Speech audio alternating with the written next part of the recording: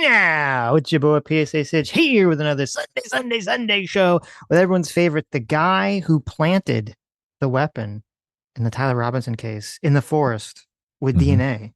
Who's Adam that? Friend did. Who did that? You did that. Me? No, Yeah, that was you. on. Obviously, that was crazy. you. Okay. Come on. Y'all know what's going on here. I did not make it through much of this debate. I found it to be extremely, what's the Cringe? word? Boring. Oh, okay. Yeah, that's fair. Obviously, today we're gonna talk about a bunch of things, but we're gonna talk also very prominently about the Candace Owens versus Andrew Wilson debate. We were all waiting for. We're like, oh my God, is debate lord Andrew Wilson going to destroy Candace Owens once and for all? The Dodge Queen.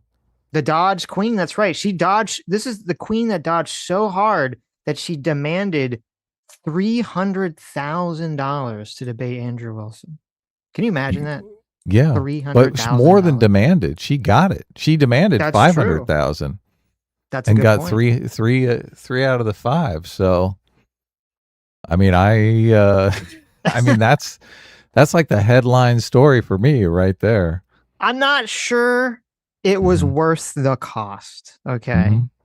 We're not going to, obviously the whole debate's like 3 hours. So we're not going to watch the whole thing. We're just going to watch some, I think the clips, some of the choice clips and the parts that people are going to focus on. So we're going to cover that and do some fact checking of our own, obviously. Right. You think Andrew Wilson's going to make that $300,000 back? He did a fundraiser. I didn't really see. Last time I looked at it, it was at $70,000. Okay. Yeah. So I don't 230,000 short. I don't know. Is he independently wealthy or something? Like, I don't know how he's got 300,000 to just throw at Candace Owens in the first place. I know Candace Owens is like super rich because her husband was like super rich. Yeah, totally. Yeah, no. So that's pretty crazy. Also, we're going to talk about, there's a lot of interesting, kind of hilarious Hasan drama that's going on where I don't know if you saw this. Not only is he suing Scott Jennings for defamation, but he's also begging and crying and pleading that the Democrats just be nice to him. He's like, please, Democrats, please just be nice to me. Okay. He said sooner or later they're going to have to defend him. And I was like, bitch, defend me. Bitch, what are you talking about? First, they came for the Hasans, and then they came for you, right? They're like, we have real careers. You think we're going to throw our careers away defending you? Well, it's just, he's such a piece of crap because, like, he spent the last, forever, like the last 3 or 4 years, really specifically talking about how much he hates Democrats and how much they suck and they're just fascist light and, blah, blah, blah. And he wants to take over the party and all this other stuff. And then as soon as like he's getting pushback from those people or from the mainstream media for all the horrible things that he says and supports, he has a complete meltdown about the whole situation and starts crying about it. Well, this was his big moment. Like they've been trying to astroturf him into some sort of significant role in the Democratic Party forever. Yeah. Right. Yeah. So he's been like waiting for it to catch, shocking his dog catches. And he's like, fuck, what the hell? So, but now he's watching all of that vanish right before his eyes because he's like, oh my God, not only is it not going to catch, but I'm going to be remembered as the guy who said America deserved 9/11. Something that Cenk knew the moment it happened, like 10 fucking years ago. Right. Cenk kept trying to warn him when they did that live stream, going, this is going to come back to haunt you. This is going to come back to bite you. Famously, Cenk, who said something about bestiality and like horse fucking was not rape. Like that came back to haunt him. That got him kicked out of the Justice Democrats, the guys that got AOC elected. They're completely ascendant now, and he's not around because he said some offhanded comment about horse fucking. So Cenk knew from experience, Hasan, this is going to come back to bite you. And Hasan's like, nah, it'll be fine. English is my second language. Right. Well, and Hasan's comments like 1,000 times worse than whatever crude joke Cenk made about. And he never took it back. Or something. Oh, I can't believe everyone going, oh my God, he took it back. He took it back. Forgive him. I'm like, post the clip, bitch. Where the fuck did he take it back? He like half took it back. He's like, well, I'm sorry. I should have used like a different phrase or something, like different words, right? And then he No, look, taking it back is saying, yes, I do not believe America deserved 9/11. He's never said no, I that. know, I know, I know. And He does it's think America deserved 9/11. He well, does. and He that's yeah, 100% does. He and that's hasn't part of the thing. changed his opinion at all. That's part of the thing too, because he always tries to do this dance where he's like, oh, well, what I was saying was that like it was blowback. It was like Americans' actions sort of had created this situation that the chickens came home to That's not roosts, what he means. essentially. No, that's what he said he means, right? Yeah, but that's And not what he and really means. right, but then you hear that and you're like, okay, but you still do believe like you could first of all you could say that without saying that the country deserves the attack. Like those are different ideas, right? Oh, totally. Good And th- point. yeah, those are different ideas. Like they're similar, they're related, but they're different ideas. But it's also the fact that he's been on like if this was a person who was just kind of like a normie lefty person, they have very normie lefty takes.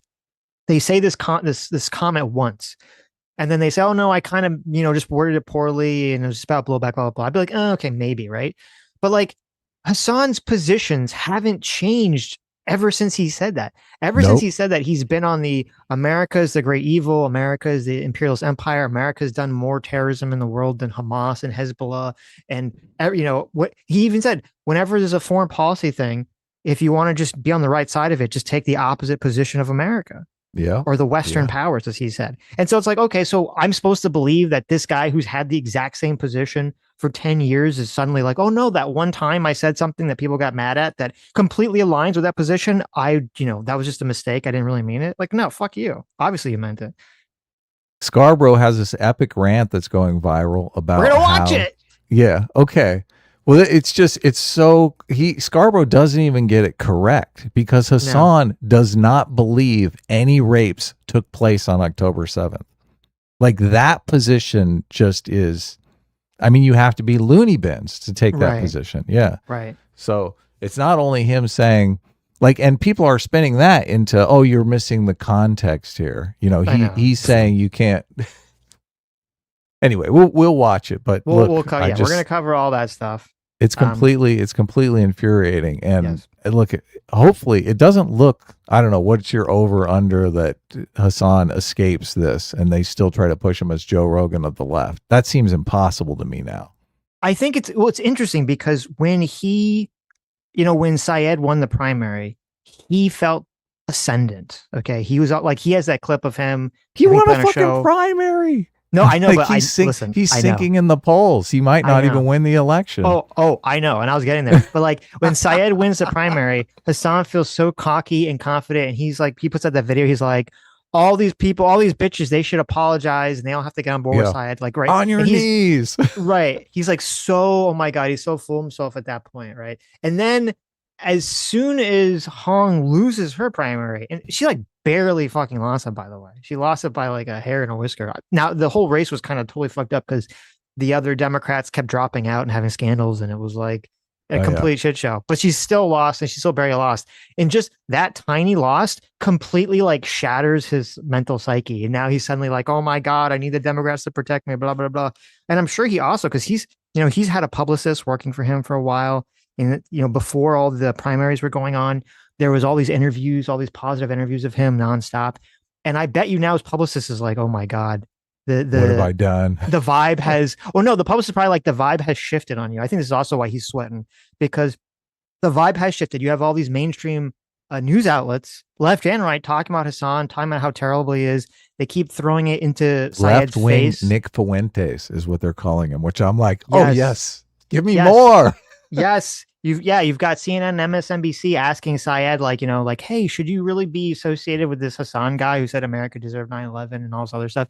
And so he is sweating. And I think whether it like the direction it goes is going to be, unfortunately, well, it depends. I don't know. I think it's going to be very dependent on whether Syed and all these people like win. Like if Syed loses horribly, like obviously that's going to be a big blow to Hasan, Devastating. right? Yeah, because people are going to be like, okay, you got this guy to win the primary in this very important race for Democrats, and then he totally fucking loses. Actually, I will play this clip of it. It's kind of interesting.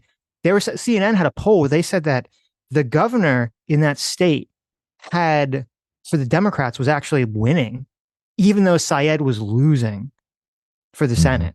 And so that would be like such an important showing, or such an important signal, I should say, Because they're ballot splitting, to the left, because they're it would show, ticket yes, splitting. that there are people that are willing to vote Democrat, but they look at Syed and they go, "Fuck this guy. I don't like this guy. He's very sus." Yeah. Now, obviously, Hasan, all these people are going to cry racism and Islamophobia, and also, I mean, they're already doing that, right? They're already having a complete total Hassan meltdown. is Hassan is saying all this shit he's getting is Islamophobia. Yes, He yes, fucking hates America, and he's saying, "Oh, if we point it out, we're Islamophobic." So of Islam course. is allowed to hate America? Is that the message you're trying to send here? That is the Because I message. mean, that's the message we're trying to send here. Yes. So we're gonna talk about that. There's also we'll probably watch some clips of Pierce Morgan with them yelling at Cenk, where Cenk is defending his son. Cenk, It's oh, pretty Cenk, funny. oh man, Cenk It's is pretty not funny. honest. No, I and don't, then I don't think Cenk is lying deliberately. I think he remembers that live stream differently than we remember it. He yes, probably remembers far more concessions coming out of Hassan that really never came. yeah, yeah. He's trying to defend his nephew or whatever. But Yeah. yeah, no, 100%. So we're gonna watch some of that. Also, there's this funny clip we can watch. This was from like a couple weeks ago. I only saw it recently. It seems like Destiny has completely come around to our position.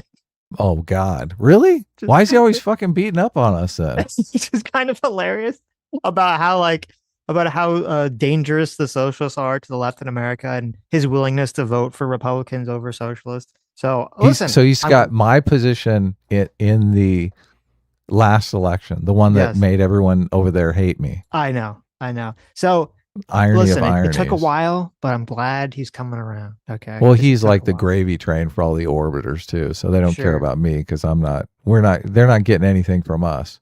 that's true. Although Well, Josiah, I think is what's he like 1 million subscribers now? He's like the big shit.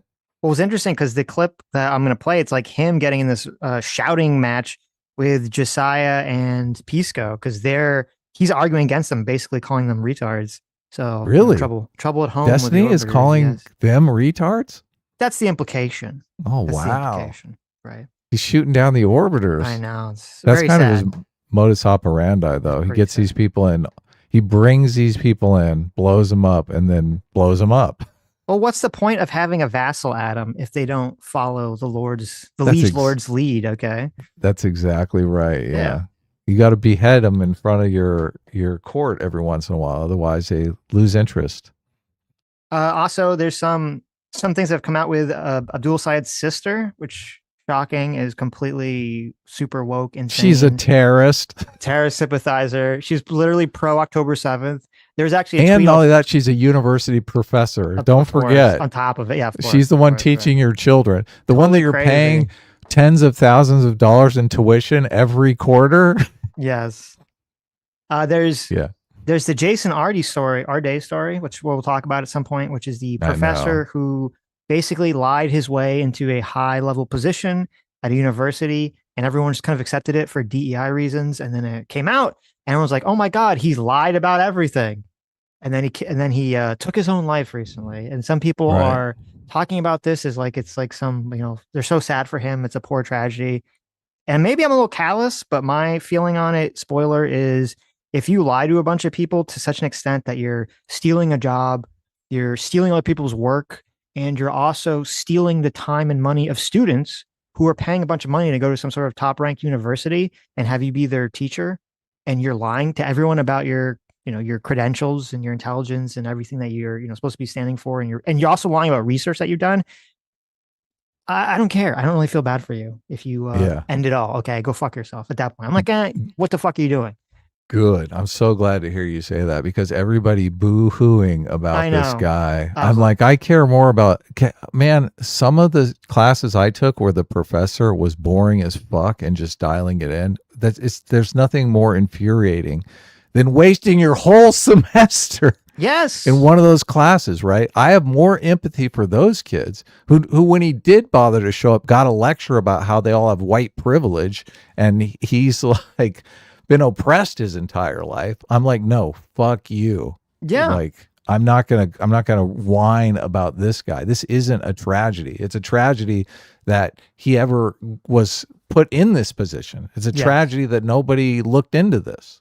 And also look, all these people. It's so funny. Everyone's talking about woke one was crazy. What AOC said, and kind of pitching this idea that woke is over. Woke isn't over. I see so many people talking about how white supremacy killed this guy.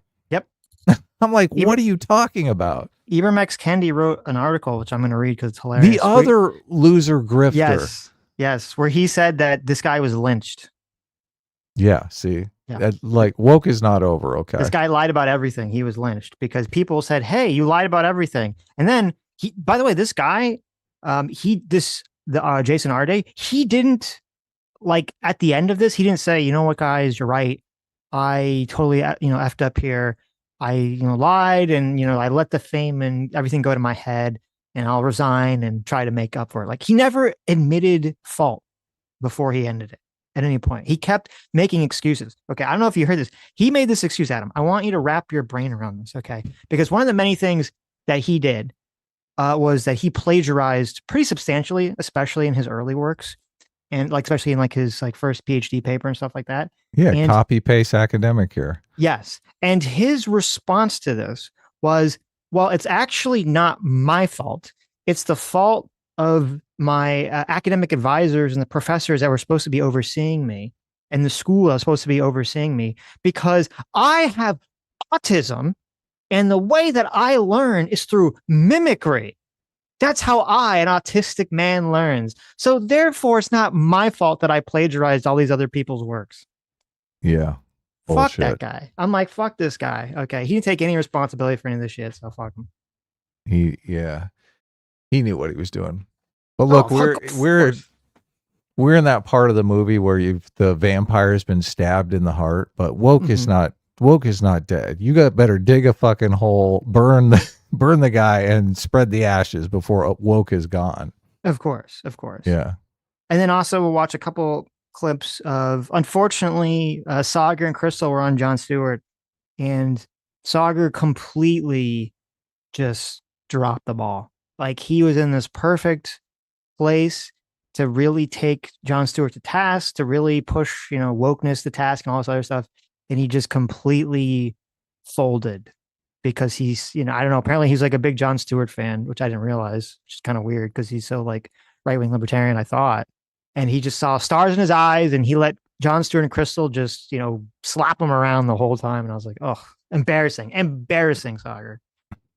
I saw 30 seconds of that, and it just was infuriating because they said that they were left and right, and therefore they get hate from both sides, when their entire comment section is just Israel derangement syndrome. Yes. And their entire audience is united on just hating Israel. There's a genocide going on in Israel. So this idea that you speak truth to power to your audience is just fucking bullshit. Complete bullshit. You've taken sides on that. Okay. So I don't know if you want to, I haven't seen this video, so I don't know if you want to watch just like the first minute of it, just to see if it's. I haven't seen it either. I just heard the intro, and I thought it's like, obviously we're having a big conversation now because AOC said woke one was crazy. Yes. And you and I both live through woke, which has not vanished. There's no woke 2 coming. Like we're still in woke 1. Yeah. And everyone always tries to gaslight us into it not existing.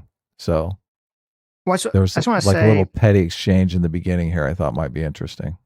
Well, here, let's play this, and else I was going to say about the woke 1 thing. Let's talk a little bit about wokeness. Wokeness it has come for Scott Jennings.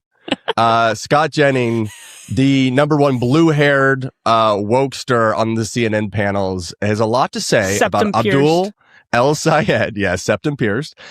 He has a lot to say about Abdul El Sayed and African Americans. So they're framing Scott Jennings as woke because Scott Jennings is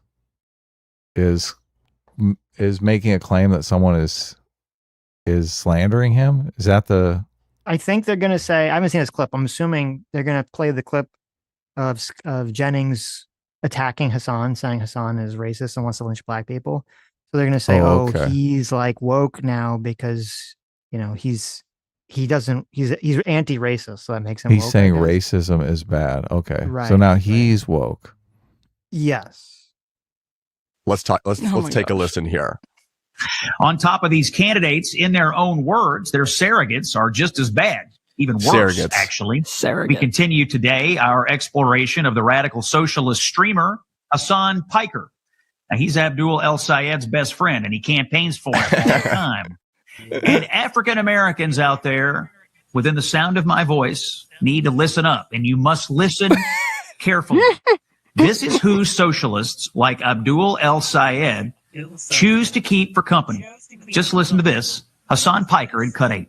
I don't give a what black people care about. Oh, black people care about this. Black people care about that. Like, shut the up. That's not how politics works. Oh, well, Hasan, how dare you? Like it or not, black people care about this issue. It's like, it's such a stupid stance. Any other black folk want to engage in radical activist language in this chat? Suck my Yes, dude. It's because I'm racist. That's why. It's because I'm racist, dude. Go back to a better time when lynchings were happening.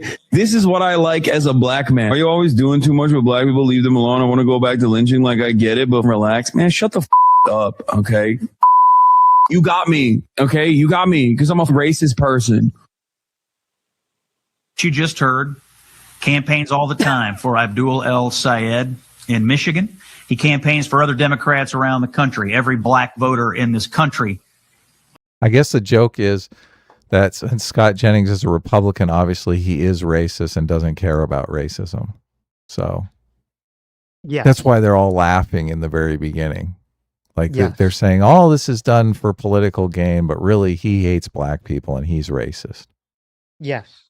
I'm just trying to figure out why they're all giggling in the very beginning there. Like, what is so funny about that? It's what you said. Needs to listen to this. And if you look at these Democratic primaries, black voters have been voting against the socialists, only to be overruled in many cases by young, privileged white commies. Might these black voters find a home in the Republican Party this fall? Well, if Democratic campaigns are adopting the Piker plan of returning our country to lynchings, that just might happen. Okay. All right. Can I start? Because I have a lot of thoughts on this. Please. She's a conservative on the panel. Like, she's I was about to legitimately say, conservative. I thought Emily was conservative. I thought she was right wing. What? She even calls herself right wing and conservative. Yeah. Okay. Because like in the last few months, I've watched Breaking Points. Every time she's on, I don't think I've like ever heard her say anything that would smack of or seem remotely like right wing. I haven't really seen her give any sort of like substantial pushback on anything on the left or wokeness. Yeah, they've convinced her on the right-wing stereotypes. She's one of the good ones. She's one of the few right-wingers that is not racist. Well, listen, I don't know. Maybe she'll prove me wrong. I haven't seen this clip, so maybe she'll prove me wrong right here. I'm skeptical. It seems like her and Sagar have become like, there's a show on Fox News called The Five. Yes, there's a show on Fox News called The Five, and it's like they have 4 conservatives and 1 liberal, and usually the liberal, it used to be this big fat like stupid guy, and then I think now it's kind of like a whiny Karen or something. Oh, and like God. it's always just like, yeah, it's like perfect casting. They always just have like some obnoxious liberal that so like the 4 conservatives could just like beat the crap out of, and like that person just exists essentially to make one side look bad. And I feel like Emily and Sagar didn't go in that direction. They've just kind of gone in the direction where they just sort of seems like they just soft agree on almost all the shit that Crystal and Ryan Grimm, throw at them constantly. Right. And you're right. It's like, if you look at the comment section, I don't know when this happened, but because I thought back in the day, like back when Breaking Points, pre-October 7th, maybe back when like Sagar and Crystal used to get in these like epic debates and we'd watch them. Maybe I was wrong, but I kind of remember the comment section being like pretty pro Sagar a lot of the times. And now it's just all, Israel's the great Satan, everything socialism hour. I don't listen to any of their shit. Their shit is, they're just completely obsessed with Israel. Okay. Yeah. I've moved on with my life. All right. I have. How can you move on with your life, Adam, when there's a genocide happening? The genocide. Yeah. Tell me about it. I'm collecting myself. As our resident wokester. Yes. First of all, what Hasan was doing in those clips is technically anti-woke, right? It's dark woke. It's him making fun of people who are being ridiculous and policing things that he's said. which is if you paid any attention to Hasan Piker and you cared about presenting an accurate depiction of who he actually is, you would understand. Secondly, clipping people out of context is one of the most evil things that you can do on the internet, and also for your own cause, by the way. Like, if you really think that Hasan Piker is a racist, you should be able to find real clips of him actually being a racist instead of making fun of his opponents. And I really think some idiot at a Republican opposition research firm handed this to Scott Jennings on a silver platter, and because they haven't bothered to learn one or two things about what Hasan Piker actually does, they ran with it without checking it. And now Hasan Piker, as I'm sure you have this, Griffin, is in litigation for defamation because they were too stupid to actually do the legwork of figuring out what he really does on his show.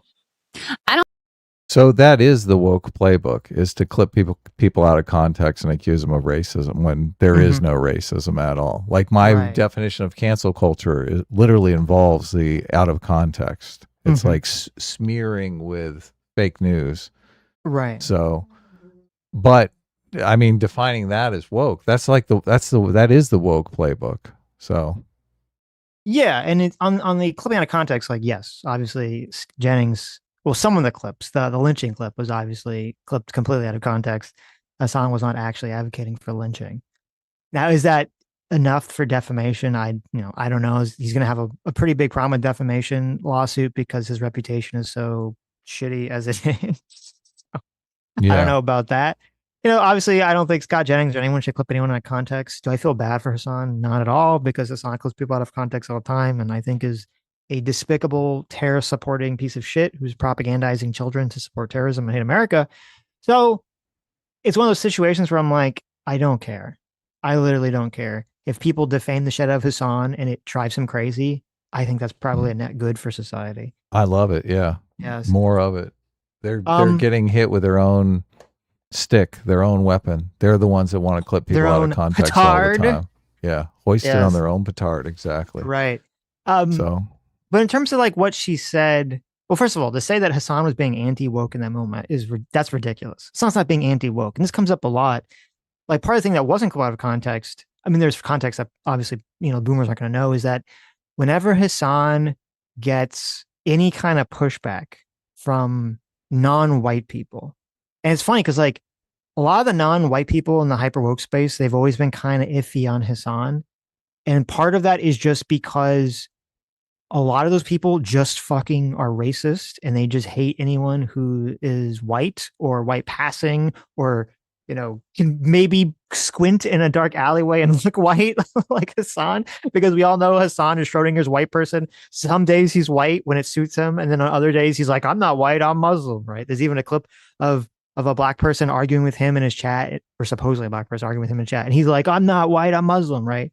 So, but there's a lot of those people in that sphere that just hate Hasan because he's not black, essentially. And they get super triggered whenever anyone who's not black, no, let's be fair, they get triggered when anyone, even if they are black, disagrees with them about anything. They immediately go to the race card stuff.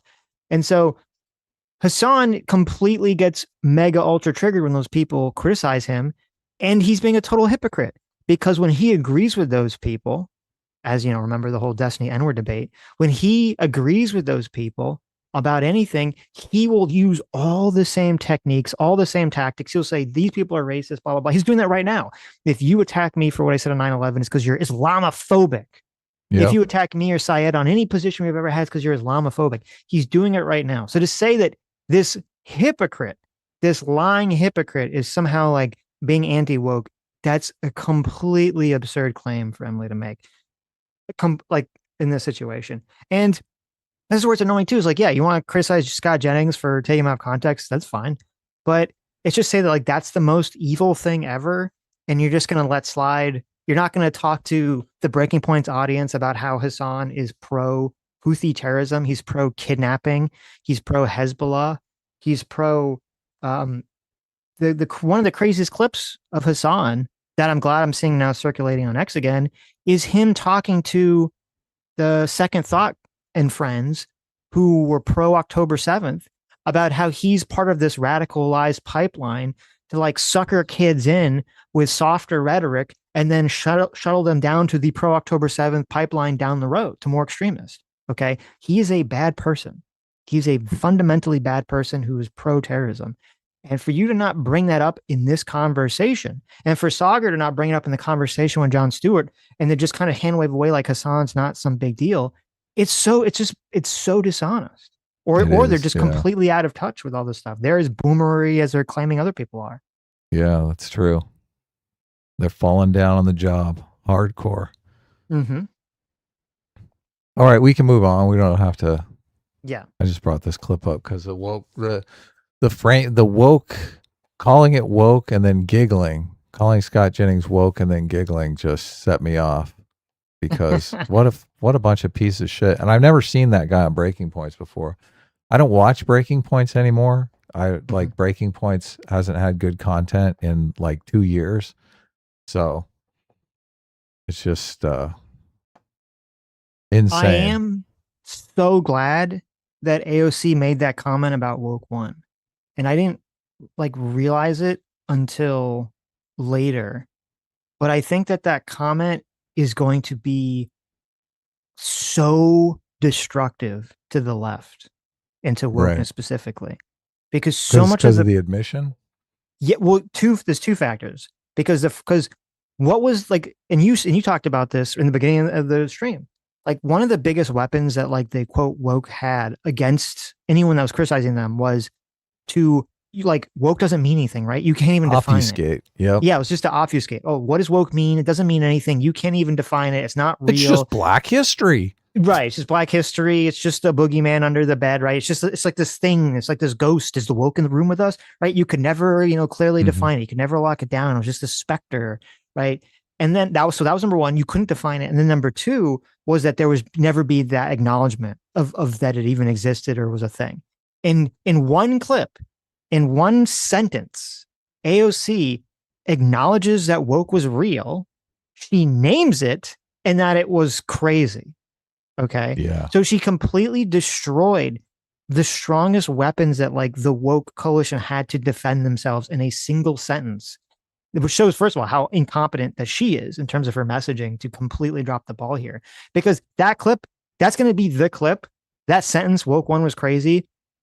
You're going to see that's going to snowball. That's going to be like the thing that's just will keep coming up in these political conversations for the next year. It's just this woke one was crazy line. Because it's a complete acknowledgement that everything that they were saying about woke one was a fucking lie. Not only were their positions crazy then, but them trying to pretend like their positions didn't even exist or they weren't real, they were just normal or whatever. There's no such thing as woke, that they know now, or even then probably, that was a total lie. And that's what that one sentence does. Yeah. Yeah, that's what's infuriating about this clip we just watched, is that he obviously understands woke. He's framing another guy as woke now. It's like, what? Yeah, of course.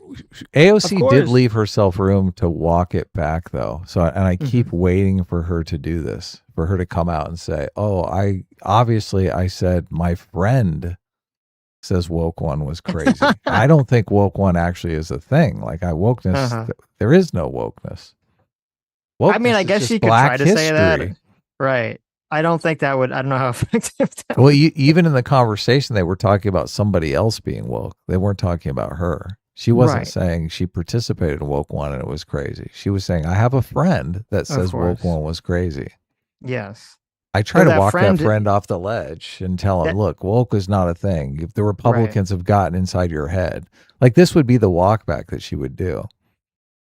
That's a walk back I keep waiting for, but she could try. I don't think it's be particularly effective. It's kind of like the genie's out of the bottle now. Yeah, exactly. Yeah. The culture's latched onto it. Yes. And it's just too effective. I'm so excited about the 2028 election and like election night for the midterms, because this is a lot of shit is going on right now, Sitch. Oh yeah. Yeah, it's getting interesting. It's getting very, very interesting. J-Mac or Second Fire, thanks so much for the 50 gift membership. What's up? Thank you, J-Mac. That's very nice. Appreciate it. Very kind. And J-Mac for $10 says, of course America deserved 9/11. Did you see what she was wearing? Yeah, don't bring that up. Of course. They don't understand their own contradictions. I know. Okay, so here, let's jump through. So we're just going to go to some select parts of this 3.5 hour conversation. Let's jump in here.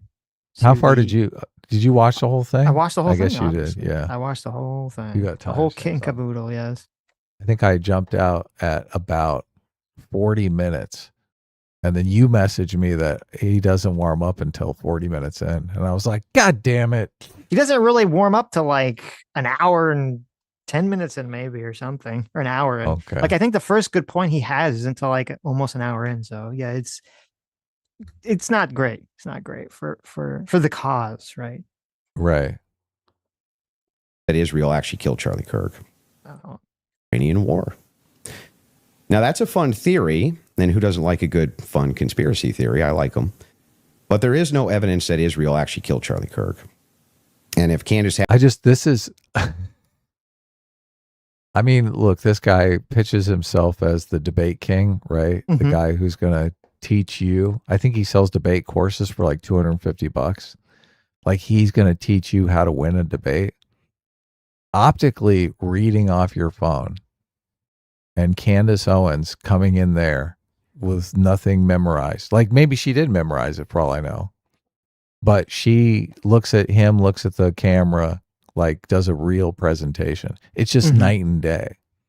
Yeah. Immediately I'm like, okay, Candace Owens is winning the optics battle here tremendously. Right. Yeah. Don't you think?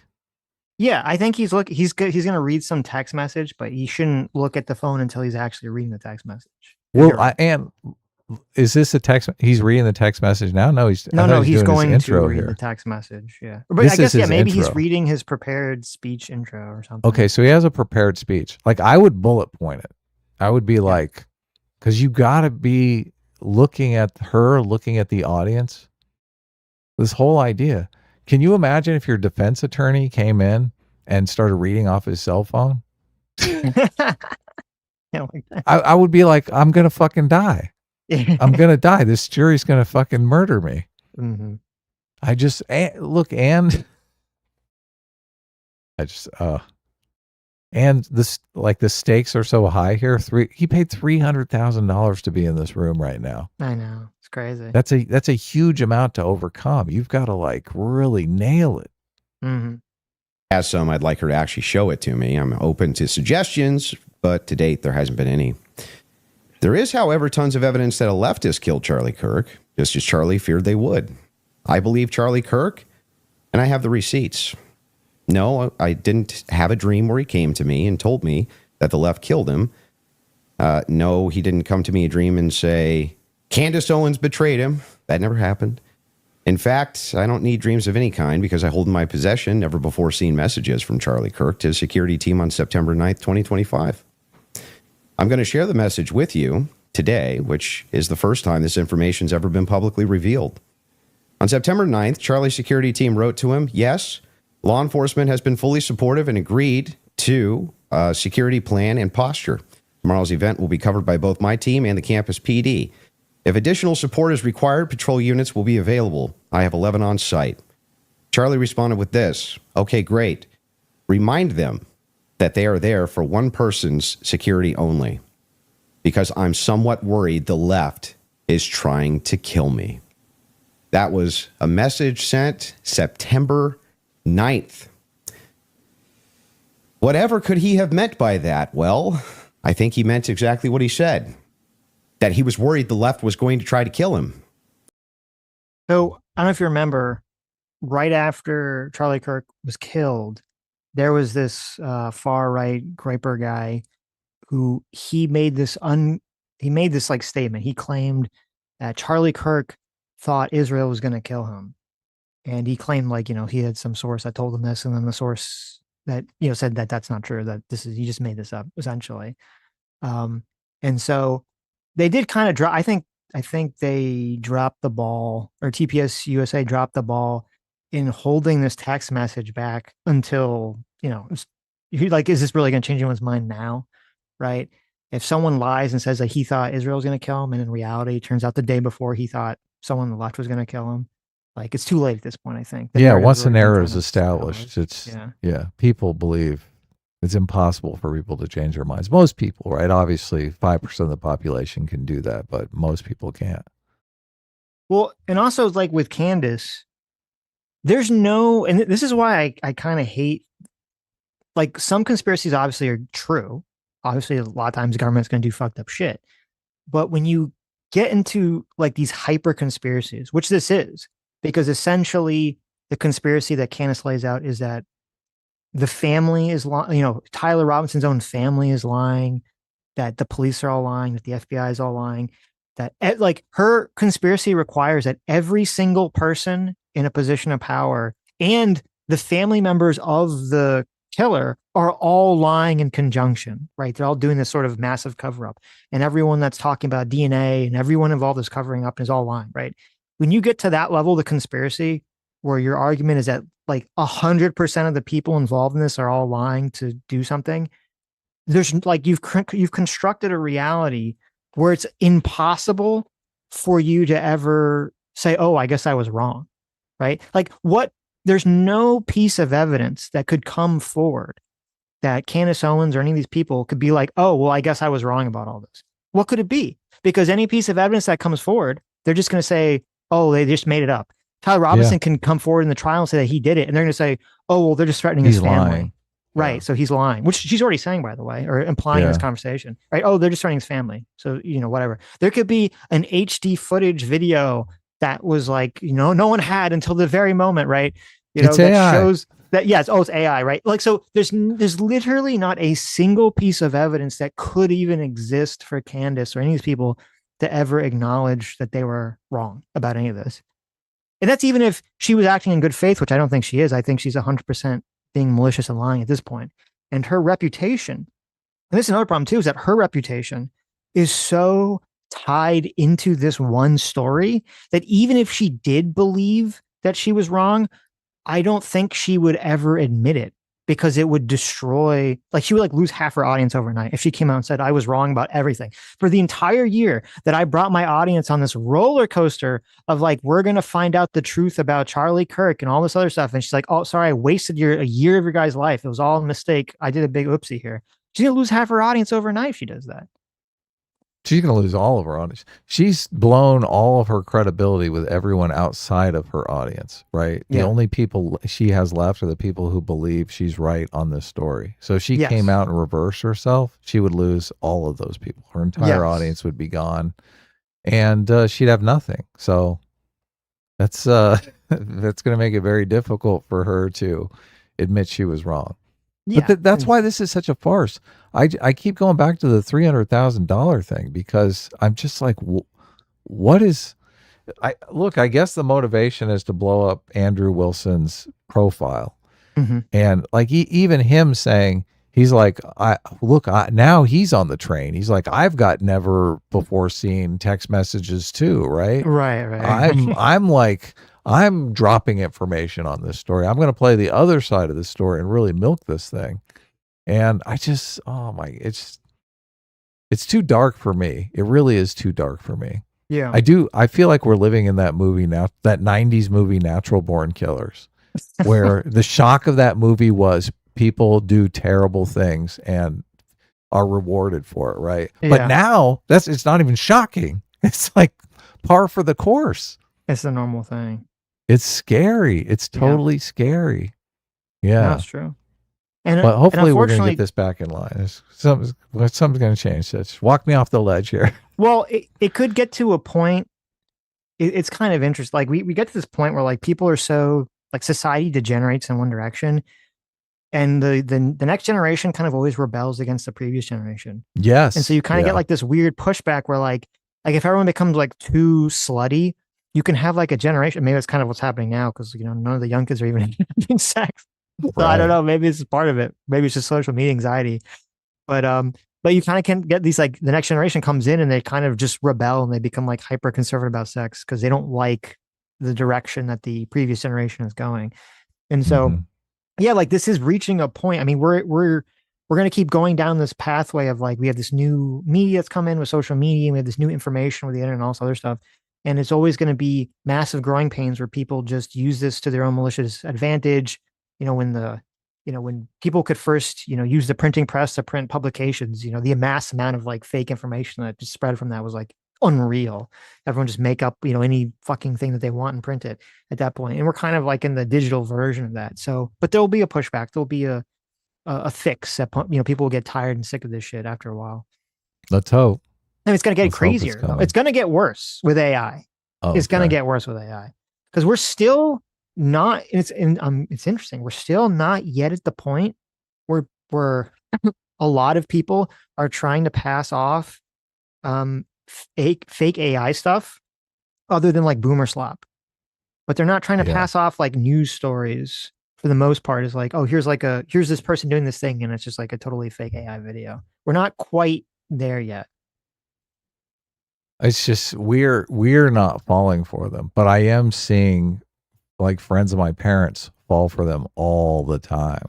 The time. It's in the boomer slop phase, right, on Facebook. Yeah, like that's it's starting. It's like starting. It's like it's starting to roll down the hill towards us. Because we see Facebook, we're not part of that. We see all the boomers, and they're like, oh, they believe that the video of like the cat with the gun outside the ring, footage is maybe real or something. There are some channels that are doing Rachel Maddow videos that just are I've seen playing into old boomer people's TDS and saying Trump is doing things Trump is not doing. Yes. Yeah, Trump has canceled all elections, and ICE is going around stealing voting machines. Yes, and they see Rachel Maddow saying that on MSNBC, and they're like, "Oh my God," they fucking believe it. Yeah, right. No, it's coming. It's definitely coming. It's coming quickly. I'm not saying it's far away. It's definitely short. Between 0 to 100, what is the likelihood that you think Tyler Robinson shot Charlie Kirk and killed him? Based on the evidence right now, I don't know. I'd say 75, 85%. Candace? 0%. 0%. I'm at 0. So with what we've seen in terms of the evidence, I'm at 0%. So not only, that maybe somebody was behind him. This is fake. This is not a real debate. These people are not serious people. These people are both here gaslighting for an audience. They're both here performing for the audience. Both of them. That's why I watch this and I'm like, this is just trash. This is complete trash for anybody who cares about the substance of the world. This is trash. Yeah. it's a fucking soap opera. 0%. I know. It's like impossible. Literally 0%. Even you have like all multiple confessions, and she's like, no, 0%. Not even 1%, 0%. Mm-hmm. Yeah. But you're right. She knows how to play it to her audience, that's the answer they want to hear. Of course. They want to hear 0%. Andrew's even hedging. He's like 80, 90%. Well, what's your theory for the 10%? What do you think the 10% is? Yeah. Like if he's saying 10%, the 10% has to be some crazy, he's a patsy thing. Mm-hmm, mm-hmm. So you're saying, oh, Candace has 10% on her side. What? You gotta go with the 99.9999 repeating. Okay, if you want, if you don't want to go with 100, you gotta give that one. Sure, and there's like 1% chance that we live in a simulation, and exactly. Tyler Robinson is not a real human being. Right. That was the 1%. All written by space aliens. The 1% is it's a simulation, so we don't actually know what happened. They programmed the situation to happen. Okay. Why did his parents turn him in? I guess they're arguing that didn't actually happen. No, there's actually a whole clip about that. Yeah. Yeah. There's a 1% chance that we live in the movie Dark City, and every time we go to sleep, aliens inject our memories into our head and switch our memories. Yeah. Right. So, maybe he just like the main character of Dark City, he just woke up and he was accused of murder. He didn't actually do it. Yeah. I'm innocent. As a patsy influencing him, you're not even saying that he didn't even shoot Charlie Kirk. Right. I would, if you said, was he involved that day, as I have consistently said on my platform, I would say yes, he was. I don't know what role he played, but as the shooter, 0%. Do you have any evidence? He's not even the shooter. No. So look, we don't have a shooter then. Was Charlie Kirk even? Oh, she believes the microphone was blown up. He wasn't even shot. Yes. It was some sort of explosive device. Even Although though the FBI would work that out in 24 hours. Well, they're in on it. Oh, okay. Obviously, to cover for Israel. Well, she believes that there's someone on the roof, though, because she had this whole thing about how, like, there's this footage of Tyler Robinson on the roof, and he's, like, doing this, like, baby crawl. And she's like, oh, my God, no one could ever figure out how to, like, it's impossible for a person to figure out how to crawl when you have one hand on, like, a weapon, right? So you only have, one hand in your feet. Like, no one could ever figure out how to do a crawl, a three-legged crawl, except if they were trained by the military. This was her big argument. Oh. Like, really? You mean ridiculous? Someone posted a video of like a baby holding something, doing the exact motion because it's just the Holding natural their motion whoopee? you would do. Yeah, it's a natural motion you would like physically do if you're holding something and also trying to crawl at the same time. Right. The baby wants to drag its whoopee over there by the chair. And it's right. like, look, I figured it out. My military training really helped out here. Yeah, this is like, you have to be a SEAL Team 6 Green Beret Red operative with level 10 clearance to be able to figure out how to do this crawl. This is really a testament, too, to how people have completely lost faith in the media because Candace Owens is able to do this because the media has zero credibility. It's true. That's a good They point. can't come out and expose any of this. No. So Andrew is coming out here. He's going to expose it.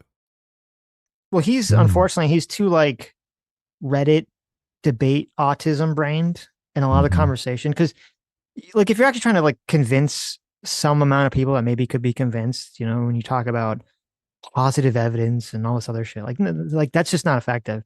Unfortunately, I think you just have to be like calm and fact-based and condescending and make the other person get triggered. And that's like, oh, well, they won. That's like, I don't even think you could. Here's the thing. I don't think you could even really convince people that believe that Israel was involved or Tyler Robinson was a shooter. I don't think it's like even possible maybe at this point. All you could really do is convince those people that Candace Owens is a bad debater or a bad speaker. Like, I think that's kind of, it's kind of blackmailing, but I think that's like really the only thing that you could effectively do is just try to actually convince people of that. Candace Owens is not a bad speaker. The performance here is excellent. Like, I don't believe anything she's saying, but I do think there are a lot of people that are like, she's so confident. Obviously, she knows the truth. Yes, Candace Owens that's the grift. Unfortunately, Candace Owens is very smart. She's very quick. She's not stupid. She is very quick on her feet. So what you would have to do, but she does get a lot of stuff wrong. And so I think in this situation, if you're going to be like the perfect, debater, you just have, like the move is just to try to get her as triggered as possible, which she does. Obviously, we know from one of the first streams we ever did, guys stream, Blair White and Candace Owens. That Candace is gone. She gets kind of triggered if supports this conversation. So she still lives in it. I think Candace Owens is a histrionic person by nature. Right. Like her entire personality, like, when Candace Owens was in high school, she had a histrionic meltdown because some guy called her and, said the N-word to her on her phone. And because of that, she like sues her entire school, right? Like somehow it's the school's fault that some student, called her and, used a racial epithet against her.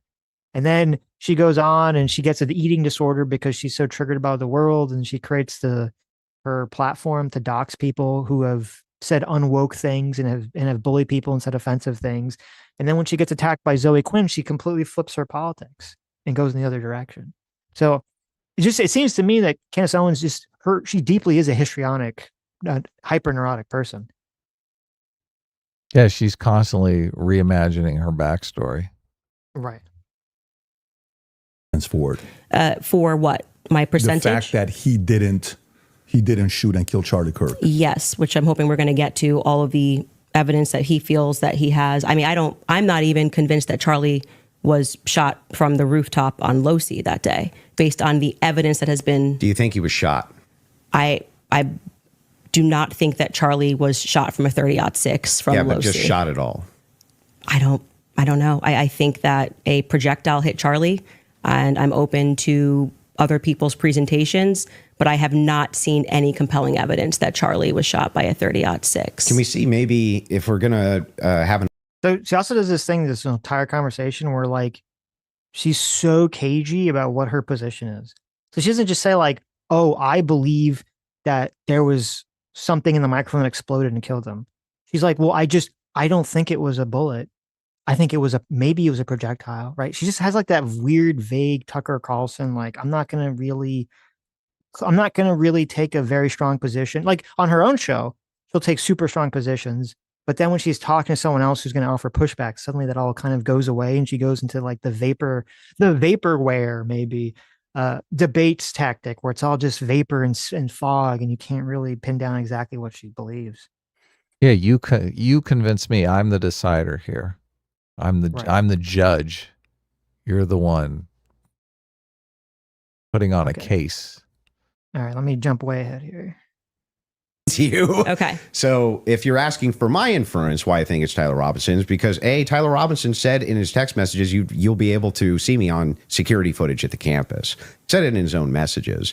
On top of that, Twigs, yes, you can pull them up if you want to fact check that. He did say.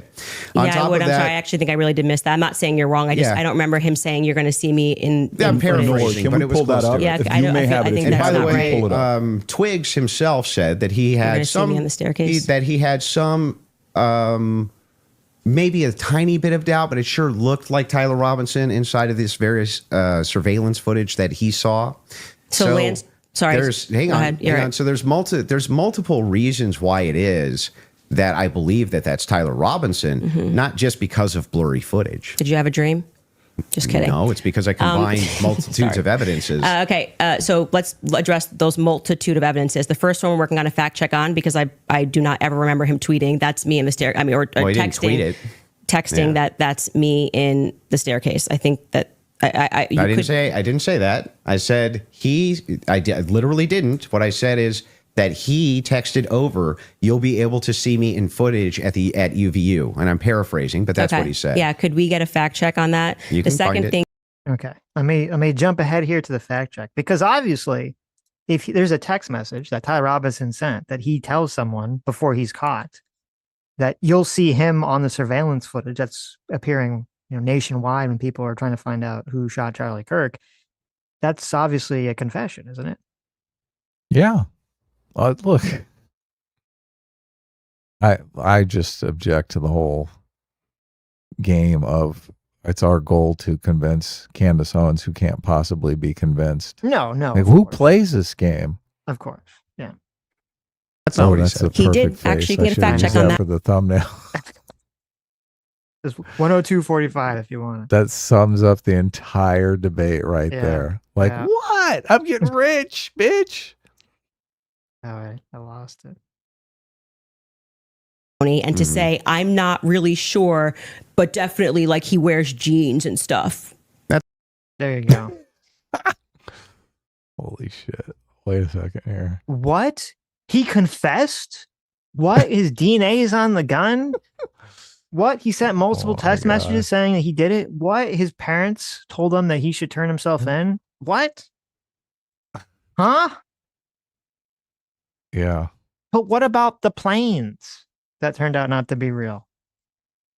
What about the anonymous source that I won't tell anyone that told me that it was actually the French Foreign Legion? Because for some fucking reason, they're involved in this too. For God knows what reason. Even though it's not even like France, it's like some big Israel supporter, which seems very strange. See, that's kind of why it feels like very classic histrionic, like schizophrenia. She's like tying everything into this. She's like, oh, well, France is involved in this too, which she's saying because obviously, she's being sued by the Macrons. So she's got somehow France has to tie into everything as well. That's not what he said. He did actually. You can get a fact check on that. Yeah, that's Skyler, not, I think he you said pull much it up more if you than want that. So a couple things we have. We have Rule 801, Tyler's messages, that says it's not hearsay. But first, go to what Candace is asking about. Skylar, I think you have it. You just text me if you want to pull it up. You said you have the text. If we can put that up on the screen. Thank you. It was me. Look at the pictures from the surveillance footage. It was me. Okay. I literally said to you, it's not an oof. I said I didn't remember this, and I'm happy to have a fact check on that. Okay. I didn't call for the fact check saying you're wrong. I literally said I don't remember that from the time. I'm just saying to you, like, I'm trying to be concise for you. And then So unfortunately, and like here's the sort of like debate move you have to do. And I don't do this sometimes in debates I've been in, and it's a big mistake, is that when someone gets like a key fact wrong, like she just did, they just want to kind of gloss over it like super fast. Like if you weren't even really paying attention, you would have completely missed it. So the claim was that Tyler Robinson sent in a text message to Lance Twiggs that you could see him in the surveillance footage that was circulating, in the news about the shooter. And Candace says that she doesn't remember that, right? And so then they bring it up, and there it is. It was me. Look at the pictures from the surveillance footage. It was me. I'm serious. So that's him literally admitting that he did it. Okay, well, and that he's the one in the surveillance footage, which is important because she's like, you can't really tell if it's him in the surveillance footage. Bitch, he admitted it. He admitted it, right? And she's made such a big deal about how when you look at the surveillance footage, you can't, it's someone else, right? She's made so many claims about this. And here he is in a text message admitting that, no, it actually was him. And then also, if you read the statement that he said above that, he said, quote, "Hey guys, I have bad news for you all. It was me at UVU yesterday. I'm sorry for all this. I'm surrendering through a sheriff's friend in a few moments." Okay. So. Wow. These are the Discord messages? Yeah.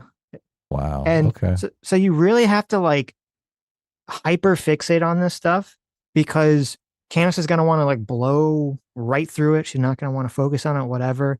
And her only defense to all this, which she kind of gives, is just like, oh, well, what if those are fake? Or what if someone took his devices and wrote the messages, right? Like she just has to completely create a headcanon, which she has no evidence for whatsoever, in order to get around some of the most compelling evidence of the case. Which, if this was even, it's even crazier. There's a whole part like this comes up where she has to argue that like, if Tyler Robinson's defense was that he didn't write these messages and actually they're fake, or that the FBI or Lance Twiggs or somebody else, right, took his devices and they wrote the messages to try to frame him for some reason, they would bring that up in the preliminary hearing. They would definitely bring this up in this hearing. And they never make this argument or this defense whatsoever. She just headcanons this entire insane defense. And you kind of have to sit. I think you should really sit with that if you're trying to debate her on this stuff about how preposterous this is. Yeah, who did it? Who did it and what was their motive? And how do you know that? You're completely just speculating. You just made this fucking up. Yeah. Also bring the 801 that you just said. What was the other one? Yep, the 801. Tyler messages saying it's not hearsay, if you have that as well.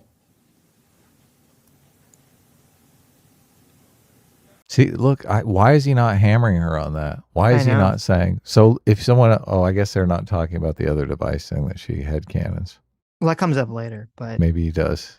It's, he and then this hearsay thing, the context for this is that throughout the whole conversation, she keeps saying all the evidence or the majority of the evidence that comes out in the preliminary hearing, you should just disregard it all because it's all hearsay and wouldn't be admissible. Oh, right? I hated that. And it's like, that. And he didn't, I mean, he didn't really explain it very well. I mean, he's not a lawyer. He probably didn't know or whatever. He didn't really look into this stuff, or maybe it just didn't come up or whatever. But like, it's a stupid argument. It is not hearsay though, because they actually have those witnesses. Just because they're not testifying at the particular moment doesn't mean the evidence doesn't exist. Right, exactly. Because that's the thing. It's like, yeah, in the trial itself, whoever makes the statement, if the coroner makes the statement, or if Lance Twiggs makes a statement in the trial, they have to actually, show up in trial so that the defense can cross-examine them. Get over the hearsay argument. Right. But in the preliminary hearing, they just have to have their statement, or they have to have their video recording of them saying it. Right. Right. So that's the only difference. That doesn't mean that what they're saying is automatically not, is automatically fake or false or something. That's completely retarded to say, oh, all these people are just lying in the preliminary hearing, and you're just gonna say, well, it's all hearsay, and just dismiss it. It's a very dishonest tactic. Yeah, I didn't that, and they dwell on that for like an hour. I'm like, what the fuck? And nobody makes it clear. Nobody says what I just said. Yeah. Like, okay, well, the people are actually going to show up and testify, and it's not going to be hearsay when they do that. Right. Like, why would they why would they say this is what the testimony is going to be, and then the person shows up and gives completely different testimony? Like, why would that happen? Well, and I think when you're in these conversations with these people, before you even get bogged down in these like fact debates, you have to first ask them, hold on a second. Yeah. If this person, this is to be an example for this specific one, if this person that you're saying Lance Twiggs gives this hearsay testimony, according to you, or the coroner, the person that looked at the DNA or whatever, you're saying this is all, hearsay. If they come to court in the actual trial and they testify and they're cross-examined and what they say, is consistent and holds up through cross-examination, are you going to suddenly change your mind and be like, well, I guess they're telling the truth? That it's not hearsay now? Yeah, or just that they're a legitimate source of information. You have to ask Candace that question, because obviously she's going to say no. And then you say, well, why the fuck am I going to waste my time arguing with you about hearsay or any of this other shit, when even if it's under your exact frame of would be not hearsay, would be like the most perfect way that the testimony comes into the court, you're still not going to believe it just because you don't get the answer you want to get.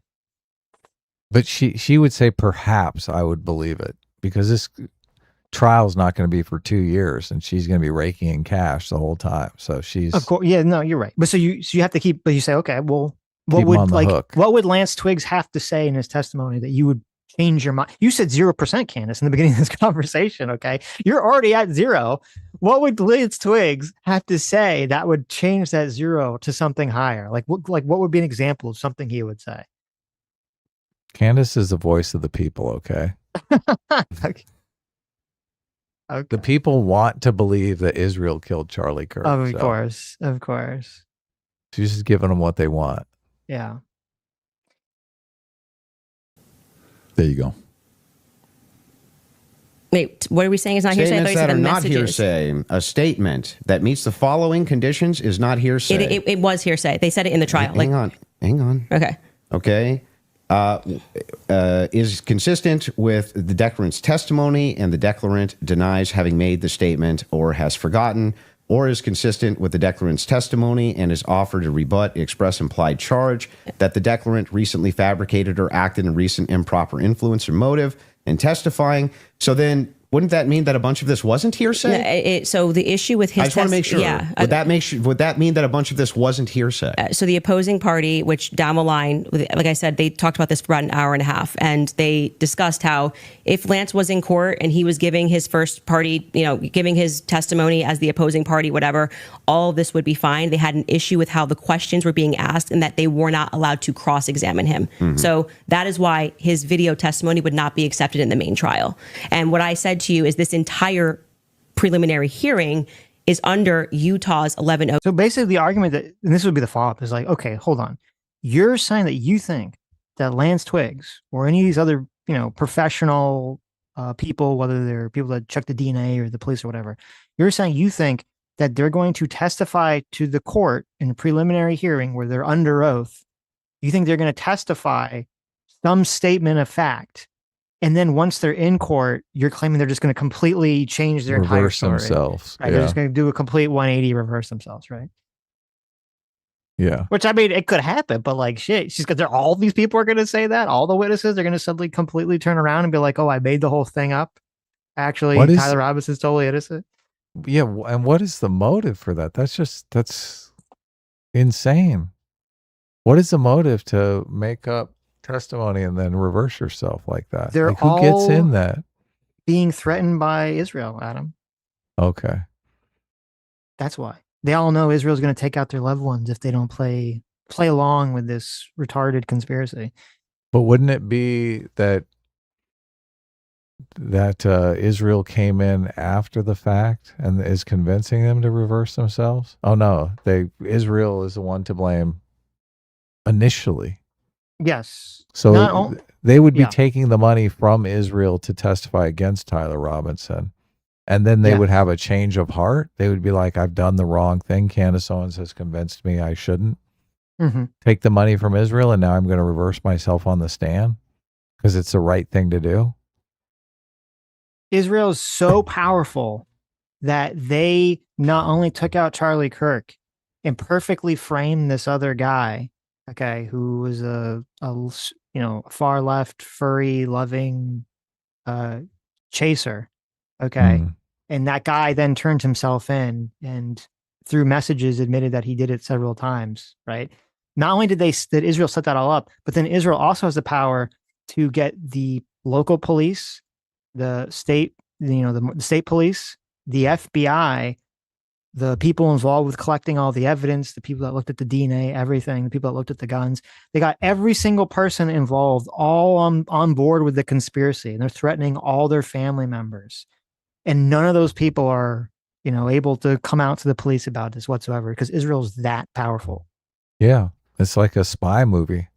Now, I would think if Israel had that much power and influence in the world, they would have used that power for the last, I don't know, 40 years maybe to get all the countries that keep voting against them in the UN and making it so that they couldn't annex West Bank or Gaza or any of these other things.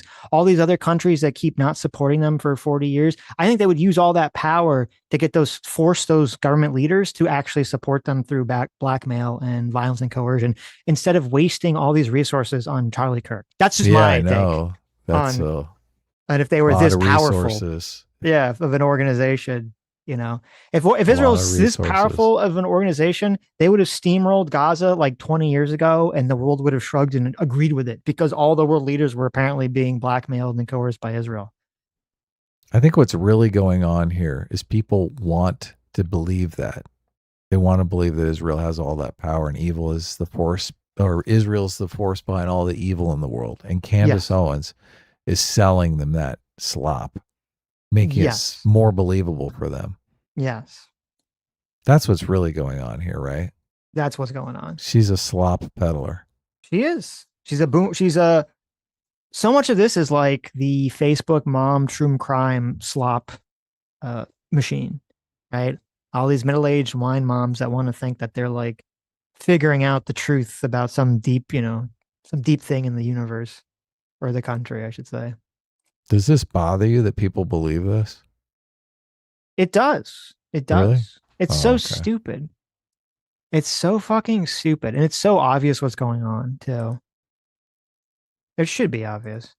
Asher Genesis, thanks so much for the $50, says, my theory, Tyler Robinson is a leftist shooter acting alone. Mossad thought he was CIA. CIA thought he was FBI. And FBI thought he was Mossad. So they all covered for him. FFL is uninvolved, but still sent CO misinformation as a joke for calling Miss Macron a dude. Wow, that's a good theory. That's a good theory. I like that. I love that. All the government is so corrupt. Okay, that even though Tyler this feels he's working for someone. Yes. Doesn't this feel like a Doctor Strangelove sort of plot line for a movie? Oh, I actually love this for definitely. a movie. There's like a big assassination. The government's so corrupt, they all assume some other organization is involved with it, and they all start covering for it and sending all this misinformation. It turns out it was actually a crazy lone gunman. That's a good movie plot. Making a wacky comedy, Hollywood. Too, so they are allowed to just use hearsay. And no, so you didn't say that. You said most of it was hearsay, actually. Yeah, the overwhelming majority. Well, I mean, I'm leaning now into my opinion that some scientific aspects, which they kept asserting, like the federal rule 403 or 402, some of those parts were quite Sounds scientific. like you're backtracking quite a bit.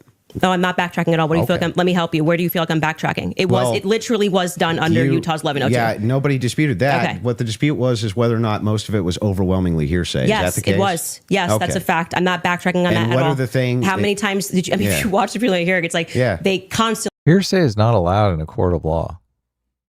So why does she keep saying that? It's allowed in the preliminary trial, but it's not allowed in the actual court case.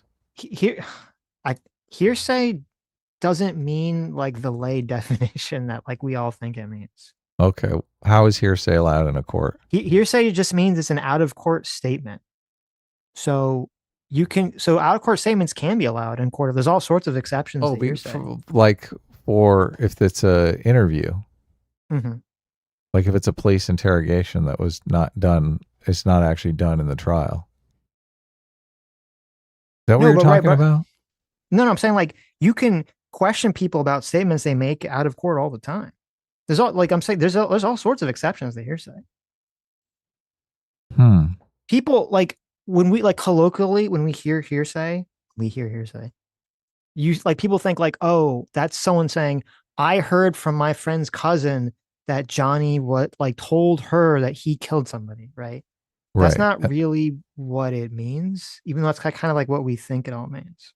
Okay, what does it mean in the court context? It just, as I said, it just means it's a statement that's made outside of the court. That's all it means. It's an out of court statement. Okay. That's all that someone is making that has some sort of truth claim to it. But there's all sorts of types of and ways in which there can be exceptions. If somebody makes a statement outside of court and somebody hears that statement, they usually bring the person in to say, like, if there's a confession or something, they make them write it down and they bring in the police officer that witnessed the confession to say, yes, I saw this person make this confession. Right. They don't bring in somebody who like heard that the guy made a confession. He's going to testify that he heard the cop took the confession and it was all okay. I mean, they do call it hearsay, but there is some connection to the layman version of hearsay. Yeah. Because what you're trying to avoid is you're trying to avoid this telephone thing that takes place where somebody says something and tells somebody else. And they tell somebody else, and when they tell somebody else and it's a jury, like, it's a completely different message. Potentially criminal in the chat. Thank you, Sean.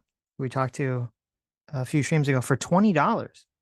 Says hearsay and its exceptions are like 90% of law school's evidence class. Oh, really? Interesting. Yes. They really dive into this. Right. So I'm telling you, there's a lot of exceptions to hearsay that get entered into these court things. Because the question that he should really be asking her would be, you keep like, why, like, what does that mean? You keep saying it's hearsay, so why should we automatically disregard it? Like, you need to actually probe like what she means by that. Right. You know, is she saying that all these people are going to change their testimony, you know, once they're actually testifying in court or something? Right. I'm 1102, 1102, 1102, 1102, 1102.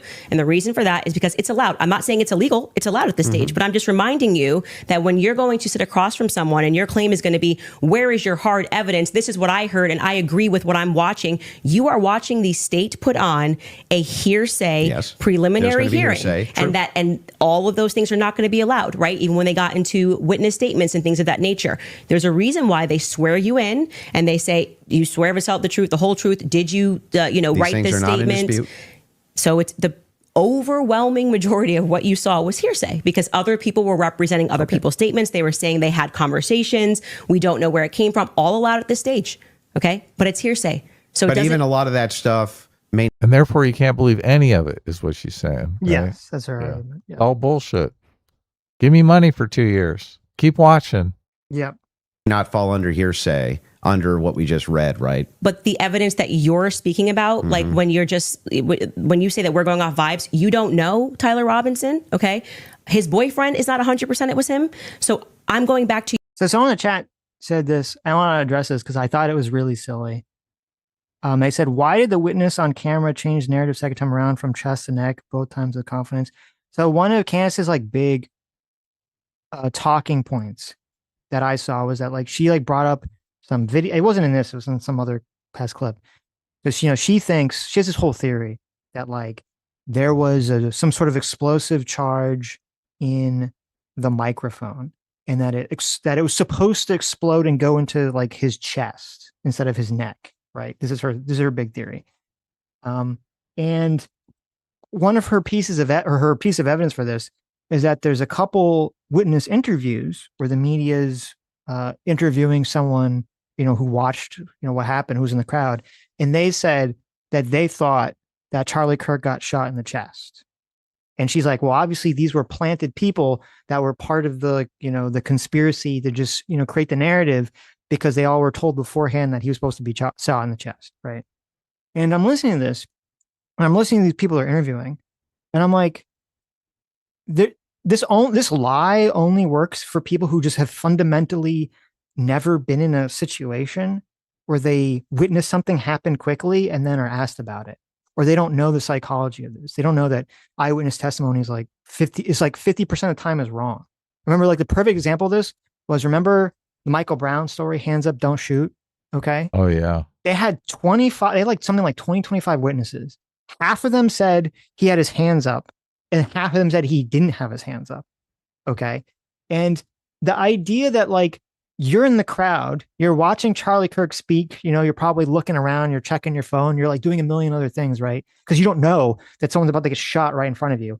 And then in like half a second, he gets shot and falls over. And like your brain takes that information of like whatever you even saw and it reconstructs something in your mind to make sense of what it just saw. And you're like, oh, he got shot in the chest, because that's what your brain thinks. You just see blood and someone fall over and you think, well, he got shot in the chest, right? Because you can't literally even perceive what happened fast enough because it all happens so quick. And then Candace is like, no, obviously that's not what happened. The most human, normal thing happened. That someone saw something that happened in a quarter of a fucking second and their brain filled in the gaps. No, it's part of the conspiracy. They were all planted witnesses, blah, blah, blah, blah, blah. And this only works if people just don't know this, I guess. Because they want to believe the nonsense about this. Right. It's completely superfluous to the whole argument. Okay, here, let me jump ahead here. Candace is at number 19 right now on the Spotify podcast charts. I'm not surprised. You want to know what number 1 is? Here's the real conspiracy.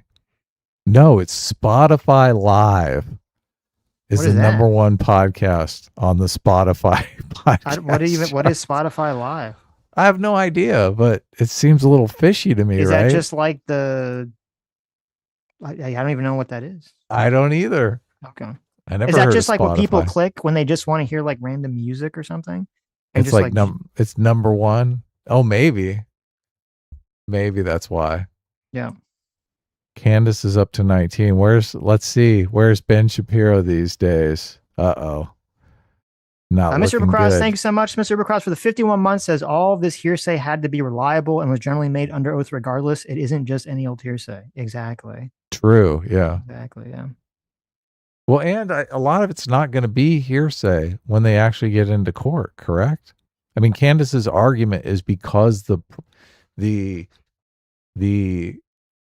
professional witness, the expert testimony is not actually in the courtroom, that it's hearsay, because the prosecutor is saying, well, here's what the expert witness will say, right? So, but when the expert witness shows up and actually testifies, then it's not hearsay. So she's kind of gaslighting people, making it seem like, oh yeah, when he shows up, that'll be hearsay. So financial audit, Caleb Hammer is 29 on the podcast charts. 29. Nice. It drives me crazy. Up the ranks. Yeah. It drives me crazy that every week, one of the only podcasts I listen to weekly is All In Podcast. And every single week, All In Podcast says number 1 podcast in America. And I'm like, bitch, you were number 1 like 3 years ago. Yeah, for like a week. Yeah. Yeah. Right. Stop saying that. That's smart. Stop saying that. Like, you hit number 1 once and you get to say you're the number 1 podcast forever. What's going on with these people? It's funny. Every day, basically. Sam is like a big Caleb Hammer fan, so she listens to like all the Caleb Hammer stuff. Oh, he's great. He is great. All In is like, number 46, guys, just so you know. Don't let him gaslight you. There you go. And it's like every day she listens to like some video, and like very often he has, if you don't listen to Caleb Hammer, usually he has like couples come on and they have some sort of financial problems, and kind of over time the show has switched kind of away from like the financial aspects to finding dysfunctional Jerry Springer couples that can be ridiculed. Of course. Online. And so like every day Sam listens to Caleb Hammer, and she comes in the room and she's like, Sitch, I'm so thankful that you're my fiance and that you're a normal person. And I'm like, yes, thank you, Caleb Hammer. I love it. Bringing us closer together.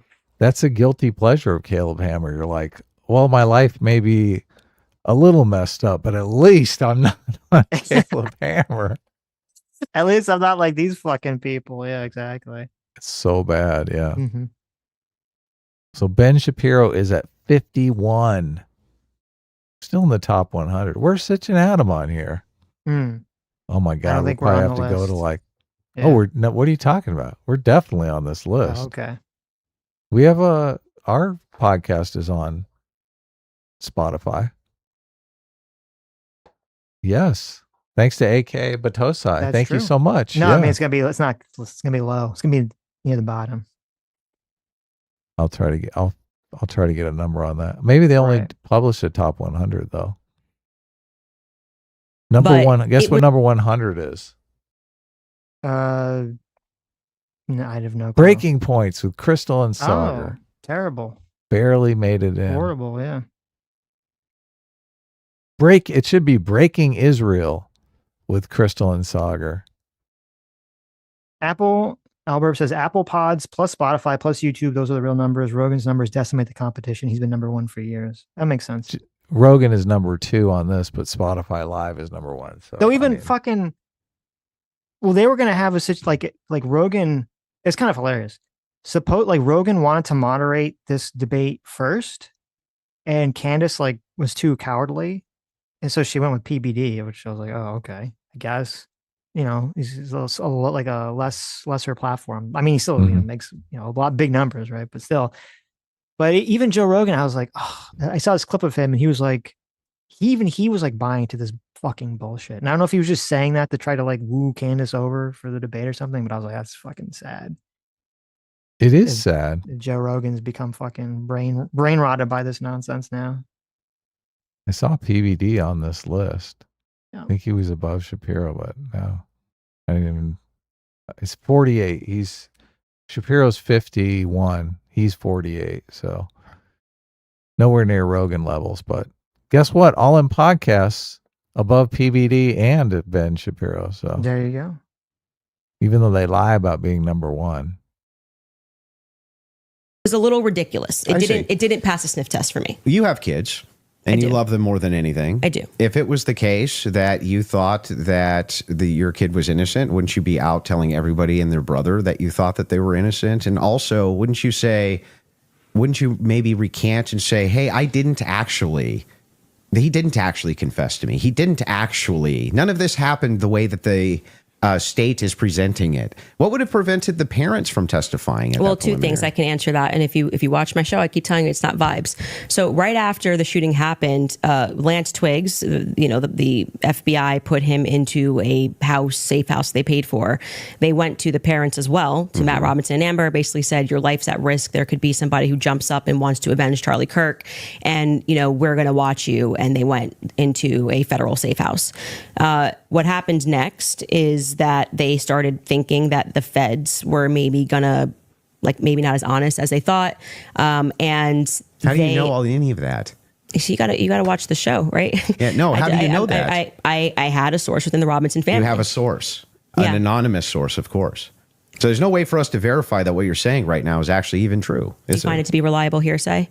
No, I don't find it to be reliable at all. It's just a source. I'm just doing what the prosecution What you're doing did. is a cool story. It's not cool. Well, hang on. You're giving us. That's what. Okay, just to be clear. So she's claiming. So he brings up a very good point, which is hold on. You're telling me that parents who are worried that their child is going to either go to prison forever or be executed by the state, right, for this crime, they're not going to come out and say, hey, this reporting about how he confessed to us and we told him to turn himself in is not true. It's actually completely made up. They're not going to say that, right? And Candace's argument is, well, he has some anonymous source that she's not going to tell anyone who it was, who told her this cool story that, oh, they're just so scared that they think the FBI is going to take them out. And that's why they're doing this. That's why they're going to throw their own child under the bus, because they're worried the FBI is going to assassinate them if they tell the truth about this. Yeah, and we're sounds supposed ridiculous. to believe. I know. Sounds completely fucking insane, completely fucking ridiculous. And we're supposed to believe this because Cool Story Bro Candace is going to throw it out there. And then she's going to say that this is the same level of testimony as people coming out on record by name, by face, testifying under oath to some kind of statement of fact in the preliminary hearing. She's going to say that's the same thing as some random fucking anonymous source who told her some random, tale about how their dad worked at Nintendo. Yeah. Okay.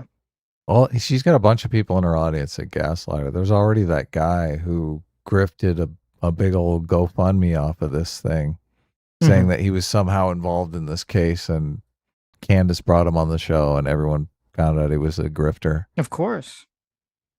Yeah. So I'm sure the anonymous source she's talking to is just some fan who's like, I can make some money off this too. Everyone's cashing in. Where's mine? Must have hated watching the preliminary hearing. You're giving us a cool story. Wait, you're saying that according to your sources, that the reason that the parents haven't recanted any of this. Recanted what? They have no statement from the parents. Wait, I just want to make sure that if it was the case that was being reported in mainstream media, that your father came to you and said, hey, is this you? What's going on here? And then he and one of his buddies took you in where you turned yourself in. You wouldn't go out and be like, no, that's not what happened. That isn't what happened, though. You're just wrong on this. Okay. Maybe I'm paraphrasing. What am I wrong on? So what is your, sorry, just so I'm clear, where is your evidence that the parents turned him in? Well, no. I didn't say that. You said there's the mainstream media? I said with a sheriff friend. Yes. But so she did something very important too, which is that because the claim was like that he confessed to the parents, or they had some conversation with the parents where he admitted this, and then the parents told him that he should turn himself in. And she twisted that around to the claim of, well, wait, you're saying that the parents, walked into the police station with him, which is a different claim and not what happened, right? So it was a very little sneakaroo there. Yes. But the father did confront him. The father confronted what? Tyler Robinson. And where did you learn this? That the Tyler confronted him? That's part of the official documents. Our fact checkers can pull that up. But yes. But I'm saying, but when you say official documents, do you mean you saw this on CNN or you saw this play out in the hearing? No, this was one of the things that I went through and fact checked pre-debate. Are you talking about like the charging documents? I think it was it could have been in the charging documents, but we can pull them up. No. And yes, are you disputing this? Do we have that in the back to pull it up? I can already tell you what you're talking about, the charging documents, because this is where we had to figure out where this story came from, because everyone was operating under the assumption that Matt Robinson turned him in. Until we got to the preliminary hearing and we understood, like I said, even for that, when you are charging someone, you can use hearsay. It's all probative, right? Sure. Nothing. So they didn't have statements. It's not like Matt Robinson, even though he was interviewed that night. Amber Robinson was interviewed that night by a Fed, separate rooms. Tyler Robinson was interviewed by a Fed. They did not produce statements saying, my son did this. I believe my son did this. Okay. So they didn't produce statements. So we'll see. Let me jump ahead here to the fact check.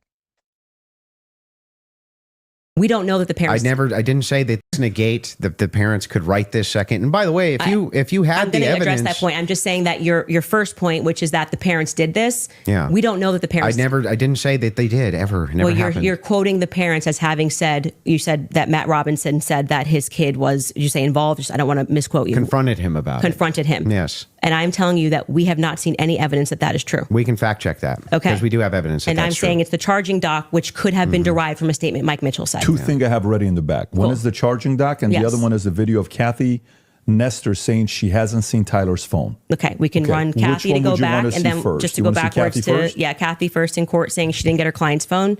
Yeah, and then I think we'll go to the. If you're okay with that, a thing not in dispute.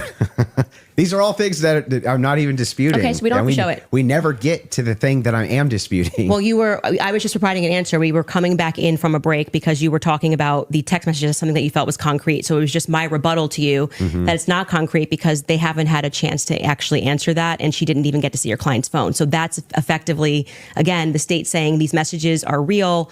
You don't get the discovery on these messages just yet. She will during trial. They will actually get discovery on the messages. Don't you think that would make their case fall apart if it was the case that they weren't able to actually pull the data off the text messages? Do you think the prosecution would go to court with fabricated text messages? It's called winners and losers. They may not be fabricated, but by the way, as what they are saying, like I said, if there was somebody logged into his phone, they may not be fabricated. That's the point. So let's get to the parents fact check. So I was saying, right? I believe what you're talking about was derived from the charging doc, which was signed off by Brian Davis. Let's pull it up. Let's see if that's correct.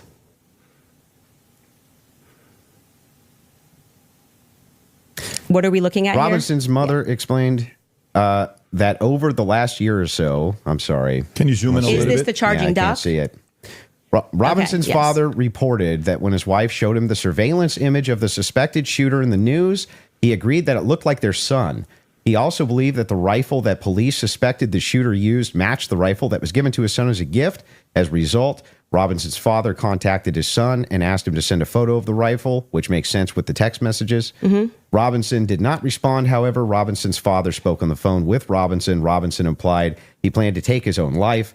Robinson's parents were able to convince him to meet at their home. Yes. So this is proving my point. This is from the charging document, correct? Yeah. So That's proving her point. That's proving her. Okay. No, yeah, not proving your point at all. But it's such a tragedy. Can you imagine as a parent to find out your kid did this totally fucked up thing? You're like, oh my God, why would you do this? Yep. I'd be like, the jury's not going to get you because I'm going to strangle your fucking ass right here. Right, yeah. I'm saying to you is that 3 people got interviewed on that night. Mike Mitchell got interviewed, Amber Robinson got interviewed, and Matt Robinson got interviewed. Of the 3 of them, only one of them actually wrote a statement, which was referred to in this preliminary trial. He came in, I believe, in March, Mike Mitchell, and he wrote a statement, which I find to be very shady that they decided to bring. But why aren't the parents disputing that? No. Well, first off, that's the question I've been asking. The parents are not going to ever play in court, play to the cameras in court when they have a legal team that is going to be advising them not to speak to the court because your son could go to prison forever. But they're playing to somebody else who's your source? I'm not going to address that. They're playing to someone else who's your source, but won't go publicly tell the media this is not true? Well, what I did not say to you that I just said. That's a really good question. It's like, they're not going to tell the media. They're not going to make some sort of official statement in the court. No, they're going to tell some random person to go tell Candace fucking Owens the truth. Really? That's what they're going to do? Okay. That makes sense. I have a source, so I want to be very clear and take it from somebody who is involved and permanently sued. When I have to take my lawyer's advice, I mean, there's so many things that I want to respond to when people are speaking about. Yeah, but it's bizarre that they would utilize a source which would get the information to you, but wouldn't just go to the media and be like, actually, that's all wrong. I am telling you that you would nary find a lawyer who would advise you to go to the media. This mother, especially when your son was up for death. If I thought that my kid was in any way, shape, or form going to be up, you couldn't shut me up. Or my wife, she would be like, that's not true. That's ridiculous. There's no possible. That never happened. These people are lying through their teeth. They'd be public whether you like it or not. Yeah, that's for you and your wife. But when a judge issues a gag order in a case and your son is up for death and your lawyers could be advising you that if you say anything, you could blow the case, you would have a more responsible consideration. I see. And we're speaking opinion here. You're like, well, I wouldn't care. I'd violate it and I'd violate the judge's orders and see what would happen. If you have a source, it seems like they're violating it with them. I'm not speaking to a source, but what I am saying to you is speaking just relevant to what this is. We have not seen any proof that statement that is included in this charging document. I think it is highly likely on the basis of the preliminary hearing that all came from Mike Mitchell. And Mike Mitchell would be... So the follow-up question to all of this is, okay, Candace, if during the trial they call the parents to testify and the parents confirm that this happened, are you going to say, oh, I guess I was wrong. I guess how Robinson did it. I guess he really did. I was completely wrong about this. What the charging document said about what the parents said is all completely correct. Right. That's the question you have to ask her. Because that's going to come up in the trial. They're going to bring the parents up. Well, if they need to, I don't know. If they got like 1 million people testifying, but there's a strong chance that's going to come up. Physical evidence that they don't even need. Like eyewitness testimony is the weakest form of evidence. Yeah, but I mean, confession testimony though is different. That's pretty good. Yeah, confession to the parents when they have the gun and his DNA on the gun, and like, come on, let's be real here. Yes, Who cares if he confessed to his parents? Well, but it's still even if he went to his parents and said, "There's no way I did this," and they called the cops anyway, it wouldn't matter. They got enough physical evidence. Well, you know, if that was the case, if there was something that where he said to his parents he didn't do it, Candace would be like, well, she'd be shouting this from the rooftops, say, look, he's obviously, you know, he didn't do it. Look what he told his parents. Most of the time, the person is guilty as sin, and the parents are the ones saying, oh, yeah, no, he's completely innocent. He didn't do any of this. They still throw their asses in jail or send them to the electric chair. That's what makes this even more compelling, is that even if his own parents are like, okay, he confessed to us that he did it, and they tell the police that, right? That makes even more compelling that he did it. Because you're right. Usually the parents are in the other direction on that one. Sure. Sure. But I like the eyewitness testimony. I just think is the weakest form of evidence. It's amazing that they bring cases that only have eyewitness testimony to me. Well, I mean, I don't know if I would say eyewitness testimony is usually like you saw someone do the crime, not a person directly told you they did the crime. Right. So I'm saying I don't know if I classify this, like him telling his parents he did it. I don't know if I'd say that's classified as. They witnessed him confess to them. That's what you're saying. Yes. Yeah. Yes. Okay, here I jumped ahead. Go for it. Yeah. So I have a bunch of questions for you, and I want to make it super painless, right? So no traps, no gotchas. I'm just going to ask them direct, and I think that as long as they're not loaded, if they're loaded, you should not respond yes or no. But as long as they're not loaded, if I just directly ask them, I'm hoping that you'll just give me a direct answer. So here's the questions that I have. Wait, before we get into that, I would like to just reply to that. Mm-hmm. So just to be clear, we agreed to debate our claims, and then I agreed publicly that I have no issues having a conversation with you about other things that I've discussed that were outside of the court hearing and things like other evidence that's come across our lap and things that we've been speaking about. But I just do want to make it clear to viewers that for whatever reason, you think that you have a right to sort of depose me. I'm not deposing you. I just want to ask you some questions. You literally said that I want to be able to question you. This is a meta. Wait, they're having a debate about, you know, the Tyler Robinson, Charlie Kirk, case. And a big part of the debate is obviously that Candace Owens has been pushing this conspiracy theory. She's like, and he fucking is like, she's like, I demand, the $300,000, or he offers $300,000 to have this debate with her. And she's like, what gives you the right to question what I believe that I've been peddling on my channel for 1 year in our debate? What gives you the right to do that, Andrew? This is insane. Well, this whole thing is a status contest. That's That's what I object to. It's not really probative about the case or anything. No. Conversation, right? But okay, so now we're transcending. Like, let's use a word to use a word that you're saying.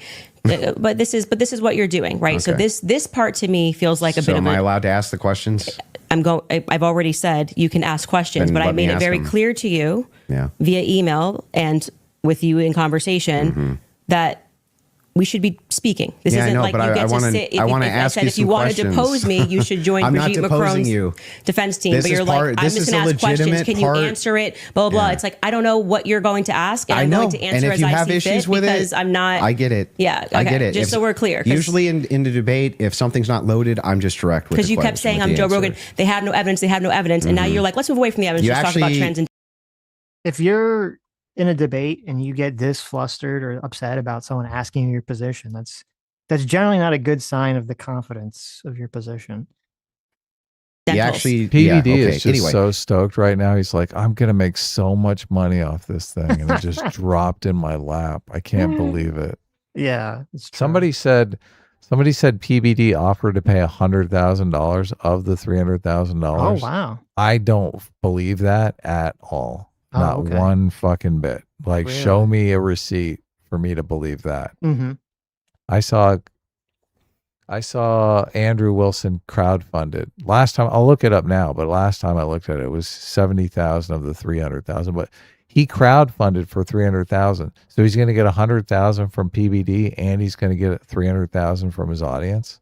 Mm-hmm. I mean, that doesn't seem. That seems a little like. He's going to pocket an extra $100,000 there in that exchange. That don't sound right. No. Potentially criminal for $10 says Candace made $300,000 and didn't lose a viewer. Candace W. Yeah, it's hard to argue with that, unfortunately. Not only that, I don't see how you're going to blow up your social media presence by going after Candace's audience, which is huge. They're not going to walk away and say, "Oh, I like Andrew Wilson." They're going to walk away and say, "This guy's a fucker. I hate this guy."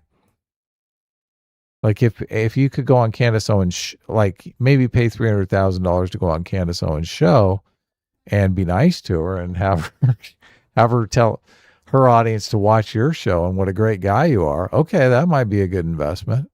Yeah. Jonathan Wormer for $20. Thanks so much. Says, with regards to the conversation about DNA and fingerprints aren't necessarily DNA evidence. Does anyone know if the DNA and fingerprints are from the rifle? Because my understanding is that the DNA is from the towel. My understanding is that there was a bunch of his DNA all over the rifle. So, yeah, no, it says multiple parts of the gun: the stock, the grips, the butt plate, the trigger guard, the bolt, the fore end, the barrel, and the optic scope, the unprotected underside of the receiver, all contained Tyler Robinson's DNA. It was reported that the likelihood of it was a 1 trillion times more likely than being a random person. His DNA was also strongly supported to be found on the fired cartridge and unfired cartridges associated with the rifle. The Give Send Go is up to $78,000 of the $300,000 goal. Sorry, what would you say the number was? $78,000. Okay. Yeah, I don't think he's gonna get up to 300. So and not only that, why am I gonna, even if I love Andrew Wilson, why am I going to give money to Candace Owens, who I fucking hate? Like I'm going to give you money so you can give it to Candace Owens. Why don't I just give it to Candace Owens directly? I guess that's a good point. I guess that's interesting. I just like this. People think this. They're like, why do I want to make Candace Owens $300,000 richer? I mean, if you want to debate her, knock yourself out, but I'm not going to pay for that. Right. And it's like nothing. You're not going to bring Candace Owens to heel. No. Yeah. Nothing's going to change. She's going to continue to do it. They're like a little cult, the candy cult, they call them. You aren't going to interfere with the candy cult.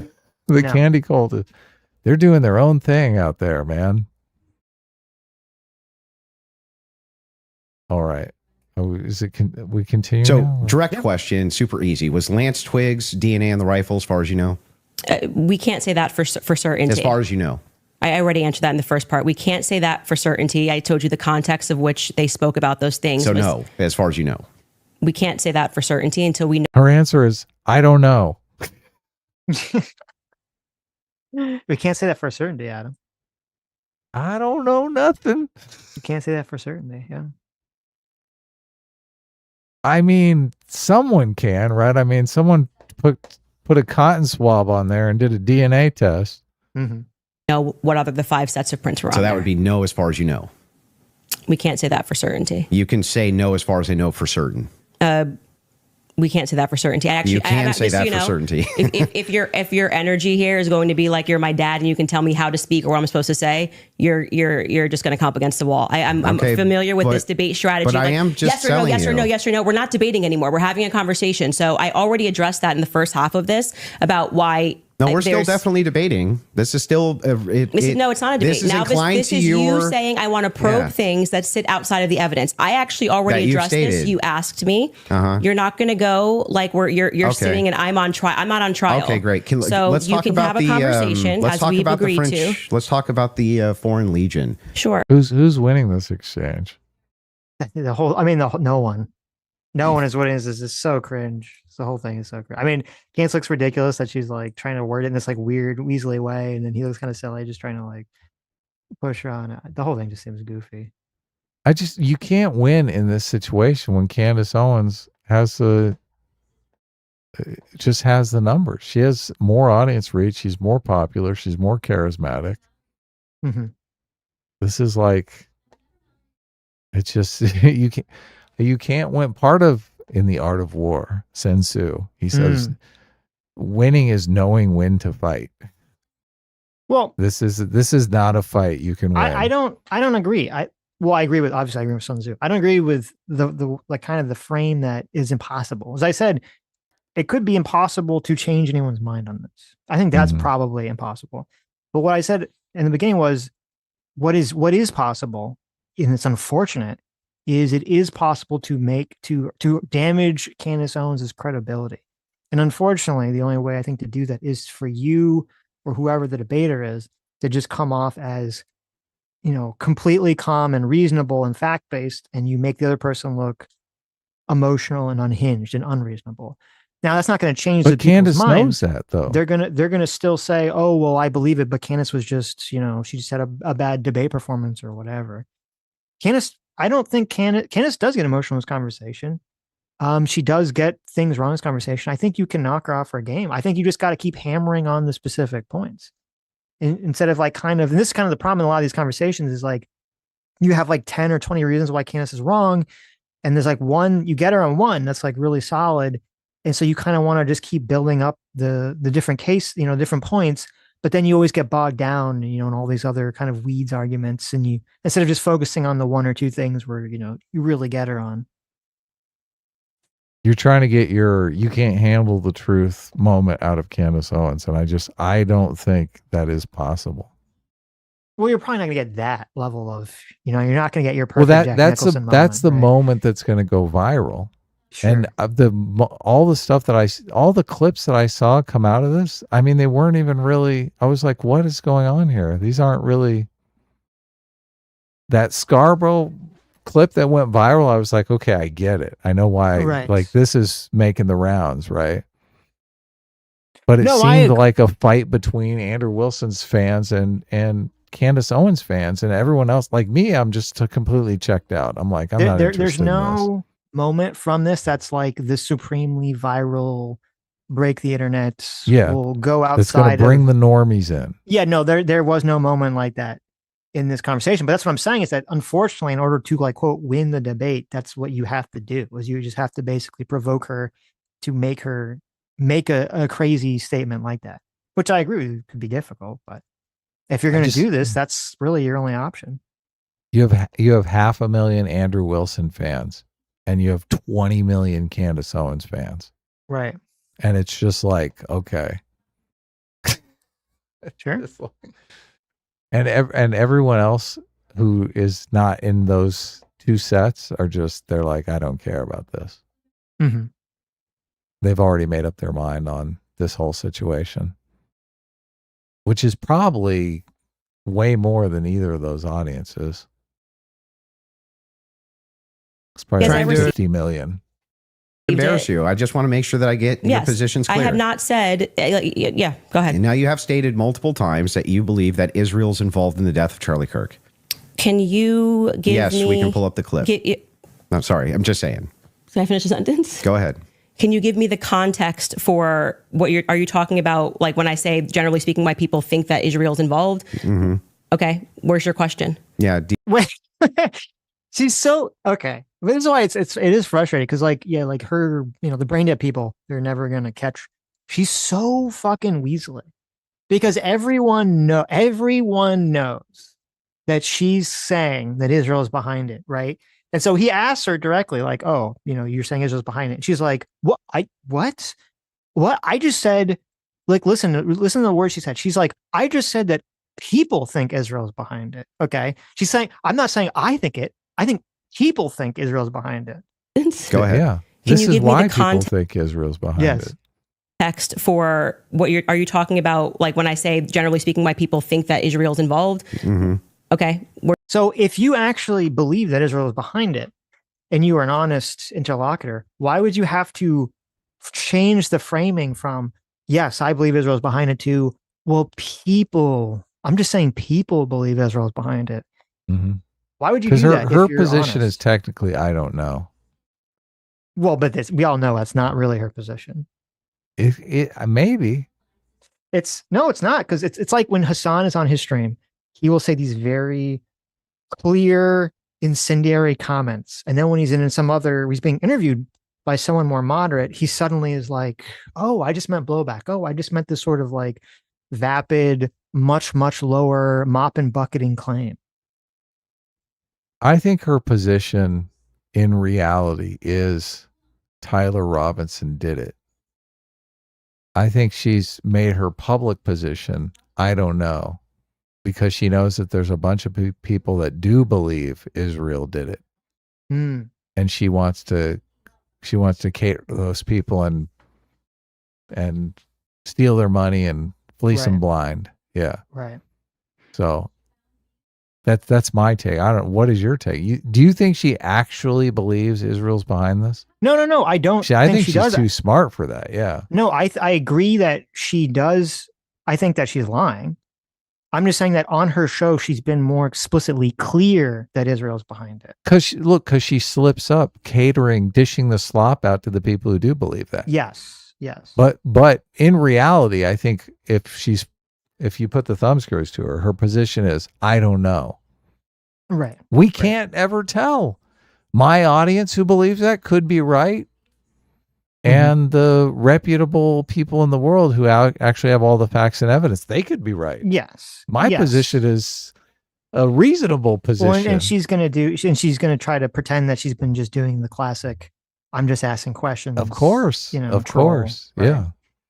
So with the I'm just idea asking that you could have a debate with her and get her to admit that her position is the whack jobs in her audience's position. She's like, no, I'm the voice of those people. I don't actually have their positions. This is the Wile E. Coyote position here. She knows what she's doing. She's just fucking with him. That's why I'm like, it mystifies me how anyone would. Have you ever written a check for $300,000, Sitch? No. $300,000. I mean, look, I mean, you can do a lot with $300,000, man. Yep. A lot of that college tuition for your kids goes towards that $300,000. Well, even if you were rich, I mean, I don't know if he is. I would hope he is if he's throwing $300,000 at Candace. Even if you're rich, hopefully he is rich. Yeah. Right. Even if you were, just to give $300,000 to a total piece of shit degenerate like Candace, I know that's painful too. Yeah. Where's your question? Yeah. Do you have any positive evidence whatsoever that Israel killed Charlie Kirk? Well, I couldn't say Israel was on the ground and shot and killed Charlie Kirk. I would say that there are various things that we're trying to establish, one being a motive. And since I don't believe that Tyler Robinson and his transferee is a convincing motive because he was fired up about politics, which Lance testified that he never spoke about with him, nor do I believe that he was so into LGBTQ issues, since Lance testified they never spoke about LGBTQ issues, that he stopped and ate at Chick-fil-A, which if you are into LGBTQ issues wouldn't be your lunch before you go kill Charlie Kirk for LGBTQ issues, because, Yeah, but do you have positive evidence? I'm answering the question as I feel like I want to answer it. Like I said, you don't get... Look, okay, his confession to his parents, his confession to Lance Twiggs, his confession to Discord server, that's all fake evidence. That doesn't really compel me to believe that he did it. But you know what's good counter evidence? That he ate at Chick-fil-A. Okay. What kind of ally would eat at Chick-fil-A? I can't believe it. I can't believe a good ally would ever eat at Chick-fil-A or drink a Coca-Cola product because they're on the BDS list. I can't believe anyone would ever do such a thing. That's the evidence that's very convincing to me. Chick-fil-A is like a Christian. I'm not sure exactly what she means by these comments, because she's saying that if he really killed Charlie Kirk because Charlie Kirk was anti-LGBT, why would he then turn around and eat at Chick-fil-A? That's what I thought. That's what I thought she was saying. Yes. Yeah. Right. I mean, he was hungry. For an hour. Chick-fil-A, sometimes if you're hungry, it's there. But the question I'm asking is about positive evidence. I'm telling you that in any case, establishing a motive and I already explained this at the top of the show, but the reason why people find Israel to be an interesting question is because, truthfully, Charlie's perspectives were changing on Israel. Sure. And he was starting to realize how much pressure was being put on not just our government to constantly fight their wars, but also being put on his organization personally.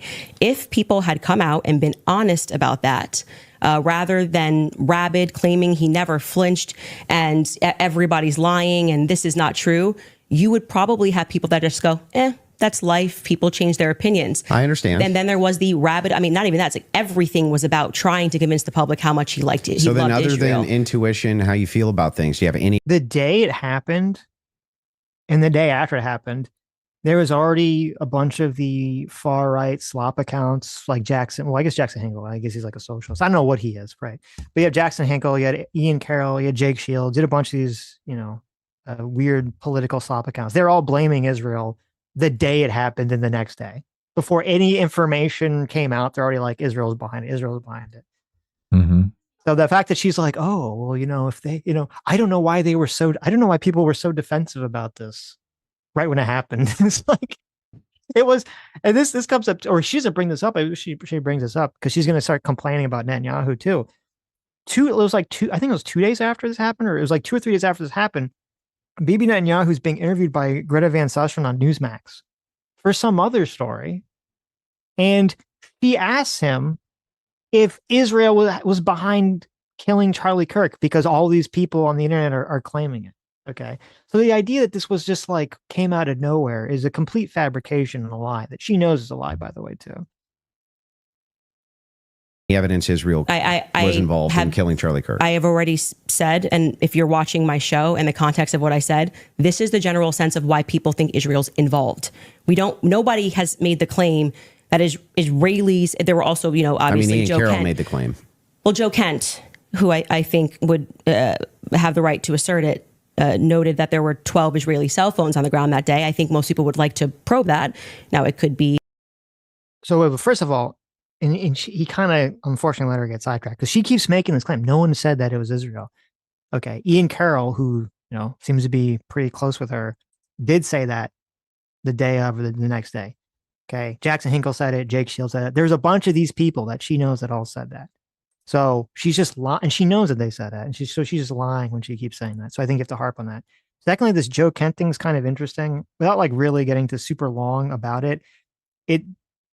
It does seem kind of weird, like she might have accidentally slipped up and leaked information that Joe Kent was actually leaking her information. Because, there's a whole Kent? Yes. He's involved in this? He might be involved with this.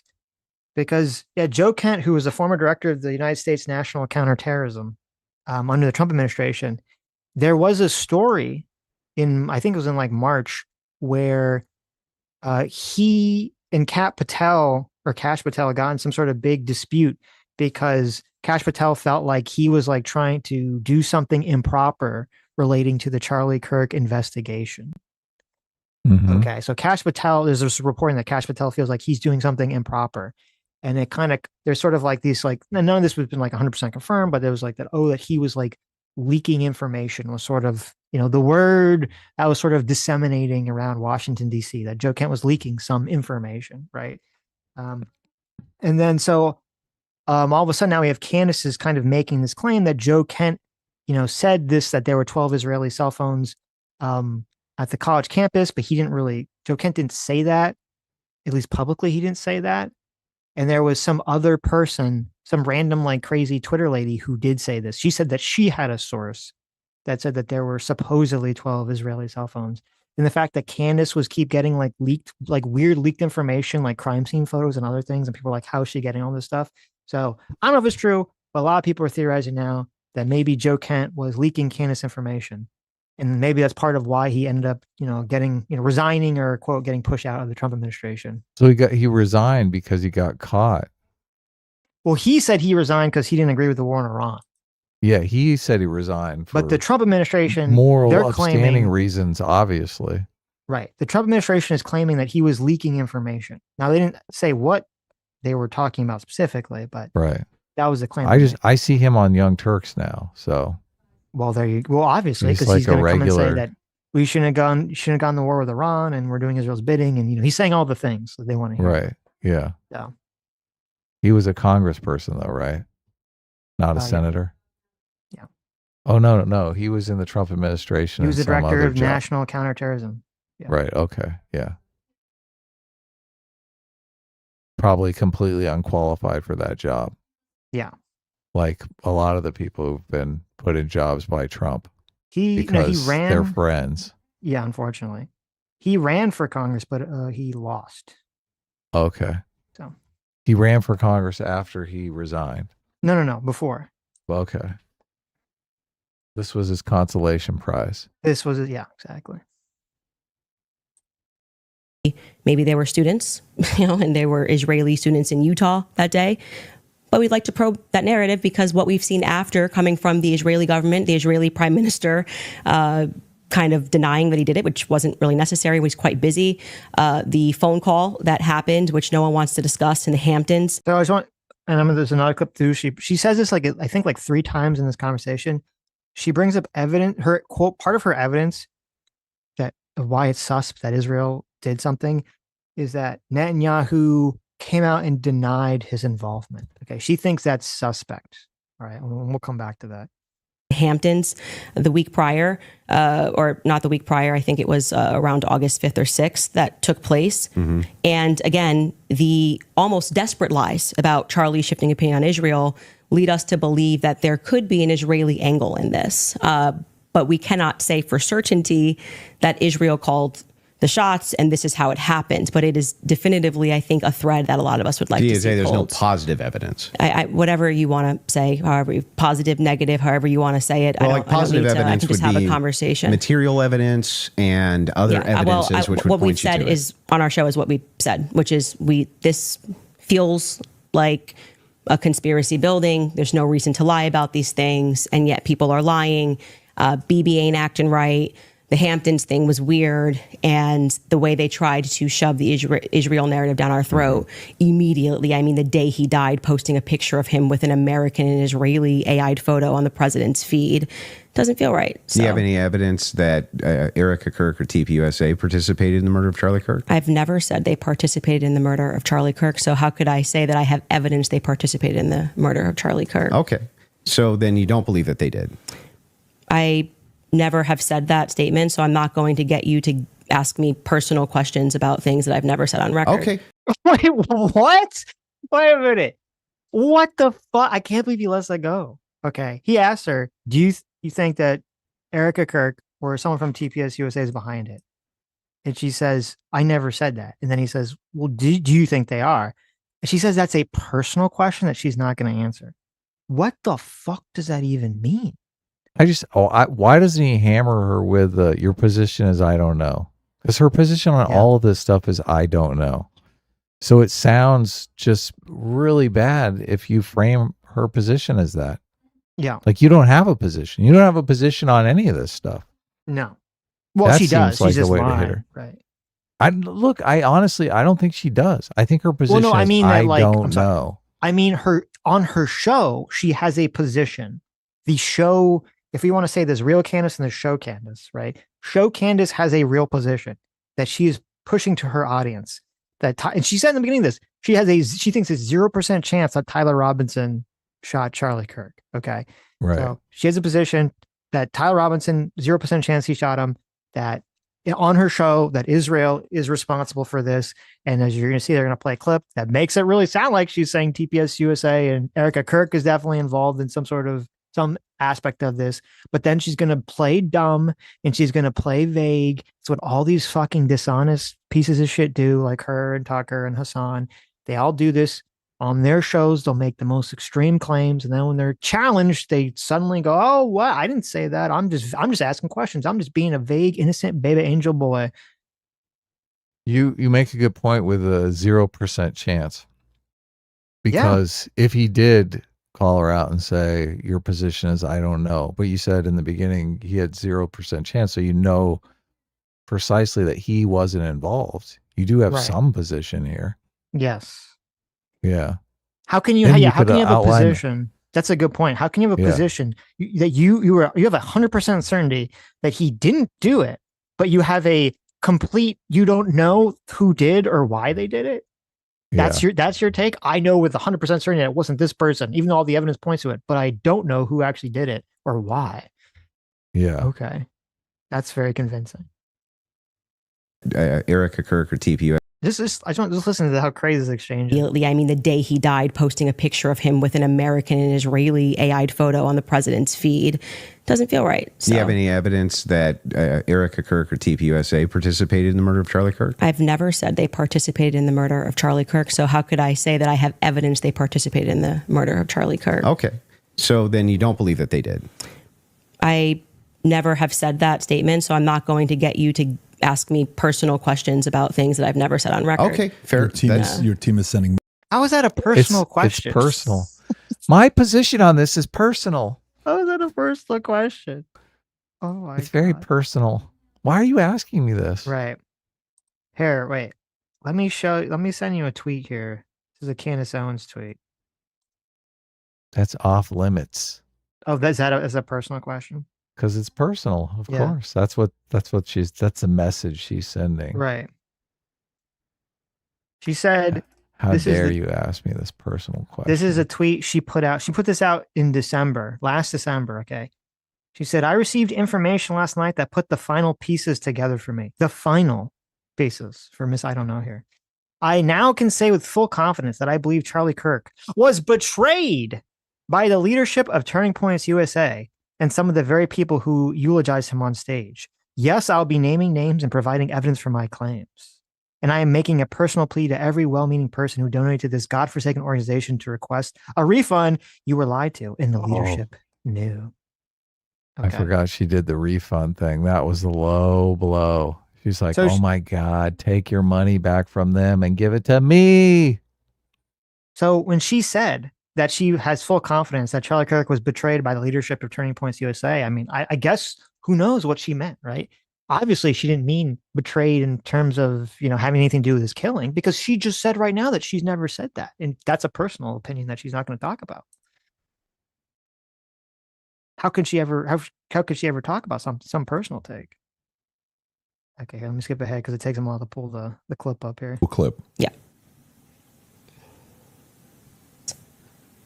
Via whom? My guess is Pierre. Erica. I think that there's a reason Pierre knew that Charlie was dead first. I think there's a reason he was a priority.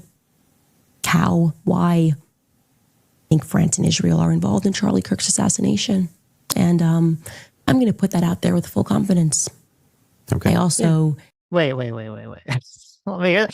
to hear that again. Hold on a second. Guess is Pierre. Erica. I think that there's a reason Pierre knew that Charlie was dead first. I think there's a reason he was a priority.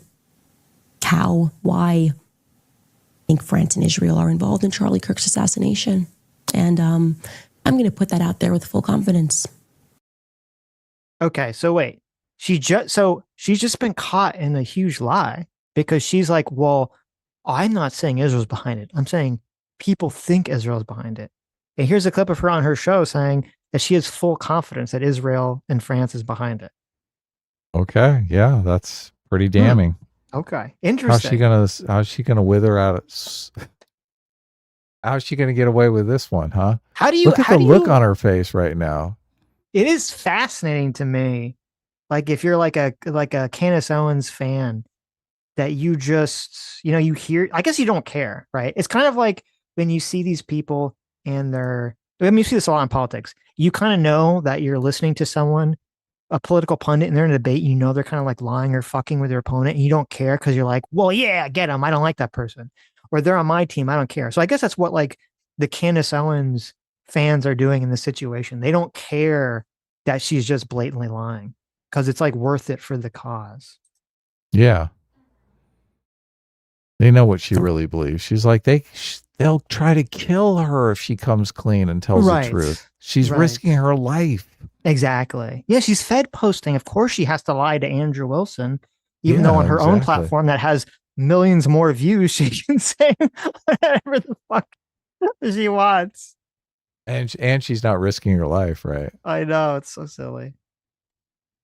I I also involvement. I understand. Yeah. So you think you with full confidence, you think that I think that Israel's France involved. and Israel.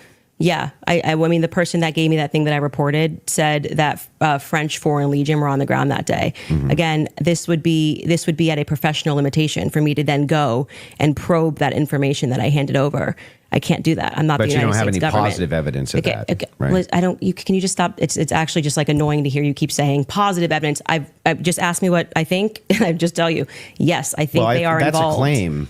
No, I said here's what I think. I have every right to ask you about your claim. Yeah, but and if there's positive evidence in for this your statement, claim. I literally just said I think, and I am allowed to think. And Yeah, you you're keep allowed to saying, think, do you have but you're positive making a evidence? claim. I have tons of positive evidence that I'm allowed. So you asked the question of how she was going to weasel out of it. This is how she's going to weasel out of it. Right. Yeah. No, it is hilarious though. Yeah. I just think it's like, I mean, she got $300,000 to do this. So yeah, the practice weaseling. Yeah. Well, it's worth it though. I just think like $300,000 for a little weaseling. Come on. A lot of people do a lot less than that. A lot more than that for 300,000, right? I agree. You're allowed to think. Okay. So nobody's disputing whether or not Candace Owens is allowed to think. What I'm asking is but you have what's your issue then? What is your issue with the statement? Evidence. I think that Israel is involved. That's not just what you said. You said I that did say it's with full confidence. Yes. You would think that if you had full Can you have confidence to think when you think? If I said, for instance, I think I'm going to be late to work, right, with full confidence, I would say my evidence for that is that I'm 20 minutes away and I need to be there in 5. Andrew, that's how you would know whether or not you had full confidence. I'm just going to tell you something. Hang on, let me finish. Sure. If it was the case that I said I have full confidence I'm going to be late to work, I would say my evidence that I'm going to be is that work is 20 minutes away, right, and I have to be there in 5. So I have full confidence. That's why I would think that. So I'm asking, if you think that Israel and France were involved in the assassination of Charlie Kirk, and you say with full confidence, I'm just asking for the evidence, or at least walk me through the mindset of why it is that you could think that with evidence. I actually don't have to walk you through why I think. I can give you something that I think with full confidence. I think with full confidence that you lost the substance of this debate, and now you're moving toward things that I have said that I think, which I can do. They're allowed pertinent to think this debate. It's not exactly pertinent to this debate. She's starting to get a little flustered here. She's like, you've lost this debate, and now you're bringing up clips that have statements where I say what I think. How dare you do that in this debate? Mm-hmm. Why am I? How dare you make me look bad? What do you mean? Are you working for Israel? God, that's so funny. I just said earlier that I wasn't saying that Israel's complicit. And there's a clip of me that you just showed that said, I think 100% that they are complicit. But listen, that shows that you're losing this debate. I love the gaslighting. This is like, can you cut her poor husband has got to be like, how do you put up with this? If you're married to this, this is professional level, compulsive lying levels of gaslighting for you to put up with this person, like on a personal basis. What type of person would marry Candace Owens? Yeah. Oh my God. Like, talk about torture. I guess they say her husband is gay and that they have like an arranged marriage. So right. I mean, that makes sense, right? Maybe. It's just they're holding up appearances. There's no way that she could get a husband, and obviously he doesn't want a wife. So it's just, it works out. I guess so. It's like a business arrangement. Yeah. I mean, they did marry after knowing each other for 2 weeks and never going out on a date, which is a little strange. Yeah. Right. It's not pertinent because our debate these are claims made about Charlie Kirk's assassination. That's the complete substance of the debate. Actually, would you like to remind him of what our debate claims actually were? And would you like to remind you said I could ask you about any of these things to my heart's content? Feel free, but you do not get to structure how I'm allowed to reply or ask me why are you allowed to I'm not structuring how you're allowed to reply. I'm just asking you direct questions. I have full confidence that you do not feel that you represented your claim well. And so now what you came prepared to do is to present yourself like a professor of fallacies. I just want to know. And to say, you're not allowed to say that. You can't. It's my podcast. Say whatever. I don't think she looks flustered at all, Sitch. I don't think she looks bad here. I don't think optically she looks hysterical or any of that stuff. No, so. okay. hysterical. What she is saying is ridiculous, okay? Right. But I don't think most dum-dums out there in our audience are going to be able to perceive that. I don't agree. I mean, she's not hysterical at this point, but he's definitely calm, and she's definitely starting to get flustered. And that's why she's starting to go down this whole, you're wrong. Like, you can hear it from the way that she's speaking and what she's saying, that she's starting to go down that pathway. But you'd have to keep hitting it, I think, if you really want to get your moment, right? But it's below the level of no, it's not. rage. It's not there yet. Yeah, it's not there yet. But this is the pathway, right? Right. You know that you're losing this debate. How dare you challenge me? You saying I can't think what I think? How dare you show a clip of me saying something that contradicts what I said here? Whatever you want.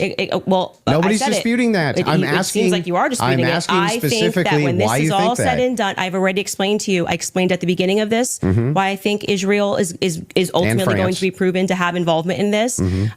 I just explained to you in the middle, and now you're wanting me to structure the sentence or provide evidence. You don't have to. You're just allowed to think. And I've explained to you my thought process. I don't need to structure it in a sentence. If you feel like a professor today, you picked the wrong day. Don't you think that like tens of thousands or hundreds of thousands of people would want to know what Candace Owens' positive evidence for why it is that Israel and France were involved in the most traumatic public assassination of Gen Z's lifetime is? That's why they watch my podcast. So you're just going to drip to them? Like, here's why I think that? Every time we come across any of these discussions, they're watching this in context and they know why I'm saying it. So, for example, when you're bringing up, Candace, where's your evidence for France doing this? I just told you someone who was high ranking in the French government, right? Who's nameless. Of course. But so there's good reason to doubt this. So it's not a conspiracy, though, if I then took it to the federal government. Like, you can't just go out there making a claim to the federal government. You can get in trouble for making false statements and things of that nature. So, and then you go, well, I'm going to probe that. Well, how can you probe that? This happened to me. I can ask you, well, that's not what I'm probing specifically. This is my podcast. I am sharing my life and my experiences and what has happened to me. So if some random person comes to you and they're like, listen, like, I have secret unnamed source, anonymous evidence that Candace Owens eats babies. Okay. And you're like, wow, that's crazy. I'm going to tell the police this. So you call the police and you say, I have an anonymous source that told me that Candace Owens eats babies. Okay. Now, as a pundit and as a broadcaster and as a streamer, you have no moral responsibility or due diligence beyond that. You've called the police. So now that means that you're allowed, or I guess you're allowed, but you're morally fine to then go on your stream in front of millions of people and say, some random anonymous person told me that Candace Owens eats babies because I told the police. And I'm just a person. I can't do an investigation. So I'm just telling you what a random person told me. I'm totally in the clear now. Yeah. Not really doing your due diligence there, are you? No. And you're basically coming in like you're going to, regulate how I'm allowed to say it. If I'm not trying to regulate anything. I'm asking very pertinent questions. You're sounding a bit like a professor trying to regulate and say, Yeah, I don't see how you can think she is winning this exchange here. He's got his foot up, nervously shaking. Like he seems... Yeah, he shouldn't do that. Super nervous. Got the bad body tape. She's just sitting there like a stone wall. Like, it just optically... I mean, look, I hate Candace Owens too, but I just think she's completely winning this exchange. You sound very defensive and like you just don't want to answer questions. I did. Look, and now they're both going to do the, who can gaslight harder here. I know. I did answer your question 3 times. I just didn't say it in the way that you wanted me to say it. You just kind of obfuscate and you run away from it, but I would like for you to actually focus on it. Let's just go through every clip that you guys have prepared, because it's pretty... I think with full confidence, people will recognize the strategy that you're trying to employ. So let's get to the next clip you have prepared. Sure. Okay. See, this is the gotcha. Yeah. She's just going to dismiss this as out of context clips. Of course. Also, I want to go back here. This was earlier in the conversation. She brings up this point. She keeps bringing this up multiple times in this conversation. Real got into the conversation as an argument. Obviously, we have presented a lot of evidence. You just presented a text message and said, this is evidence. Well, that's how this entire thing began. You're talking about how Israel got into the conversation. It was because immediately after Charlie died, one of the first things we saw was this push to make us all think and remember how much he loved Israel. It's because the prime minister of Israel, who's fighting like a 27 front war, felt that he needed to come do a little mini tour and to be, strangely, to state that I did not kill Charlie Kirk when nobody was having that thought that I can remember. Nobody was going, I wonder if Bibi Netanyahu killed Charlie Kirk. Okay. So she keeps saying this evidence, right? It's kind of like a witch trial thing. It's like, you denying that you're a witch is evidence you're a witch, right? Bibi Netanyahu denying Israel's involvement is evidence of Israel's involvement. And it's on this claim. She's making the thou doth protest too much. Like, well, why would Israel pull off this incredible 10D chess conspiracy? But they're so stupid that then they come out and for literally no reason, no one's accusing them of anything that she can remember whatsoever. No one's accusing her of saying anything. And then he comes out and he makes this statement that he didn't kill Charlie Kirk, or that Israel didn't kill Charlie Kirk, right? Yeah. Well, all right, you guys, we're going to jump right into this with no introduction. Beyond Candace, or as I already said, beyond Jackson Hinkle and Ian Carroll and Jake Shields and all these other people accusing. All right, you guys, we're going to jump right in. Accusing Israel of being behind it the day of and the day after. Okay. I was curious because Netanyahu makes a statement. It's like on September 16th about how Israel didn't have anything to do with Charlie Kirk and these people are crazy, right? And so I was like, I'm wondering, like, well, why did he make that random statement? Well, Candace Owens' second show after Charlie Kirk was killed. This is her second show that she's ever done after Charlie Kirk was killed. The day, which was on September 15th, the day before Netanyahu's statement. This is her show. And for the first 30 minutes of her show, she talks about how Israel is probably behind Charlie Kirk. Wow. Okay. Wow. And this is really exposed to part of why she's lying here, because she even shows the interview clip. She says, I don't know why Netanyahu came out and made this statement. And she literally shows the clip on her show of Netanyahu being asked this question by Greta Van Susteren on Newsmax. Listen.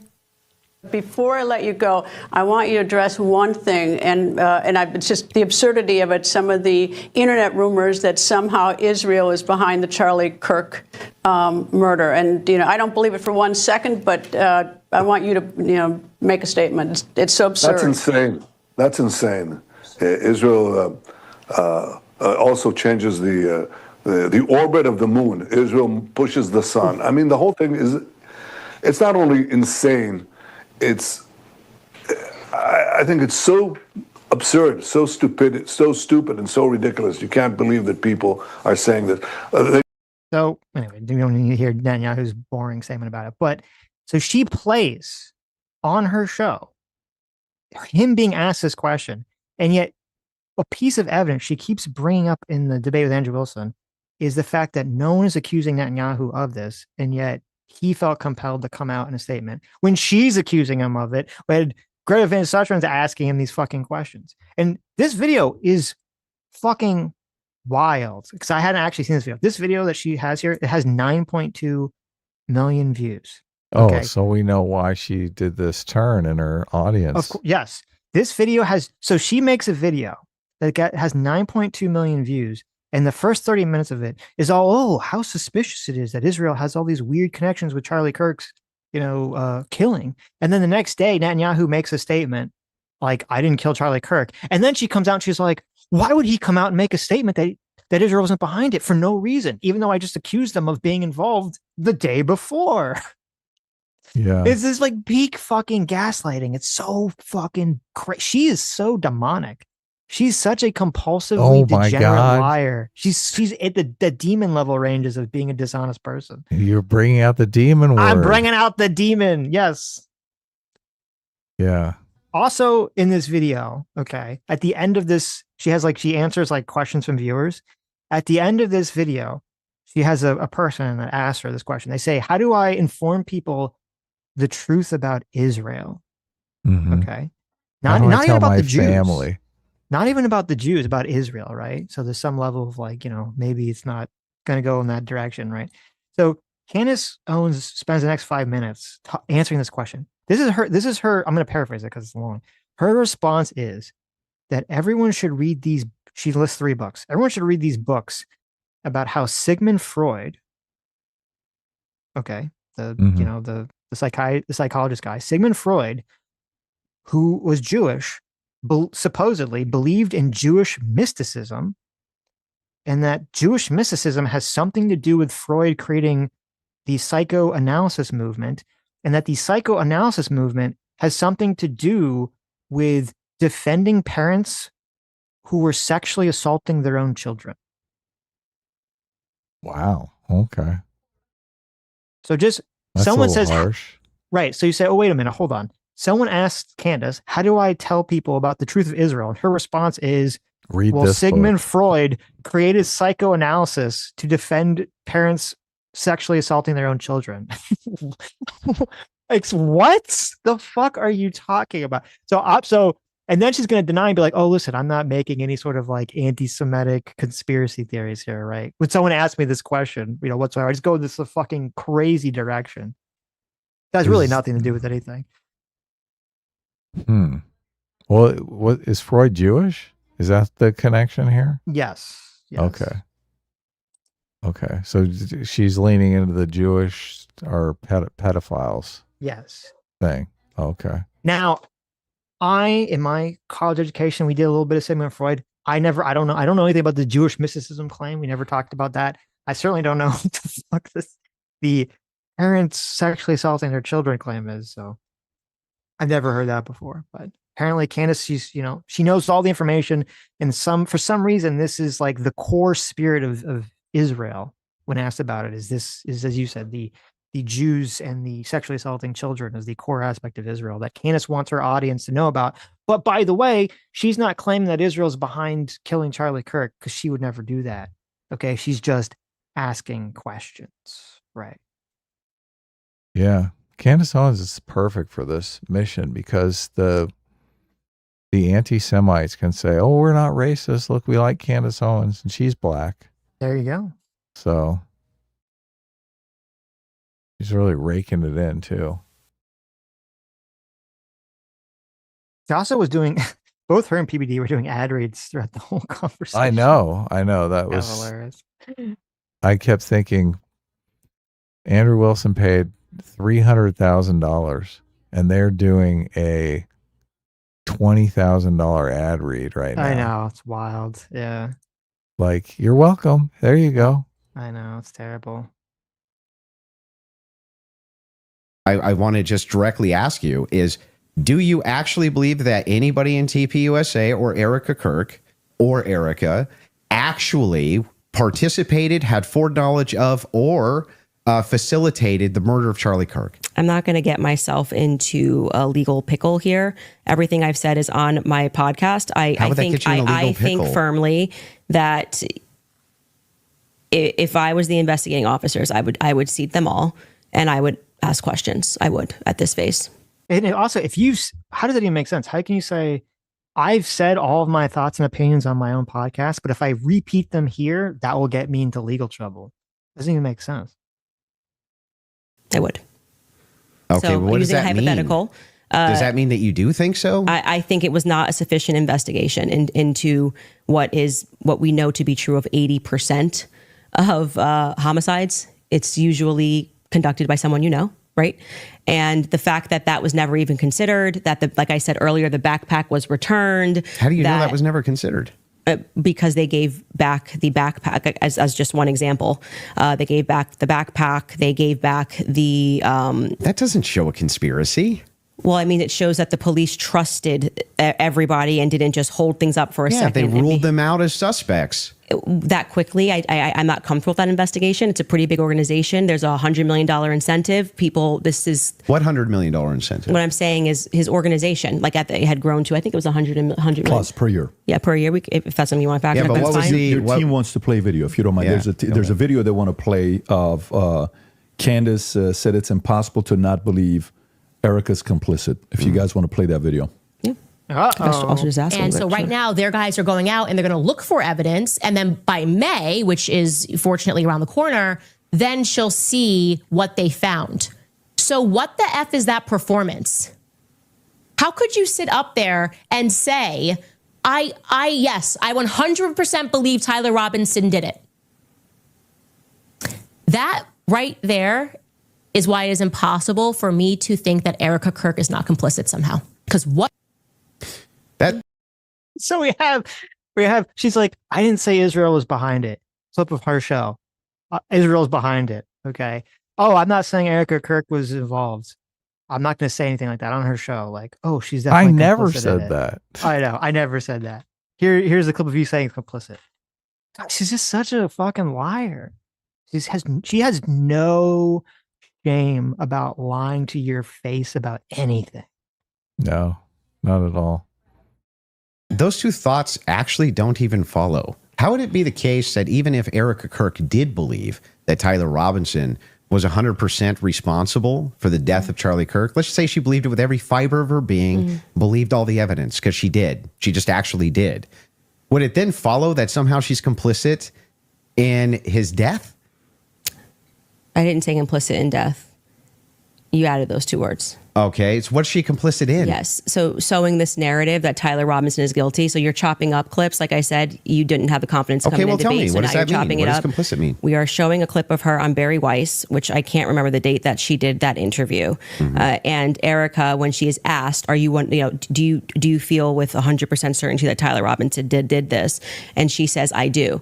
Then again, context matters. I sit down with Erica for 4 hours under the assumption that she had some evidence, right? Like I'm like, this is why I did not engage in any like Erica, everyone's questioning what she's wearing and all this stuff. I was like, I'm going to wait here because I don't know, just it feels weird to think that, did I think that some of her mannerisms were weird and stuff like that? Yeah, but that's not, you can't convict somebody on weird mannerisms. And then when I sat down with her and I was expecting for her to say, well, I'm obviously the victim on the case and we got to see the shot, taken or this or that, whatever it is. Great. That's why she has that much confidence 2 months ago. And when I sat down with her, it was nothing. It was nothing. Okay. So this is a conversation. How would that make her complicit? Complicit. And again, you said complicit in the death of Charlie Kirk. Complicit in what? Yeah. Well, if you let me finish my sentence, I could tell you that. But my point being is that then you take a look at this and you go, okay, well, this is weird.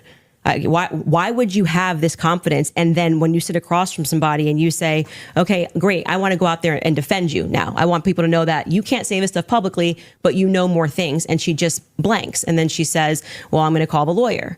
And she called the lawyer. Again, all of this is on my show. So out of context clips is not going to work because I know what I say on my show. Okay. So we call her lawyer and her lawyer says to us, she calls him on the phone, pardon me. And it's me, her, and Justin Strife. And I'm like, okay, great. What do you guys have? He goes, well, we don't have anything yet. We're not at that phase yet. And I'm like, well, what do you mean you don't have anything? And he says, well, don't you know how it works? It's a probable cause hearing. So basically the state says that they're going to bring this forward. And now our people go out and they look for the evidence to assert that Tyler Robinson is guilty. And so I asked her directly, her lawyer directly, the phone's in between us. I'm like, wait, so just so I'm clear, you haven't seen anything that the public hasn't seen? And he says, no. So I'm going back in my head and I'm going, okay, so why is Erica saying with such a degree of certainty, like she was sent out to convince the public and people bit, by the way. I remember even Megyn Kelly was like, let's wait. She's going to have access to things. I did think she had access to things that we didn't have. Why express that confidence to the public as opposed to just being like, we don't know yet. I feel confident he's involved. They made an arrest. I don't understand how would any of this. All the evidence in the public domain was overwhelming. Yeah. It was fucking overwhelming. What more did they need? She needs the HD footage that was shot from 10 feet away from a drone that showed Tyler Robinson look at the camera and say, I'm Tyler Robinson and this is Jackass. Watch as I shoot Charlie Kirk. And then he turns and shoots Charlie Kirk. Yeah, this is so ridiculous. This is so ridiculous. Well, they didn't have anything that wasn't in the public domain because everything in the public domain was like he's guilty as sin. It was open and shut case. Everybody knew. This is very reminiscent of the Kyle Rittenhouse situation. where it's like you have all this evidence in the overwhelming. public domain, overwhelmingly showing Kyle Rittenhouse is innocent. And all these people are like, no, no, no. There's all this secret information that we just don't know about yet. It's going to come out in trial. Yeah, it's going to show that he's actually secretly guilty. And you're like, well, what the fuck are you talking about? None of it comes out in trial. Well, and even more important, this is all a filibuster. This is all a filibuster. Because the question is, you said that Erica Kirk, you didn't want to say that she had any involvement. And there's a clip of you saying that she's complicit. So that seems like you're a fucking liar. What do you mean? And she's like, well, that's not what I meant when I said complicit. Well, what do you mean when you said she was complicit? Well, let me give you a 4-hour rambling explanation where I don't answer the question. Right. Well, she's trying to say complicit in that Erica Kirk is not interested in getting to the bottom of the real killer, Israel. Well, no one would ever use the term complicit, though. Of course not. In that context. They would just say like, oh, well, she's not actually interested. She just wants to believe, right? Complicit literally the definition of complicit is to help to cover up a crime. Right. That's what that means. Yeah. So she's saying, oh no, or that you're involved in it, right? So she's saying that she's involved in it or knowingly covering it up. She got her $7,000 check. Yes. Didn't the $7,000 check meme come from Candace Owens? I'm not sure, actually. Just make her complicit and in what? Well, I've already told you. She's complicit in trying to fool the public into thinking this is some open and shut case. How is she trying to fool the public into this? If she believes don't look anywhere else. That Tyler Robinson killed Kirk, if she believes that, how would that be complicit in anything? I do. Are you saying that you think she doesn't believe it? I don't believe that at that stage she sat down with Barry Weiss that's what she believes. No, but that's my opinion. Right, but so when you just say complicit, you just mean she believes that Tyler Robinson killed Kirk? That's it? That's what we were talking about. That's why I said if your strategy was to dice up clips and take it out of context and make it seem like I said she was complicit. Everything. Yeah, but then why not just play the full thing? Like why? Because we don't have like infinite amounts of time. I'm guessing you probably don't want to watch. I'm going to go back to my theory that you didn't feel confident that you could defend your claim that it was overwhelming evidence. So now you're trying to move towards doctored clips and getting me to respond to it. There's no doctored anything. I'm just making sure that we got this right. Yes, that what you're actually saying is that Erica is just complicit in believing it. When I re-examine her actions back, I think she's destroying him, Sitch. I don't know what you're talking about. I'm tempted to bring his nervous foot up. Like his nervous foot is doing most of the work here. He has very bad body language. I will agree with that. Yeah. Candace Owens looks like she's innocent, being cross-examined by someone who's completely nervous. Like maybe nervous killer is in the room with Candace Owens. This is a Richard Nixon versus JFK debate, situation, where if you listen to the debate between Richard Nixon and JFK, everyone who listened to it thought Richard Nixon demolished JFK. Right, but the people that saw it. Right. Yeah. Because what he was saying made more sense and, he sounded much better. But then the people that saw it had the opposite take, because if you saw it, Richard Nixon didn't put makeup on and he looked bad under lights and he was sweating and he just looked terrible. Right. So he just looked really nervous.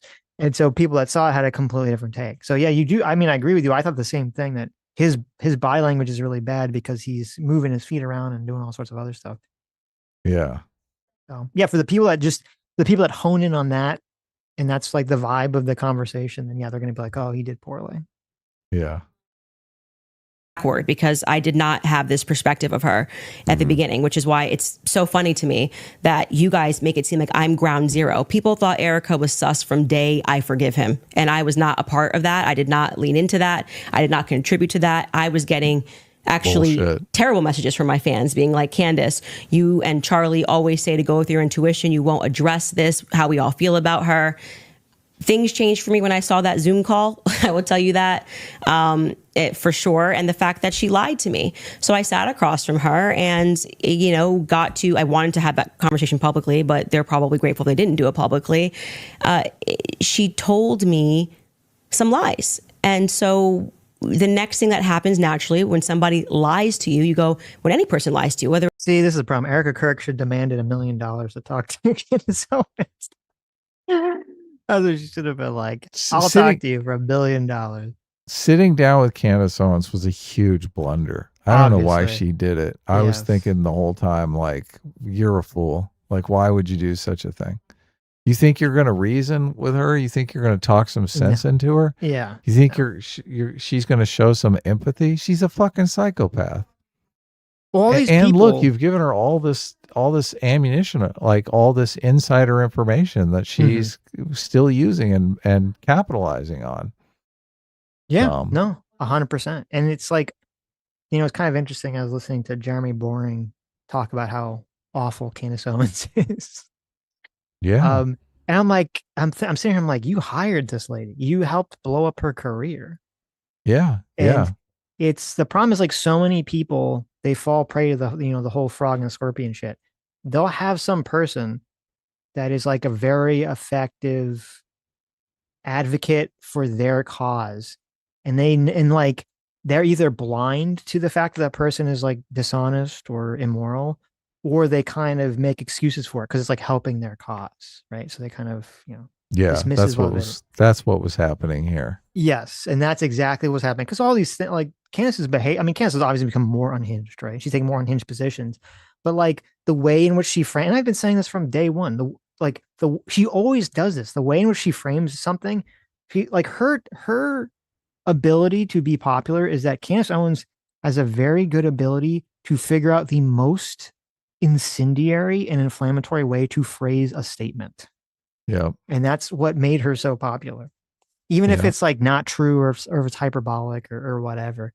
And so they let it go. They just allowed it because it was helping them politically. And now, now it's not helping them politically.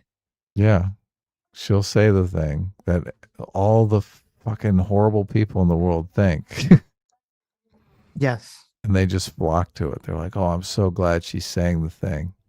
She's saying what I feel. That the Jews did everything. The Jews are behind everything.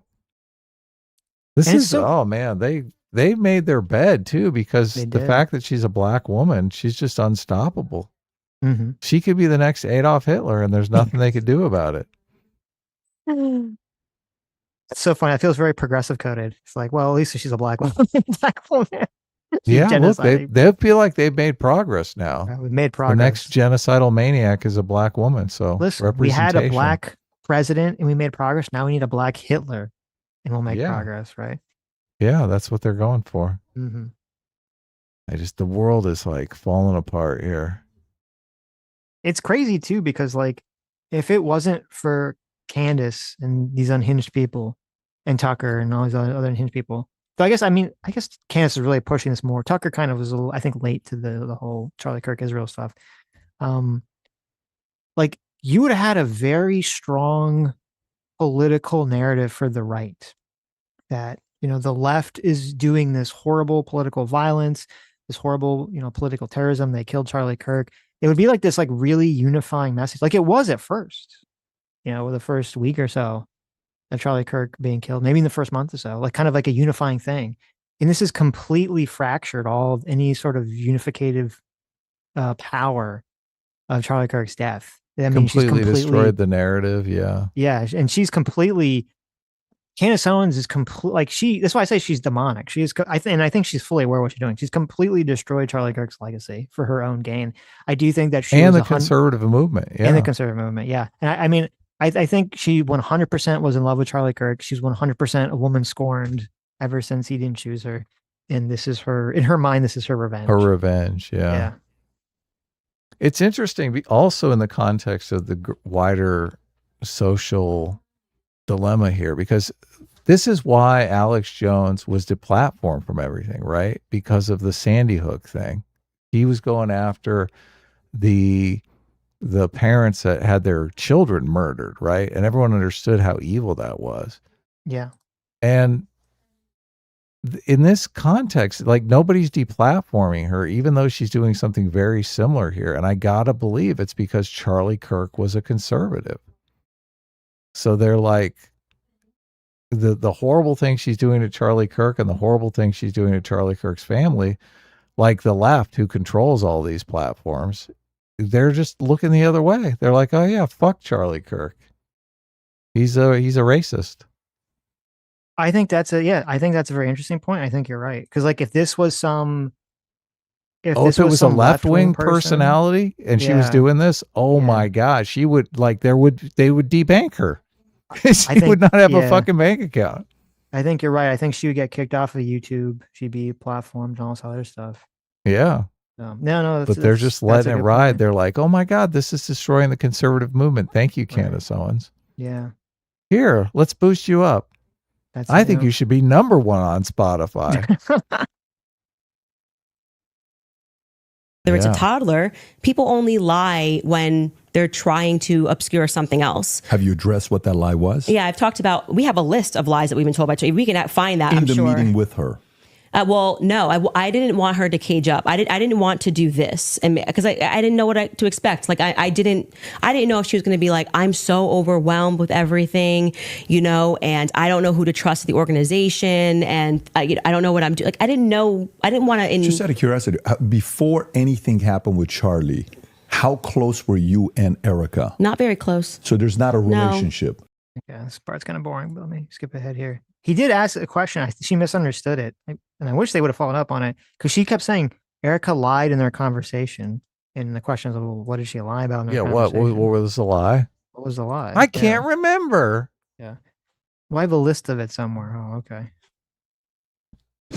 I don't. Go for it. I actually don't. I still don't understand what do you think she's complicit in? Yeah. So when I say Erica's complicit, that's my opinion. When you tweeted Erica's too retarded to kill her husband. Yeah. Would you like to explain how you developed your evidence, your positive evidence for the fact that Erica was retarded? Yeah, sure. So I just think all women are retarded. Oh. How did he get baited into this total whataboutism? The most obvious whataboutism on planet Earth. Okay. Candace Owens makes this weird statement, still hasn't addressed it, still doesn't make any sense. Oh, but what about when you said that she was retarded? Would you explain that? Explain that one, Andrew. Was this the winning clip where Andrew Wilson says all women are retarded? I guess so. This is like the debate win. I guess so. Candace Owens' audience, who's like 99% women. Yes. This is the big, this is the moment. Yeah. I just, it's so, oh man. People were arguing that he was going to make this 300,000 back and blowing up his credentials. Just like, okay, go with that one. Yeah, didn't happen. Explain how you developed your evidence, your positive evidence for the fact that Erica was retarded. Yeah, sure. So I just think all women are retarded. Oh, so you're allowed to just say stuff. Who knew? So and by the way, what dramatically transformed your opinion of Erica after? Look at the nervous. I can't help it. He spent 300 grand. She made 300 grand. So yeah. Well, look, that right there, the stakes are just completely stilted against him. He's like, oh my God, I paid 300 grand to be here. And she's like, I got 300 grand. My work is done. I already cashed the check. Yeah. Going to the headquarters because you were pretty hostile about. I wasn't hostile towards him. You don't think calling somebody too retarded? No, come on. That's like normal tongue-in-cheek stuff for me online. Oh, you're being tongue-in-cheek. Usually when I call someone retarded, I'm being tongue-in-cheek, yeah. Okay, there's been the next 8 minutes. That's such fucking bullshit. I know, it is complete bullshit, but... Now he's going to gaslight everyone. Yeah, of course. That's why I'm like, this debate, I like nobody here. That's totally fair. Yeah. Who am I supposed to root for here? The ad sponsors?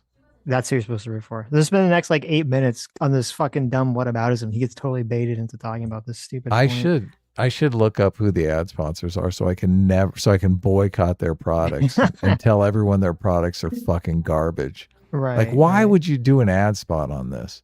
Right. You are a fucking ambulance chaser if you're doing a ad spot on this. Mm-hmm.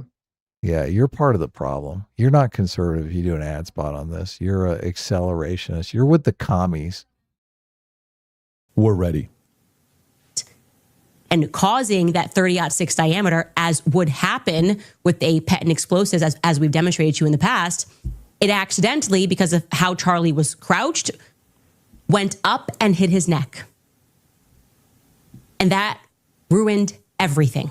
That ruined everything. It was problematic. It's the reason why Terrell then had to scramble to get the cameras down because they were never supposed to see it. They could have said reasonably that a 30-06 got eaten by Charlie, much more reasonably, obviously, than saying that the chicken bones in his neck stopped it because he ate vegetables. They panicked. That's why Terrell's nervous on the phone with me. Again, this is my theory, and I am now very much sticking to it. Okay.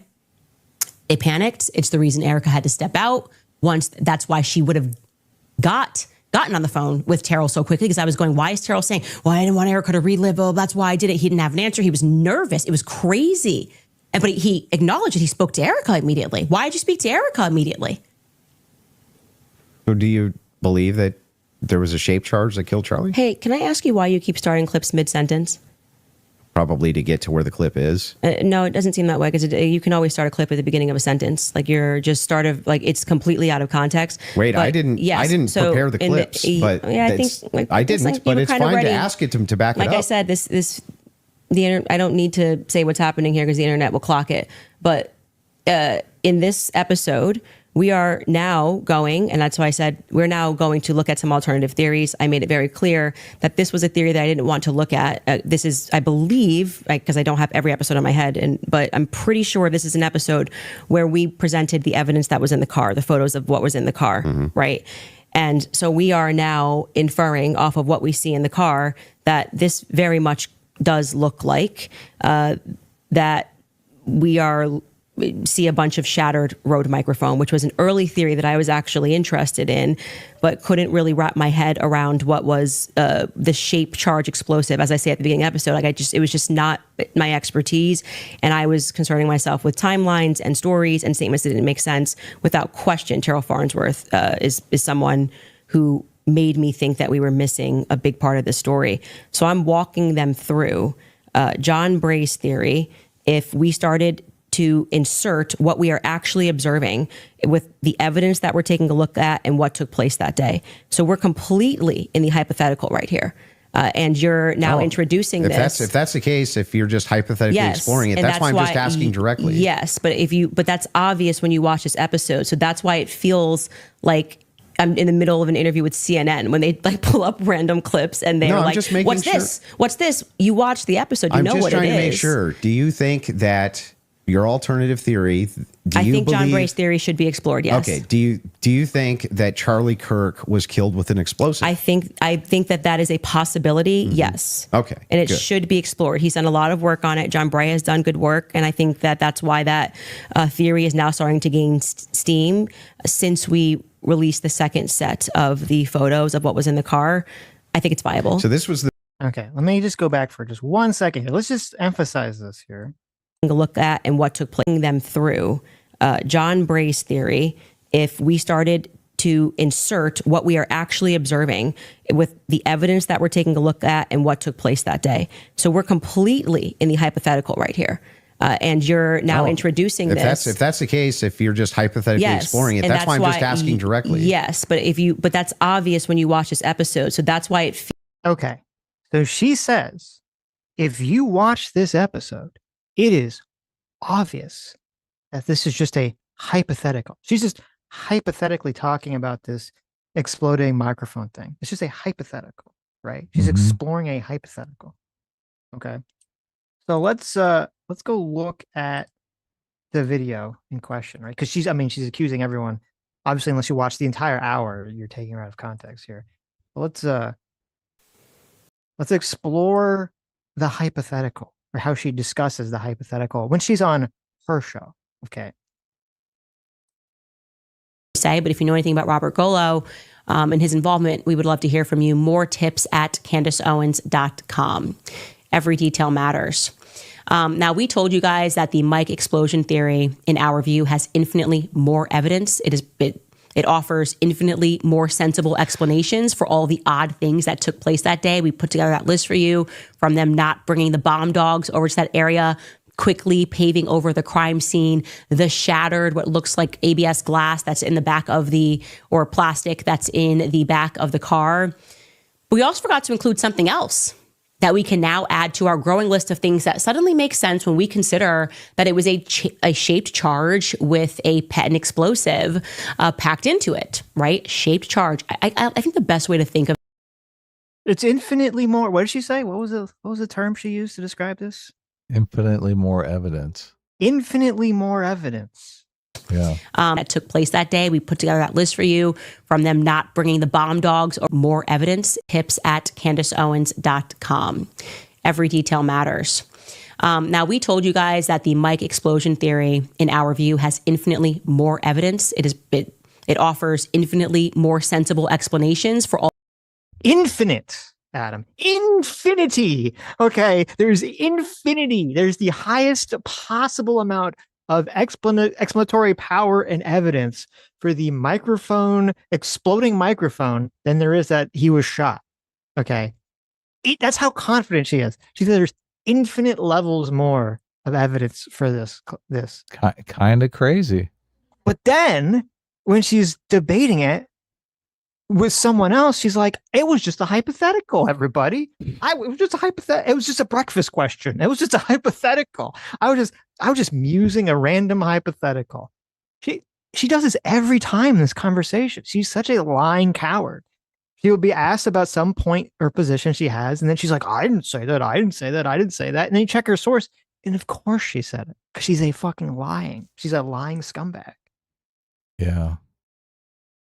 I can't believe this guy is the exploding microphone. There's all kinds of podcasts on this shit. Mm-hmm. People are into this. Building their communities around the exploding microphone theory. Yes. Oh, okay. I guess it's a good grift if you can get it. But actually, here, wait, maybe we should look at this. Just another part. They don't really, I guess they do talk about it. I don't have the time clip where they talk about it because it's kind of boring. But like another part of this exploding microphone theory is that people look at the video and they're like, oh, well, Charlie Kirk's shirt puffed up. And they think that that's like impossible if he was shot.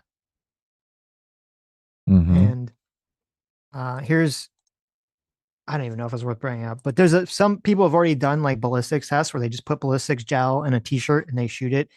And what do you know, when you shoot it, the t-shirt puffs up and reacts to being shot from a single shot. The idea that people are like, oh my God, the fact that his t-shirt puffed up when he got shot is just evidence that it's impossible that it was just a bullet. T-shirts could never puff up when you get shot in the neck. That's impossible. There's just so much time and energy is being devoted to convincing these retards that they're wrong. And I just let the retards be wrong. Okay. Who cares? Who cares? Well, unfortunately, I mean, they have a negative impact on society. Says who? Well, they go out and they vote. They go out and they slop their sloppy opinions all over the internet, and more people start believing it because, like, well, if more people believe this, I guess it must have some legitimacy to it. Well, okay. You're never going to get around that issue. It's never going to go away. You just have to resign yourself to the fact that a lot of people believe stupid shit and will continue to believe stupid shit. And if you, by some miracle, talk them out of believing this stupid shit, some other stupid thing's going to come along in 5 minutes and they're going to believe that. Yeah, I don't know. There's like a small population, or I should say a small number of the population that wants to believe all this shit. But I do think there's like an effect, and I don't know what it is, but there's like a tipping point where if you go past that, it starts to bleed into, like, I think people that wouldn't normally not be susceptible to believing this sort of retardation, if it just is allowed to kind of steamroll. Mm-hmm. Well, I mean, I do think there are people who pretend to believe it because they just want to get along with people and just nod along and be like, oh yeah, that person's crazy, but what are you going to do? Okay. Now this is, I guess, the last clip I'll play. This is the Candace Owens getting her big own on Andrew Wilson here. Oh, what nice. people are casting as her big own. So one of the charges against, or all of them, do you think Tyler Robinson is guilty of? The specific charge? Yeah. Yeah. So I think is that Tyler Robinson shot Charlie Kirk. Yeah, but of the 7 charges that he's being charged. Yeah. Can we list them real quick? I'll tell you exactly which ones. We'll pull them up. Well, do you know any of the charges that he's up for right now? Yeah, of course. But I want to make sure that we have them listed. Yeah, but like can you name one? Because my general perspective is that you don't actually care about this case. You're not following the case. That's the question. You're just not following it enough. It seems pretty, like, if you're going to engage and you're going to say the evidence is overwhelming that Tyler Robinson is guilty, I just think that you should, like, right. Can you tell me one? Then let's do the counter. You can really, hang on. This is a great gotcha. No. You just got to ask me, play clips out of context, put me in the hot seat. So please just answer the question. This is fair. Name all 7 since you've been following the case. Okay, sure. You name one. Yeah, you named all 7. I'm happy to do that, but can you name one? I think he's been charged with murder. That's actually incorrect. Okay, great. Now name all 7. He doesn't even. This is like name all 7. And I can you name all 7? I can. Then do it. Sure. You don't have to do it. No, do it. I'll count them. Go ahead. You don't have to put your fingers up. Okay, hang on. Name them. Yeah, sure. Name them. The first charge is aggravated murder because that's what carries a death sentence in the state of Utah. No, Next. that's not. That is literally not murder. Okay. And Next. so just for people, I don't have to do it in a time limit. There's nothing going on. And just to explain to people the difference of why that really matters and shows that he doesn't actually care about this at all is because aggravated murder, it's narrowly defined and because it carries a death sentence. I'm going to answer the question. Okay, You're just going to recognize that your strategy of thinking that people are intimidated when you try to put a time constraint doesn't work, and you'll be better the next time you debate someone. I got it. Give me the other ones. The more you cut me off, the longer I'll take. Do you want to just wait for me to finish of why that's a big difference so that people don't walk away? No, I just want you to list the charges. Yeah, I'm going to do that. You just don't get to pretend that there's a time constraint for me to do that. Well, how long does it take you to list 7 charges? Because I'm speaking. You just got to. It sounds like you're just delaying it because you don't know them. I know all 7 of them. Then and I'm going to say them. again, because you're going to get embarrassed. You don't have to rush this. I'm also showing an example of a very flawed debate strategy. I am under no time constraint. I got one. Great. The second charge is the felony discharge of a weapon. The next 2 charges are for obstruction of justice. Okay. The next 2 charges are for witness tampering. And what's the specific charges, though? That is them. Obstruction of justice, obstruction of justice, witness tampering. Okay, and there's no other specifics to them. Well, I can tell you why he's being charged. No, just the charges and then 7? Yeah, see, the bad thing is when you try to be an a-hole and it doesn't work. What's the 7th? The last charge is violence in front of a minor. Okay, got it. So then he's being charged with murder. You just say aggravated murder. That's the distinction. You just want to. It's a massive. It's like you cannot say murder versus aggravated murder. Distinction. This gets to the entire crux of why him being up for the death sentence. And I actually find the defense's filing about why this is not aggravated to be very compelling of why it's not aggravated murder. I actually think that if the state was going to even try to pull this off, they should have charged him with just murder. There you go. Totally annihilated. Yeah, I did see people sharing this clip around, and I was like, well, I didn't see the clip. I saw people talking about not being able to name the charges, but he seemed to do pretty good. I mean, murder. I'll take murder. But he didn't say aggravated murder. Who cares? No one gives a fuck. I mean, he didn't say manslaughter, right? Right. So I was curious because I do I have this vague memory of because the reason they pushed for aggravated murder, I believe, was aggravated murder, you can get the death penalty. I think normal murder, you can't. Oh, really? Okay. And that's part of why they're pushing for it. So I was kind of curious. I was looking up what the difference was because Candace I don't believe she goes into it. Though she said the defense's argument against it was compelling. Okay. So murder is obviously, intentionally or knowingly causing the death of another person, right? To make it aggravated, it means that the circumstances of the murder created great risk of death to other people. All right. So do you think that shooting a person has the potential to create great risk of death to other people, I don't think that's an unreasonable thing to argue. Of course not. Yeah, well, any one of those people could have got shot. Yeah, you could have got hit easily by a miss. Ricochet. There could be a ricochet. You could cause a stampede because you fucking shot someone. To me, like, I'm curious how Candace Owens thinks that they made some sort of great argument about this. Doesn't seem very great to me, but especially, I guess what was, I kind of like glanced at some of their argument. It seemed like their argument was, well, he was like, well, they had to kind of, it's weird because you're kind of arguing, the defense, I guess, is arguing this without arguing that their client did it necessarily. Right. But it's like, oh, well, like they're looking through a scope. So, and the bullet was deliberately aimed at Charlie Kirk from an elevated position. So, it's unlikely that it would have, accidentally hit another person. I don't know. This doesn't seem like a great defense to me that your defense has to make for you in court for a murder case. No. How's he fighting the murder charges? We don't know yet. Okay. We don't know what the defense is. No. Interesting.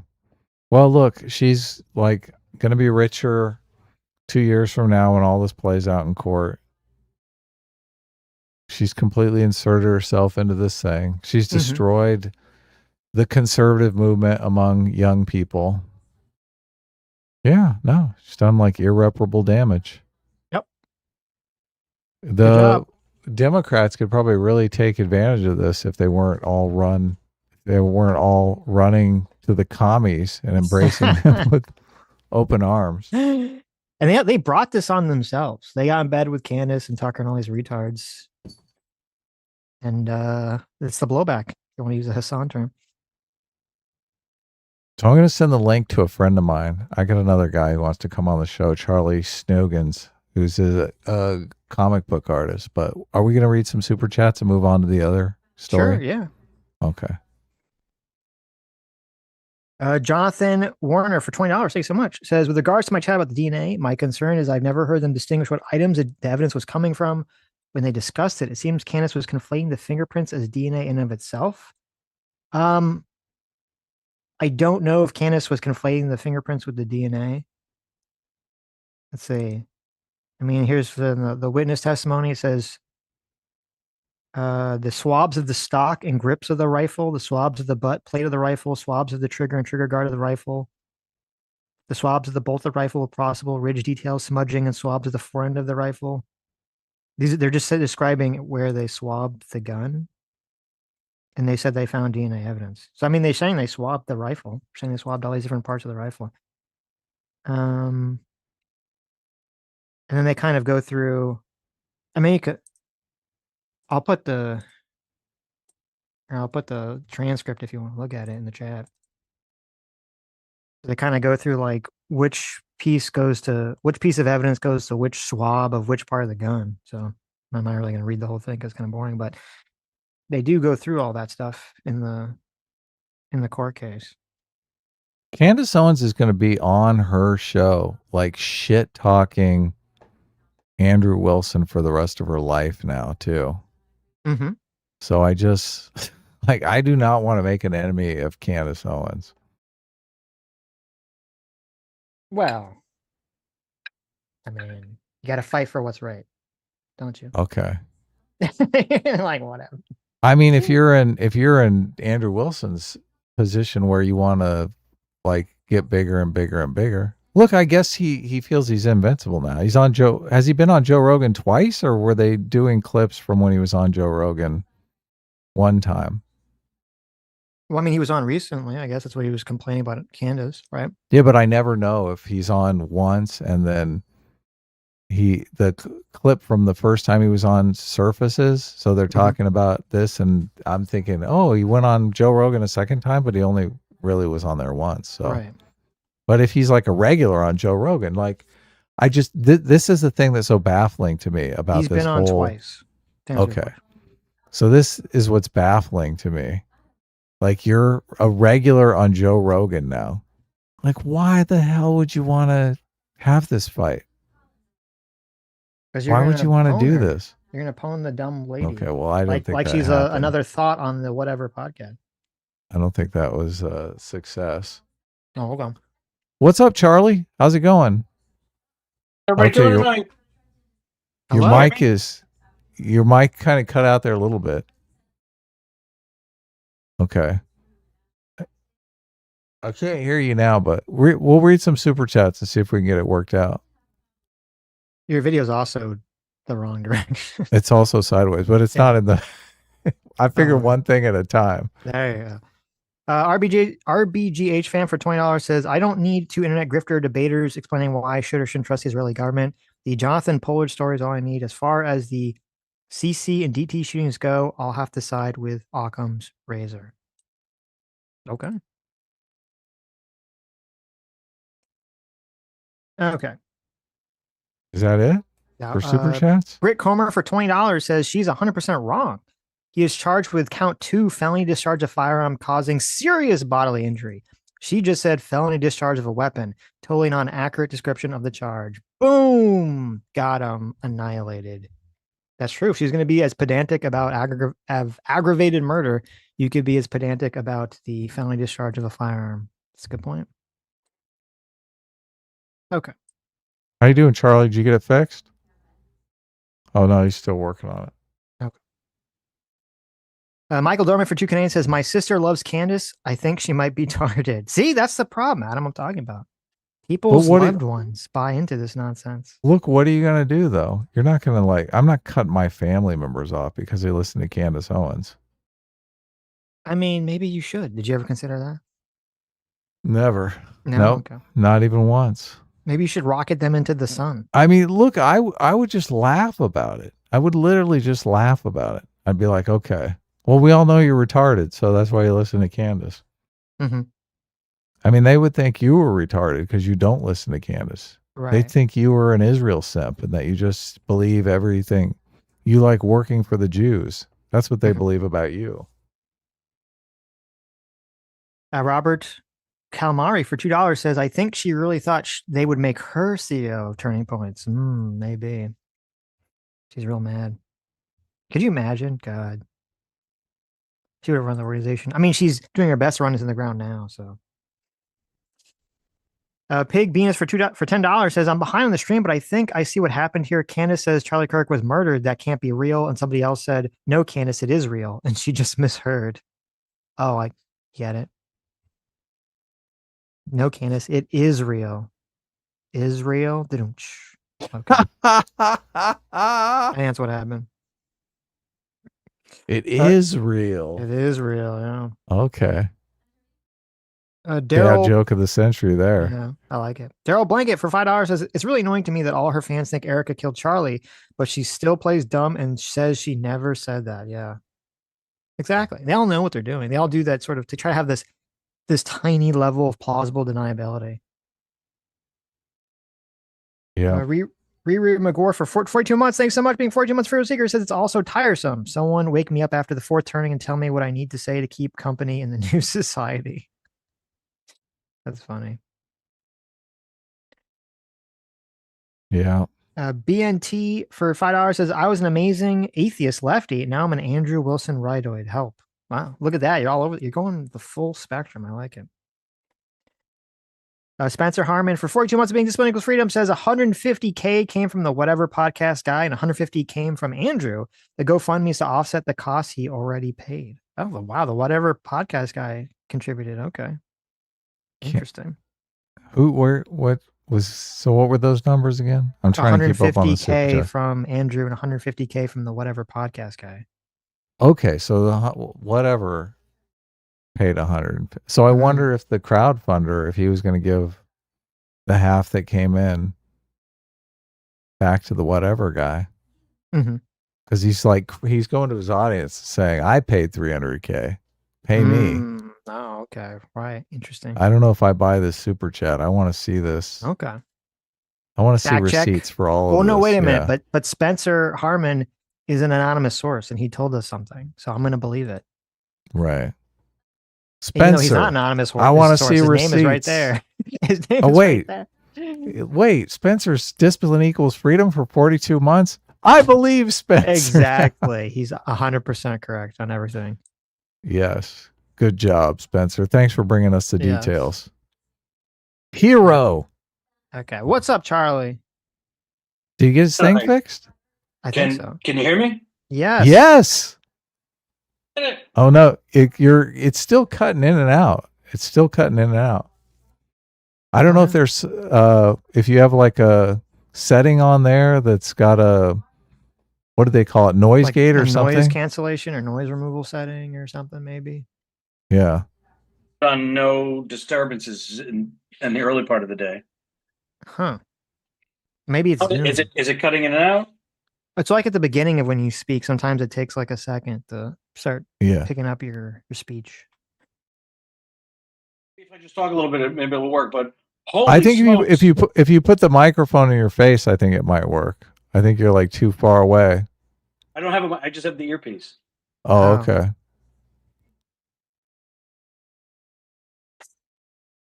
That's to hear her argue. She has nothing. It's like seeing a pitcher go out on the mound and they don't have their fastball, they don't have a curveball, they don't have a changeup, and they're going to smoke the whole team and strike the whole side out. Or a comedian that goes up on stage and has no material, but they own the crowd. It's so impressive. She had no evidence of anything and could talk through the guy who was just saying, prove anything. And she won. That's why she gets the big bucks. She won because she has a bigger audience. That's the thing. Okay, Charlie, you got to fix your mic because you're like, we're only hearing like every other word of what you're saying. So again, we'll see if it works. I don't know what's going on. There's some setting. Oh, okay. Okay. Wow. Yeah. Tragic. Okay. All right. Well, we'll try to get Charlie on. Well, he can try to fix the mic and he can come back when we do. We're moving on. What are we moving on to?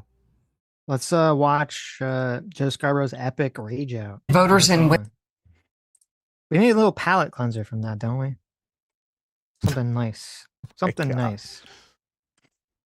I don't think it's healthy to let that kind of shit get under your skin, to be honest with you. Like it's really just, it's not healthy to let anything get under your skin, technically. Of course not, yeah. But this is like just an internet phenomenon. It's like people being caught up in a popular television show or something. I don't think people look at Candace Owens and think this is a big part of my life, right? I think they look at it as like minor entertainment. I don't know if I think a lot of people in her audience do. I think a lot of people, I don't know like the percentage. Really? Oh yeah. They're like diehard people. Like this is their church? Yes. No. Candace is like their people base. build She's a like, life around church, but not around Candace Owens. I don't agree with that at all. Really? Do you know anybody that's like in the candy cult that all they do is talk about Candace Owens this, Candace Owens that? No, I don't know. Like it's a big part of their I would never existence? associate with someone. I would launch them into the sun, obviously. Right, but you assume those people actually exist. Well, I mean, look, there's entire people that like they base their entire personalities around like Hasan and other streamers. I don't see why it'd be different with Candace, especially if she's speaking about like like a part of the way that a lot of these conspiracies have psychological powers, that you're presenting this secret knowledge that is only obtainable to the select few. Like it's very appealing to a lot of people.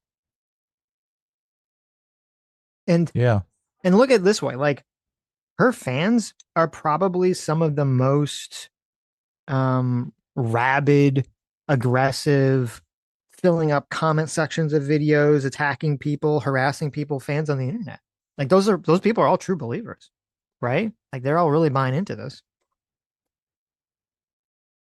But not because of Candace though. They're buying into it because they hate Jewish people. Oh, and I mean, maybe they want an explanation of the world that is the Jews did it. So I mean, they're really just moving to Candace because she's providing that explanation. They're not really obsessed with Candace in any way. Yeah. Maybe. So look, if Candace changed her position, those people would move on. She didn't have those 9 million people watching her show when before she started really going off on this Israel did it train, right? So she's brought all of those people in, and those people would leave immediately as soon as she stopped feeding them their slop. Yeah, she's got like 1 million or 2 million people they're really bought in. Right. It's so weird to me too, because there's like all these probably reasonable housewives who are Oprah Winfrey fans who are literally hanging out with Nazis now. It's got to be like a crazy mixer party, right? If you have like a Candace Owens meetup, there's like swastika armband wearing Nazis, a bunch of like Nazis, wine moms. Yeah, and wine mom. That's true. Listen, all those Nazis, they need dates. They all need women in their lives. Okay, so maybe it's well, the wine moms are married to some hedge fund trader. It's like, why are they gonna? There you go. Probably half the people that. Charlie, did you get your mic fixed? Are you here?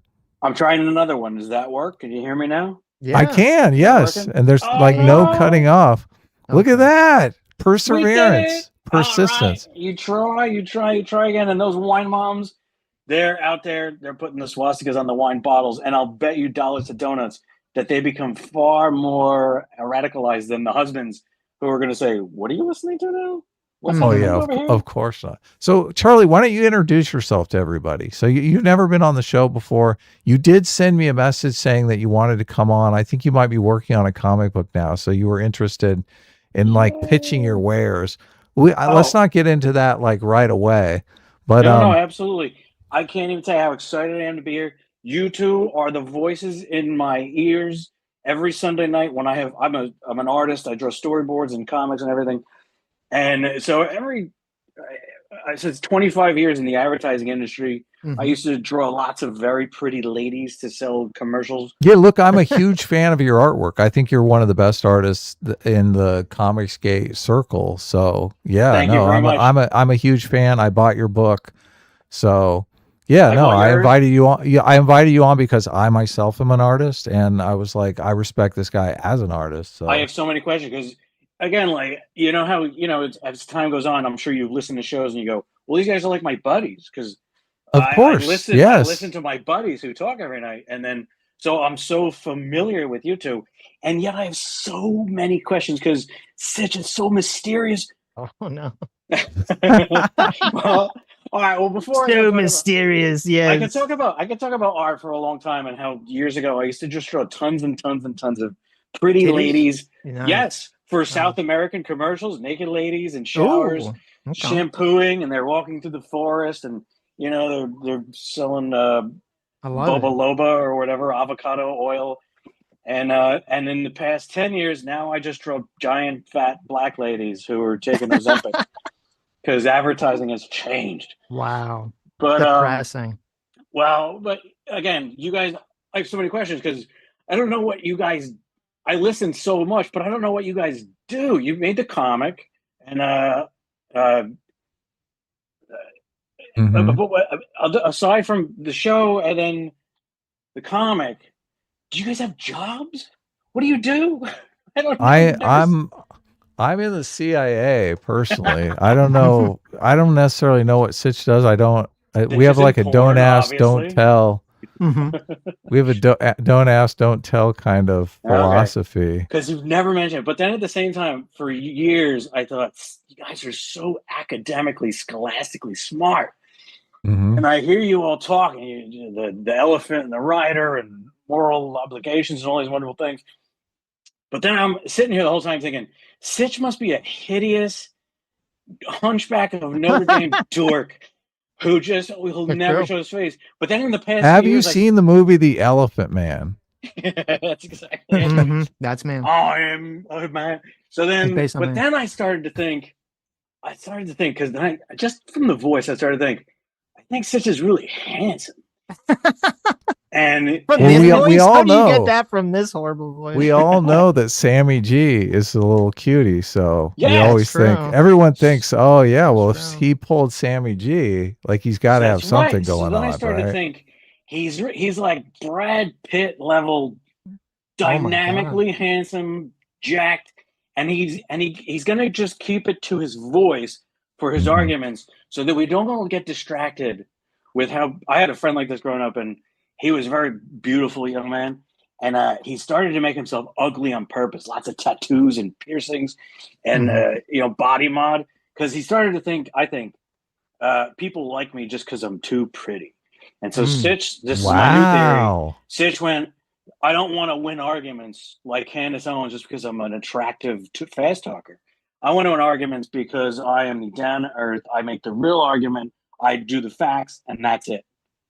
Now, the truth is, he's got a nervous twitch. His foot is just all over the place. So he's like, I can't go on camera because. No, this is not true. Charlie, you're 100% correct. This is what you said. You've uncovered the secret of the show.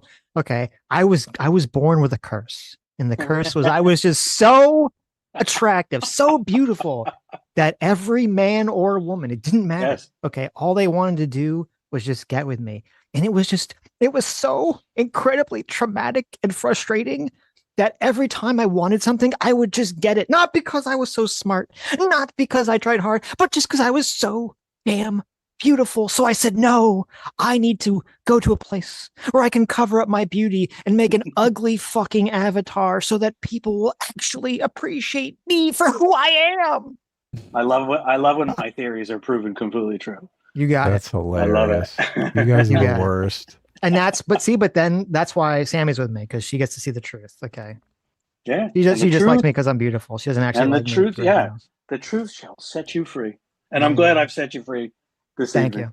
Even if it took a little while to get my microphone working, the truth. So look, I didn't know if you were a fan of the show. You sent me a message and you mentioned enlightened centrism, which is something that we haven't used for a long time. So yeah, I'm most Sunday nights when I have something to do Monday, that's when I'm listening. You used to do a Tuesday show. You used to do a Tuesday show. You used to do a Thursday show. And Adam, you used to have a different show, something about thinking. But yeah, I had a different channel, Think Club, but I haven't made anything on there in forever. Like, I actually started this week working on my movie. So I started diving into all the AI tools. I think the AI is actually, the tools now are good enough that you can make a movie. And there's the chief AI filmmaker guy in the space has a movie that's coming out supposed to get a theatrical release, which I said on the show, sooner or later that's going to happen. The big breaking point, I think, is going to be, the big turning point is going to be when there's an AI movie that is like as popular as Star Wars. Like this movie, the guy's style is a little like weird, so I'm not sure if his movie is going to be like that breakthrough movie. His movie, I mean, there's definitely going to be the first AI movie that makes a theatrical release, but I think the real cultural turning point is going to be that movie that is like Star Wars level popular, but it's really all just AI. It's not really actors or anything. And you can establish that much control through the video. Oh my God. I'm looking at these tools and I'm like, this is fucking crazy. This is crazy. Yeah. So, and it's even a bit like traditional filmmaking in the fact that when you're working with actors, you know, you're going for a good performance, but you're not getting it on every take. Like there's so many different things that can go wrong. So you're kind of explaining to the AI what you want, and the AI, you know, does different takes. Some takes you use, some takes you don't. But just a level of control now is it's less like a slot machine and more like you have a lot more control now. So, but look, I'm looking at making something. I'm devoting a lot of energy to that because I ran a screenwriting lab for 10 years. I spent 10 years writing a bunch of shit that's never gotten made.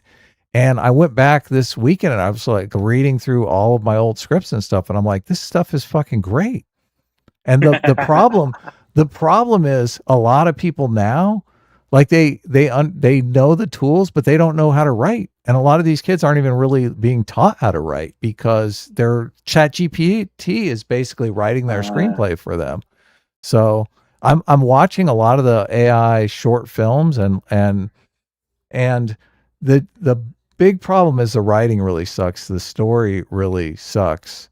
So I'm thinking I have a good story. And the writing skills translate into the effect of what it spits back out at you.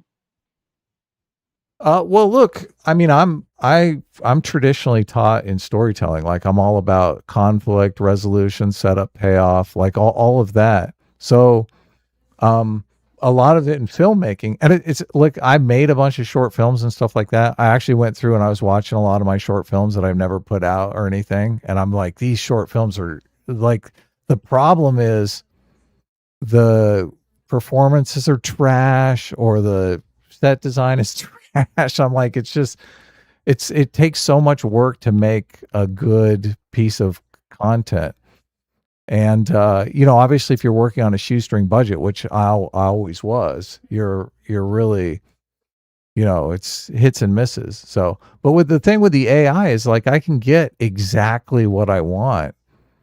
And I mean, I'm basically designing the actors from the ground up. Yeah. So look, I'm working on it now, and it seems like there could be some good stuff to come out of this, but the thing is, it's not so inexpensive to do. Like I was looking at the first thing I looked at is a story about it's in a dystopian future where they've made having sex with robots illegal because they came out with sex robots and it completely crashed the population. So right now it's completely the space pope would tell you. Exactly. Space pope. So sex with robots is completely illegal, and there's like the Gestapo that goes around like making sure nobody's having sex with robots, but they still have robots. So there's a total underground of people who have sex with robots and stuff like that. So that's kind of the setting of the world. And a guy like falls in love with his robot maid, but there's Marilyn and robot. Yeah. So, but the robot maid is like, I mean, she is just, I mean, you're like, oh my God, this is like the sexiest. So I've designed the robot maid, and it's interesting too, because I was using Claude. Like Claude does a lot of the prompts for you to design the characters. And I'm like, she's got to be busty, D cup. And Claude is like, I'm not going to write that prompt for you. I'm like, what? I'm like, seriously? Mm-hmm. And they're like, no, I'm not going to describe body parts on a woman. Like I was having a conversation with an SJW, like an old timey SJW right there. They wouldn't write. Were you trying to get the picture, or wouldn't write it like a? So the way that they do this is that the AIs are better at writing these prompts for these image prompts, right? Because the AI will do like a wall of text, and it orders it in, like there's a specific order to an image prompt that's better. You're describing certain things first and later things last, and it just, so you tell it a basic idea and Claude will spit out like a half a page of text on the image prompt. Right. Yes. Right. So I'm just cutting to the chase with Claude, and Claude is like, I'm not going to describe body parts. And I even got in a little side conversation. I'm like, look, Scarlett Johansson is beautiful. Are beautiful people not allowed in like a PG rated movie? You have to convince it. You have to have a philosophical conversation. Look, and that's how it answered. It said, well, that's an interesting conversation. That's an interesting debate. That's an interesting question. Like it wanted to sidetrack on that. And I'm like, just write the fucking prompt. Okay. Mm-hmm. But you'll never guess how I got around it, okay? So it wrote some prompts. It's like, I'm not going to describe it specifically, and I'm putting the images I'm using Gemini, because Gemini has this nano banana, which is the best for if you put a picture of a person in that nano banana AI and say, show me a profile of this person, it will do it, and it looks exactly like the same person. I don't know how it does it. Some AIs will look like someone completely different. It's like it changed the person, right? Mm-hmm. But that one works great for that. So, but I went to Gemini and I was like, I just described it like double D tits, like, and Gemini was like, I'm not doing that. I'm not making that. No, fuck you. So none of them will do it. Right. So I go back to Claude and I do I have it do the prompt, which is totally vague. It's curvy. Like it's not getting specific. Right. I put that in Gemini and it gives me a fucking fat girl, like a total, like unattractive, like huge hips, no breasts. Like, I'm like, what the fuck? What the fuck is going on?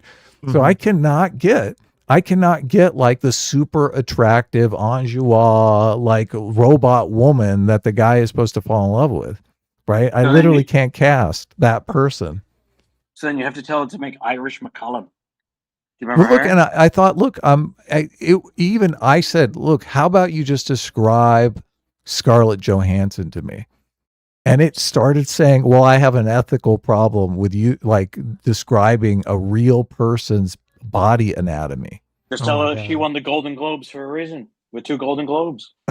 I know, exactly. So, look, Sitch, if you think about it for 30 seconds, you'll know how I got around this problem. There are multiple AIs in the world, okay? Like Chad is already getting this. Right. Yes. Well, so then But you ask Grok. I went straight to Grok. Grok doesn't give a fuck. Yeah, exactly. I went straight to Grok. Would you guys like to see what Grok cooked up for me on the first try? Sure. Yeah. Because it's I had the same thing with like, well, I had ChatGPT was like very finicky about this. I was trying to develop this character with Sam. We were talking about some character, and it didn't want to do it because I was like, oh, that character's too sexy. So I just asked it. I said like, well, how should I phrase it? And it told me, and it started working. Really? Like it told me Okay, how well, to get around its own censor, and I was like, awesome, okay. I might try something like that. It is interesting that you're kind of like building a relationship with these AIs. And does it remember the things you talked about? I turned Gemini's memory off because it gets uncomfortable when they're randomly bringing up shit that you said like 6 months ago. They're like, this is just like your tree project in the front yard. And I'm like, you're like, whoa, wait a minute. Yeah, motherfucker. Yeah. This is nothing. This is nothing like the tree project in the front yard. I have my ChatGPT memory on, and it's kind of helpful because like it kind of knows what information I'm looking for when I start to ask it questions. Like it kind of like understands like the kinds of things I want to know. So I do find it useful. But I mean, that's not for the Google search. That's a little creepy, right? And it remembers what you've asked in the past and can combine that with a new question that you've asked.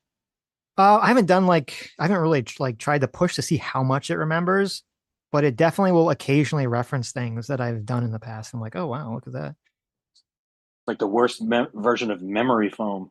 I know how you slept last night. Yeah, exactly. Exactly. And actually, there's sometimes like if you have a problem with it doesn't want to do something, you have to start like if you start a new chat and you turn off the memory, then it will do it because it kind of gets stuck in a loop of like whatever it is. Does it track you across other apps?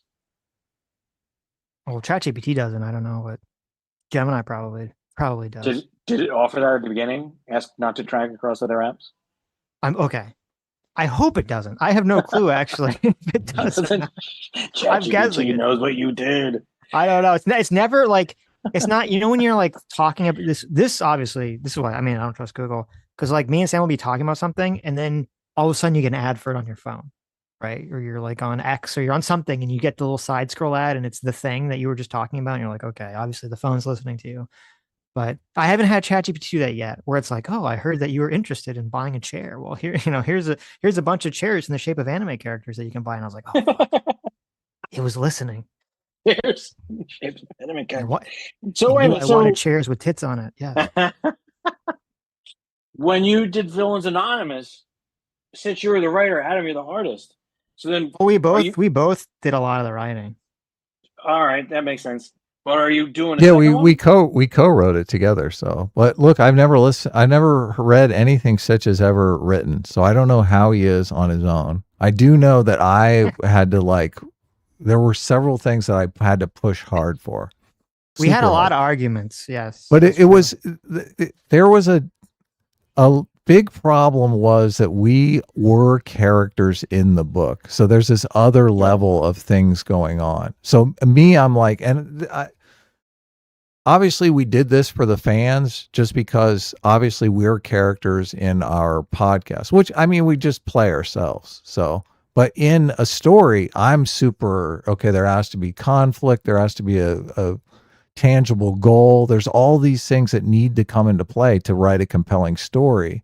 And that was really where our conflict came in. So I don't think it'd be as big a conflict as if we weren't characters in the book. So but now when you're doing the second one, are you farming out the rights? I'm not doing a second one. Yeah. It's the first one was like the first one was way too much work.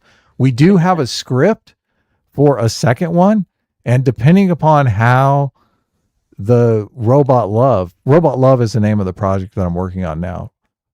Depending upon how that goes, like I may do Supervillains Anonymous as a movie, like an AI movie, which it seems like I could even do Sitch and I as characters in that movie, which would be pretty funny.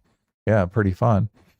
But it's not completely cheap to do. Like if you want to do it right, I was looking at like Claude gave me some numbers on to do like a 38 minutes, and there's a 4-to-1 ratio, like a kind of 4-to-1 shooting ratio. So it would be about $4,000 to $7,000 to do 38 minutes. The way people are doing it now. So why that much if you're just typing it into Claude? Well, Claude is doing the prompts, a different animation, like rendering video. You want to render the video in 4K, which you get the best amount of detail, and it takes up so much processing that all of the different companies that do this charge credits. Those credits can range you anywhere from like 2 to 5 cents a credit. How many credits you're going to burn on, you tell the AI to do something and it just brings back slop. But look, that's no different than making a normal film, because you tell an actor, here's the performance I wrought, and they 9 times out of 10 bring back slop. Usually when I was working with film, I mean, it would be like a 7-to-1 shooting ratio. And is this the girl you finally got? Yeah, that's what Grok spit back to me on the first go. On the first go. I was like, okay, gave you what you wanted right away. The robot. I know. Grok got it. God, I should have saved some of the other ridiculous ones, because I could show you guys those too. Mm-hmm. Yeah. Ridiculous. She looks good. She looks like Scarlett Johansson in a white suit. So there's your robot girl that Preston falls in love with. I haven't done Preston yet though. So all right, hopefully, cool. Yeah, we'll see how it goes. I've kind of been waiting, because I've been watching various people working with this technology, and it's finally gotten to the point where it's a lot of work, but it's not overwhelming amounts of work. So before, I mean, the stuff people were producing, I mean, they were really fucking working for it. So, but the technology is getting better. So are you done drawing? You don't draw anymore? I mean, I draw all the time. I draw in paint, but yeah. Yeah, but it's beautiful. Look, I've seen your easels and artwork. It's beautiful. Look, we can people. This is an interesting dilemma, and there's one kid that we had a conversation with who does. I don't know that he draws and paints, but he does 3D art.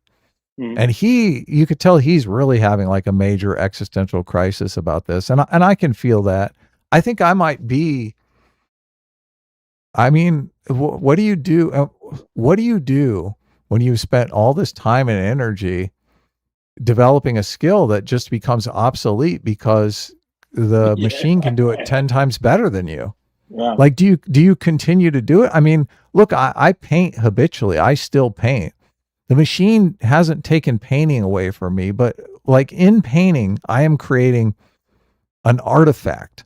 I mean, that's where art comes from. I'm creating something that is a unique thing with a story that, I am touching this thing by hand and making it. But in the case of film, I mean, film has always been a curative process. Like you're curating a lot of things that come together to make a story. So you're not really creating something in the same sense as art, where you are creating an artifact. Yeah, well, when it's the cumulative effort of a bunch of people and it's something that's going to be repeated, you make it once and then it's repeated, versus if you're talking about making a canvas and you paint it, that's you make it once and that's a singular object. Yes, and there's people in the world that want to own that thing because of the story behind it. Really, it's not about the image, it's about the story behind it. This is why the Mona Lisa, the original Mona Lisa that Da Vinci painted is like, that's what's worth something, because it has a physical connection to this guy that completely changed the world. So it's an interesting thing. But look, I want to make cool shit. And me too. When I was when I was a young wee lad screenwriter and I had my first manager, my manager told me, look, you need to write something that is never going to get made, but is like a fun read. It's like something just completely outlandish, zany, crazy.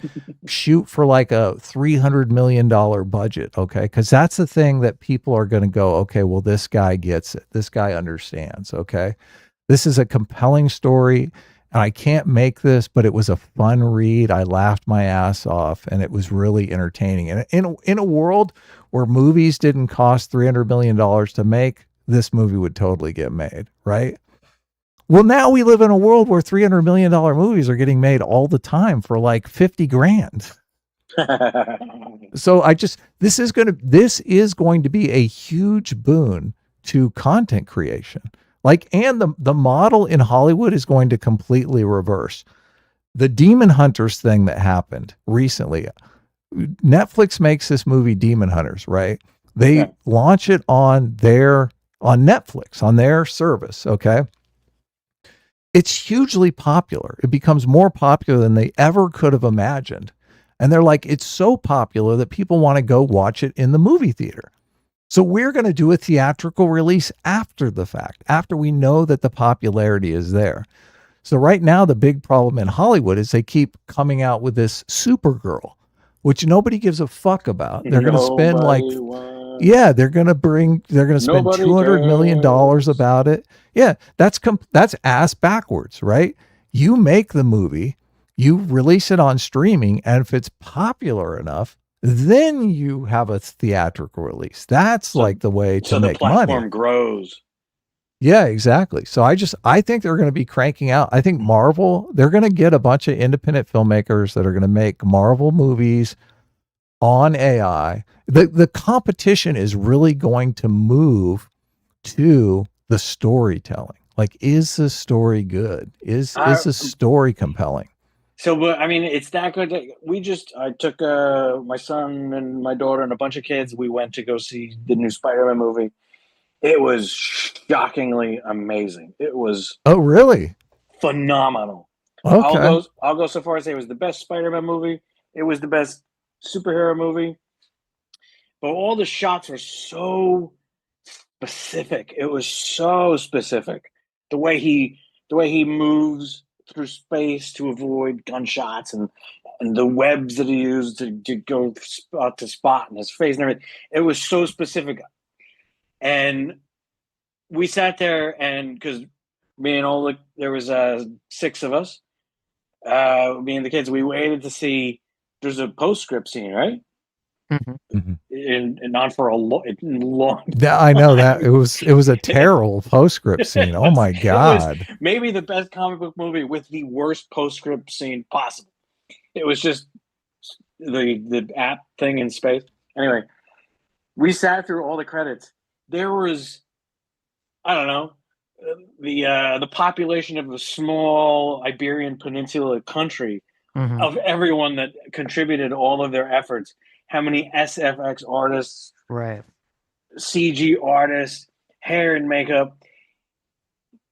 All those people are unemployed now. How is it come to that so fast? Because that's a new movie. You know what I mean? It will come to that. I mean, I don't I honestly don't see, and this is you got the holdouts like the Odyssey guy. Why am I spacing on his name? Nolan. Nolan. Yeah, Christopher Nolan. Okay, so Christopher Nolan is like, I'm never going to use this technology. If there's a technology, like he's spending $200 million and 2 years of his life to make the Odyssey. If he can make an Odyssey in 3 months for $50,000, the economics of that just do not make sense. He is your best storyteller in Hollywood right now. Like the fact that he's not cranking out every single, like just writing stories and handing them off to other filmmakers who are going to make them is ridiculous. So I don't see how the economics survive. The thing I'm asking is, because he's so, what I was sort of saying about Spider-Man or Odyssey, it's so specific to what the best filmmaker or storyteller or whatever version you want to have, that the doing a prompt into Claude or AI or whatever, can it fit that specific description on the other end to tailor it exactly to what the expert storyteller wants? Yes, and it will only get better. I mean, it will. The level of the level of description. Yeah, I mean, I'm watching some of these things, and I'm just like, this is crazy. I sent one to Sitch, and Sitch watched it. I mean, there's stuff out there now that you cannot tell was done with AI. Like you watch it and you think this was shot with traditional filmmaking apparatus. Yeah. So as soon as you reach that you really can't tell the difference, people are just going to come out with stuff and they're just going to, you decide. I just look, the storytelling is key. This is just a tool. And I've put in scripts into the AI, into an AI said, give me feedback on the scripts. But they can pick out things that are mistakes, which is great. But whenever I have them pitch me different ideas, like the ideas are generally just fucking garbage, totally garbage.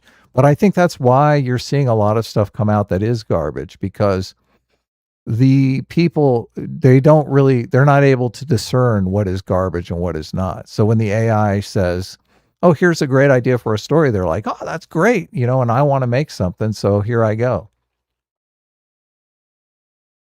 What about a comic page? Can it do a comic page? The real advancement in comics is going to be the coloring, because the coloring takes, like, I colored my own book, man. That was a fucking... It takes longer than the drawing. Yeah, so your drawings are amazing, but your stuff looks 10 times better in black and white. And the thing that I didn't like about your book was the colorist just didn't do it. I was very upset. I don't want to cast aspersions. Look, you're like a 10 out of 10 artist, and you had like a 2 out of 10 colorist. So they're really taking, and a lot of colorists, they don't know this. Like, when you turn, you got to mimic the values in the piece, and you can really, whether it's values or colors, the idea of the values of the colors is supposed to organize the picture so it's real clear for your eye to see it. Yes, exactly. And if you have somebody that's not thinking of those things, or do you ever get these people that are sometimes, I'm trying to be vague and not insulting, because I like, I don't know who the colorist is. So all right, well, they won't. Yeah, they're not here, probably. You They like probably the shocked their dog. You like, yes, that's right. It says Hasan. We hired Hasan Piker to color my book. There you go. You like the person, but then they do something and you say, hey, change this, and they won't. But anyway, so whether it's color, hey, that's a problem you don't have in filmmaking when you use the AI. Well, I guess I lie, because they wouldn't give me the busty girl. So never mind. We got those same people with the AI. So the point of the coloring, people like color. People respond to color. But what people don't understand what they're seeing is the values are first. And the values organize the picture. So you can see it. And it's real clear. And if it's not clear, then if it's clear or confusing, it's the same as a physics lecture. If you don't understand physics and the physics lecture isn't clear, then it's boring and you're not interested. Totally. And if you make artwork or a page or whatever, and you make however complicated you make it, you can't make it too complex for someone to be confused. So it has to be clear. All ideas have to be clear so somebody can follow it. But whether it's a physics lecture or it's in Spanish. Well, I mean, the best version of not understanding it so it's boring is it's in a different language so you don't understand it. So it's boring. And I go, I don't care about this. I don't understand it. So if you're making a page or artwork, it has to be clear so everybody that sees it goes, this is clear, and I'm getting these full flavors into my eyes, and I can follow every second of this, so it's clear. And if you make a really clean, clear drawing, and then the colorist or somebody that's assigning values of tone, they make it confusing rather than clear as you made it originally, they're stomping on your drawing like what is the heel on the face stomping on all of 1984. You don't stomp on the things. And in the book I made really clear. I spent so much time on the faces, expressions, the outlines, and then some other colorists came in and smushed them into one value rather than here's the foreground and here's the background and the push and the pull, and the clarity was entirely lost. Yeah, there's a key. So you're really trying to mimic the black and white with the color. So what will happen is, obviously you have a black and white picture that everyone recognizes. The colorist comes in and colors, but you could take that color image and you could convert it to grayscale, right? And you can immediately see the problem as soon as you do that, because if you convert the color image to grayscale and it immediately looks like flat, like it just looks like this mud of gray, the colorist has completely failed, because you should be able to convert it to grayscale and it have the same impact as the black and white, because you've matched all of the values of the black and white in the color. So did you color all of your book? Yeah. So, but that was like so much of the work. So, and then that takes more time now. It's shocking, because it used to be just flat colors. You know, there's eight colors. Oh yeah. No, I didn't do flat colors. Look, and I kind of developed a process along the way, because like, obviously I'm a painter, so it's easier for me to paint. And this was my first book. So I was just kind of figuring it out as I went along. So, but I discovered that it was easier for me to kind of paint out the scene in values. So I'm like broad brushly painting the picture, and then I am colorizing those broad brushes. So I maintain the values, and then I'm actually doing the line work, the ink work, just as last little touches over those paintings. So I'm doing it completely differently. And this is just a process that I figured out doing it, and I did so much shit. That's what took so long, because I'm like, I have no idea what I'm doing. And if I do it the way that everyone traditionally does it, it's going to take me 10 times longer.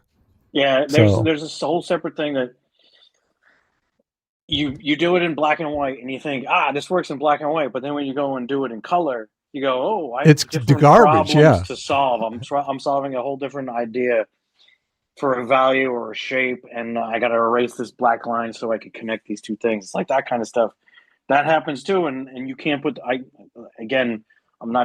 trying to cast aspersions. You can't put that on the colorist a year later and go, why'd you mess it up like that? So yeah, it's a long process. The coloring is so important now. And I love it. I love doing it. All right. And I hope I'm not going to be replaced by your movies, your AI movies. Oh my God. I mean, do you write stories? Could you move into the AI movie thing? I guess if you don't write stories, if you're just illustrating, then you are kind of screwed. I hatched this whole story, the Fatal books, episode or issue 1, issue 2.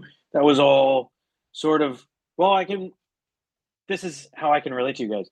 I used to read books, like history books and Thomas Sowell and Jonathan Chait and the elephant and the guy on the back on the elephant. And I was into all that stuff. And then I had kids. And every time and which famous last words. Well, but so like in the younger years, I don't know, have kids. Step 1. Step 2, read with them because I used to like Hitchens too and Dawkins. Oh yeah. And I loved Hitchens. No, I take back the second sentence. I loved Hitchens. Yeah. And then I heard Dawkins speak, and I thought, I don't think I like him. What a dork! Just a total asshole dork.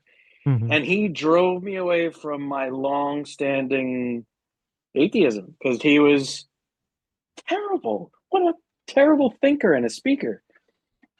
And then years later, as that was dissipating, every night I was reading to my kids Grimm fairy tales, the original, the stories, right? Hans Christian Andersen, Winnie the Pooh. And I remember being young and George Carlin saying, if you believe these Bible things, I've got other stories to tell you. They're fairy tales, Humpty Dumpty, all this nonsense. But when I got older and was reading these fairy tales to my kids, I thought, wait a minute, these fairy tales have more information in them than anything Dawkins ever says and his nonsense spaghetti monster argument. True. Yeah.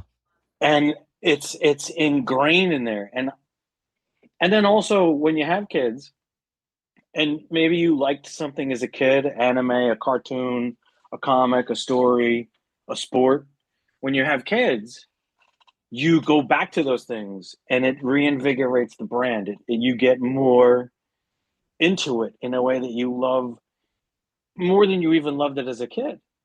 Because now I'm going, oh my goodness, these Grimm fairy tales, they're incredible.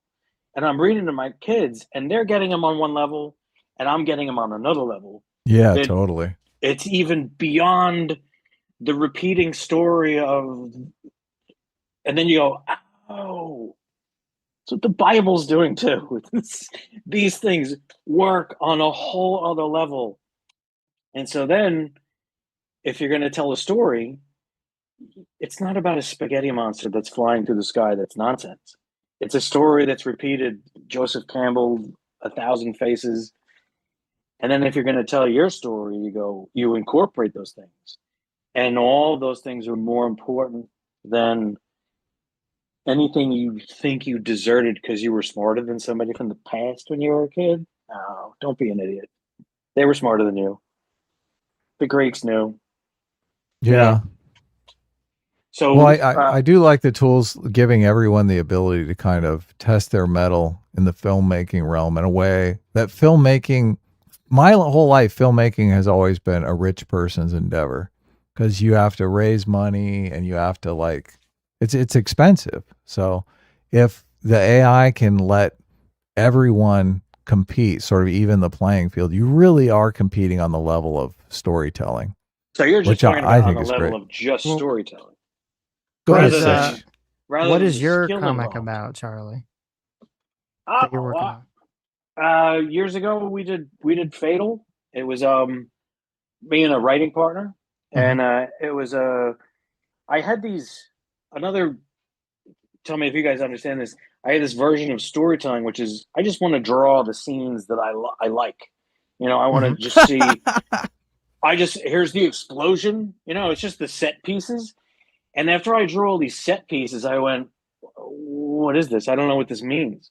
Because I'm just sort of, like Socrates went and he questioned the artists and the poets, and they don't know what they're doing. They're just spitting out things they like, or making something they like, or a rhyme they like. And if you're being a real artist, that's what you're doing. Your antenna's out, and then you're just gonna show something. You're gonna try and do something.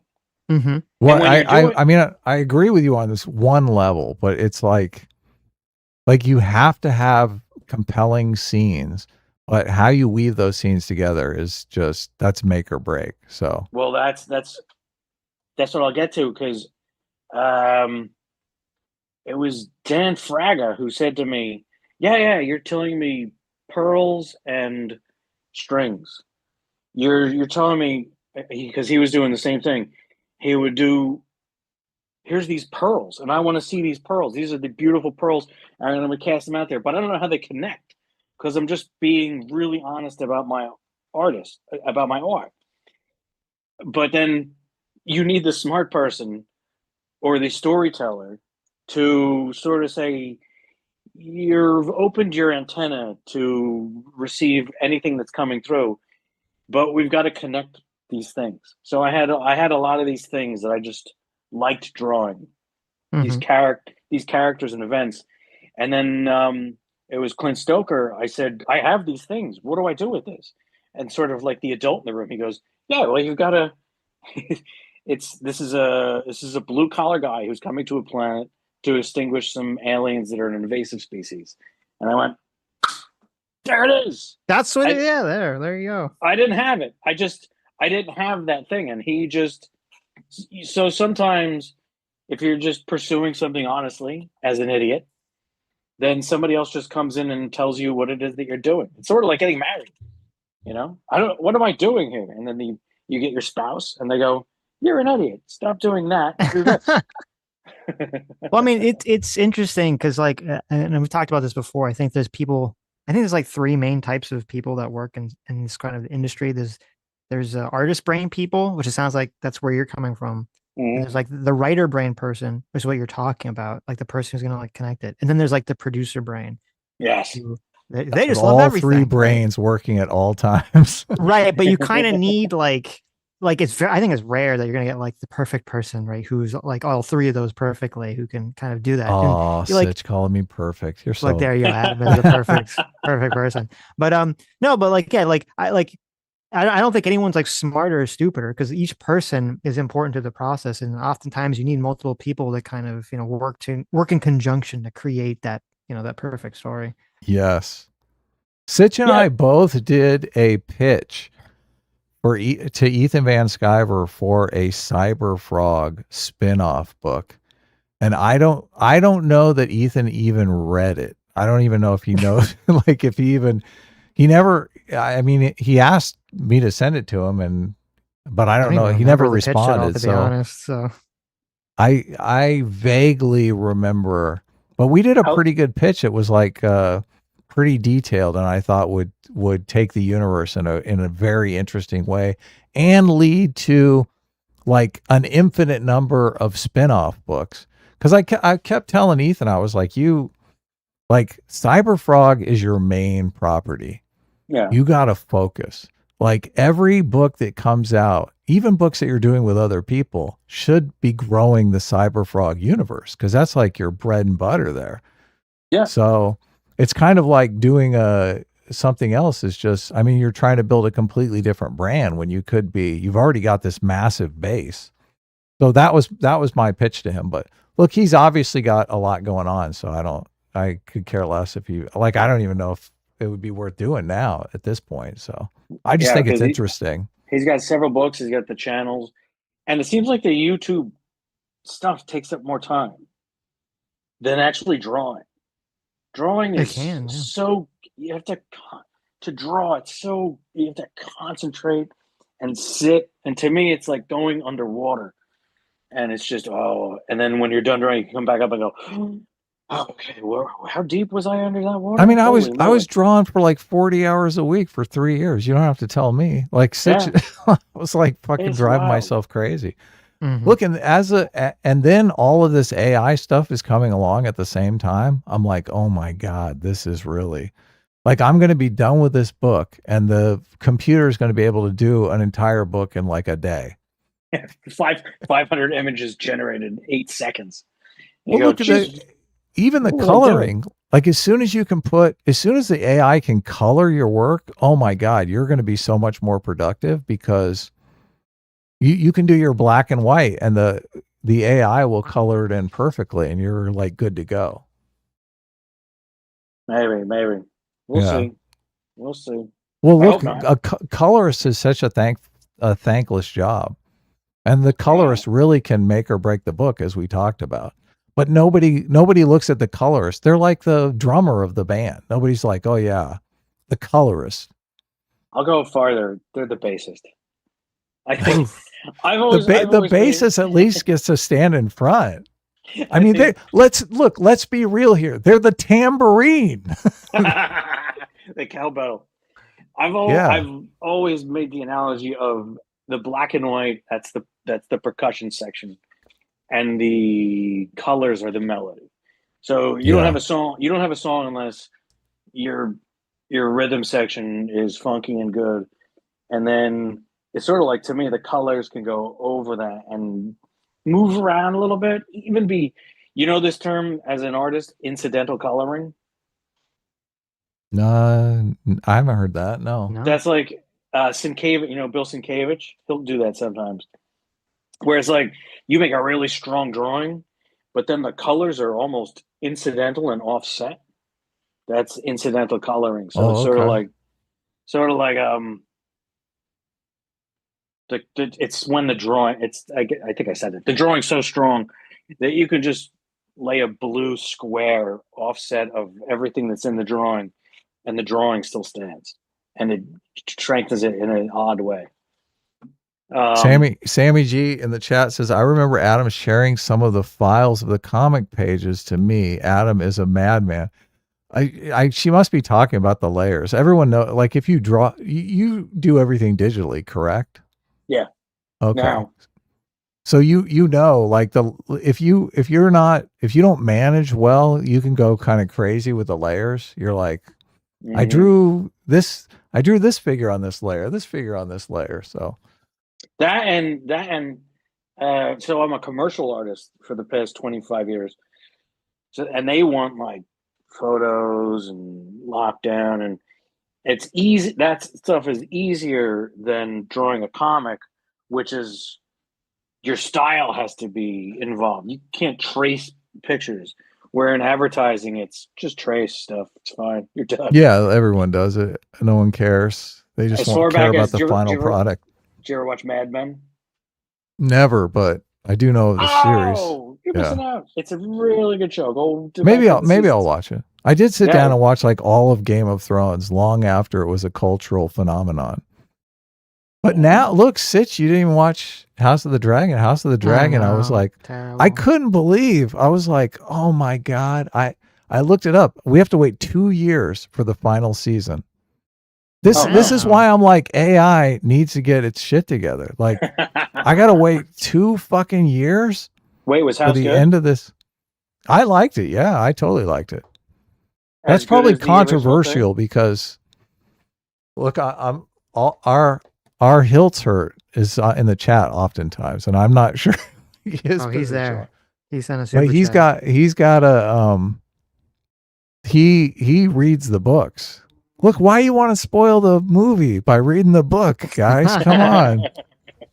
I'm a filmmaker. I've been a filmmaker my whole life, so I'm a filmmaker. I don't want a book to spoil the movie. Yeah. I mean, you can't even read. Well, I have the computer read to me. Yeah, so exactly. I have the Audible read to me. I'm well read, but just in a different way. Are you like me? Have you given up on reading in the past 5 to 10 years? I don't read books. Look, obviously you and I both, I'm working 40 hours a week drawing on the comic. I'm listening to audiobooks the whole time, podcasts, like all kinds of stuff. Yeah. That's why your guys' show is so great. Yes, because it's long. You guys go so Yeah. long.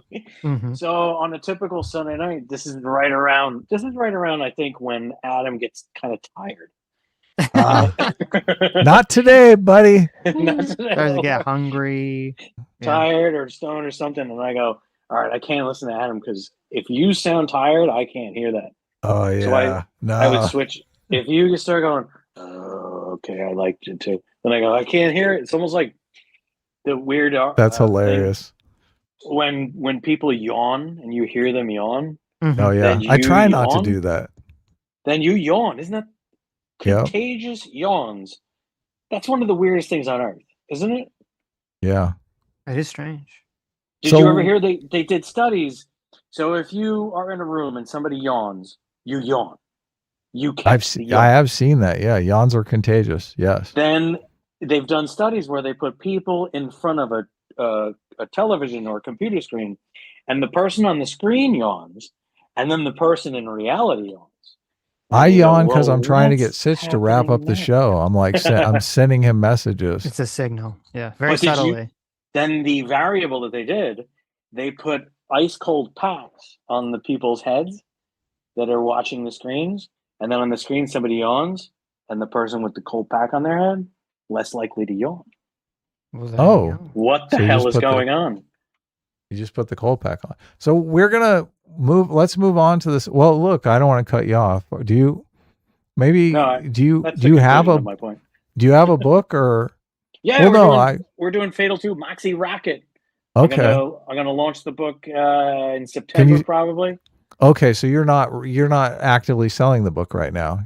No, I'm just, okay. Because the last time we did it, it was me and my buddy Clint, and he's not doing it anymore. So I'm doing this all by my onesies. Mm-hmm. And right now I'm just doing the MailChimp because we had 2,000 plus backers. And I'm going to get hopefully all those 2,000 backers back it again. I said back too many times in a row. Then we'll see if we could pick up a few more. In that meantime, I'm going to draw. The plot is the same. We're focusing a little more on the lovely Moxie Rocket, I'm very good at drawing pretty ladies. Yeah, it's awesome.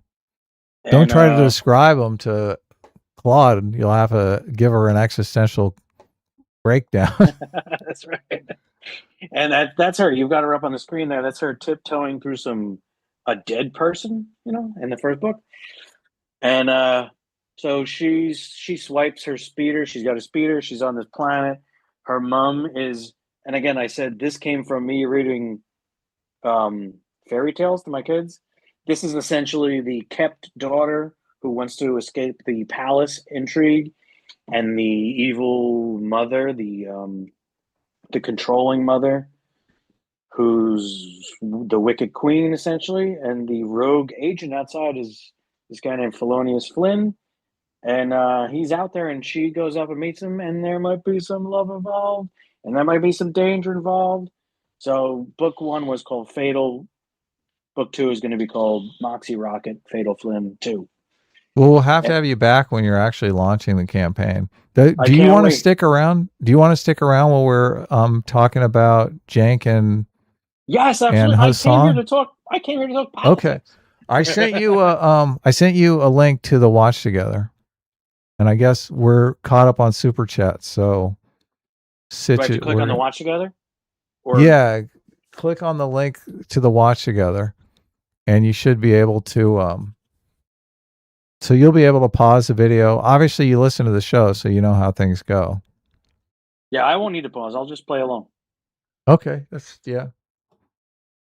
can ask you what we're diving in. I don't know if you saw this clip, but Joe Scarborough has a very epic crash out on Hasan on MSNBC of all places. But really this is kind of good, right? I mean, it's great. It's a fantastic. Yeah, I shouldn't say crash out. He has a very epic rant. Yeah, that's why I was like, why are you calling it a crash out? Yeah, I shouldn't call it a crash out. That's true. Very animated. That implies that Hasan is right. No, yeah. If he's crashing out. No. Given into the commie framing. Mm-hmm. I apologize. No! How dare you, Sitch? I can't believe you did such a thing. Got him. Why would you do that? But you also have people in New York City that have been saying, Oh, I don't see you in the watch together. Oh, yeah. Well, I thought it might take him a while, so. Oh. Took You him a just while click to the fix link. his mic. Okay. Yeah, just click the link. Yeah, just click the link. Just go click. It's in your DMs. Your Twitter DMs. Your Next to the there we naked are. ladies. Okay. What do you Now, think, this is Sitch? Are you gonna the context for this is they had just watched. We don't have to watch because we've seen it before. They just watched the clip of AOC talking about like woke one being crazy. And they're kind of reacting to that, and they're reacting to some of the things that Hasan has said. She didn't say that. She just said a friend told her that. Oh, okay. I'm sorry. A friend told her about woke Just one. ask her what was wrong with woke one. Yeah, exactly. That's a good question. Ask her if a man can become a woman. Well, that's the question. What about woke one? What position, right? Because she was going to try to say it's a rhetoric. What position in woke one do you not agree with anymore? Yeah, I could tell you years ago, I had a family member, my wife's aunt, my wife's uncle became her aunt, right when I met my wife. Nice.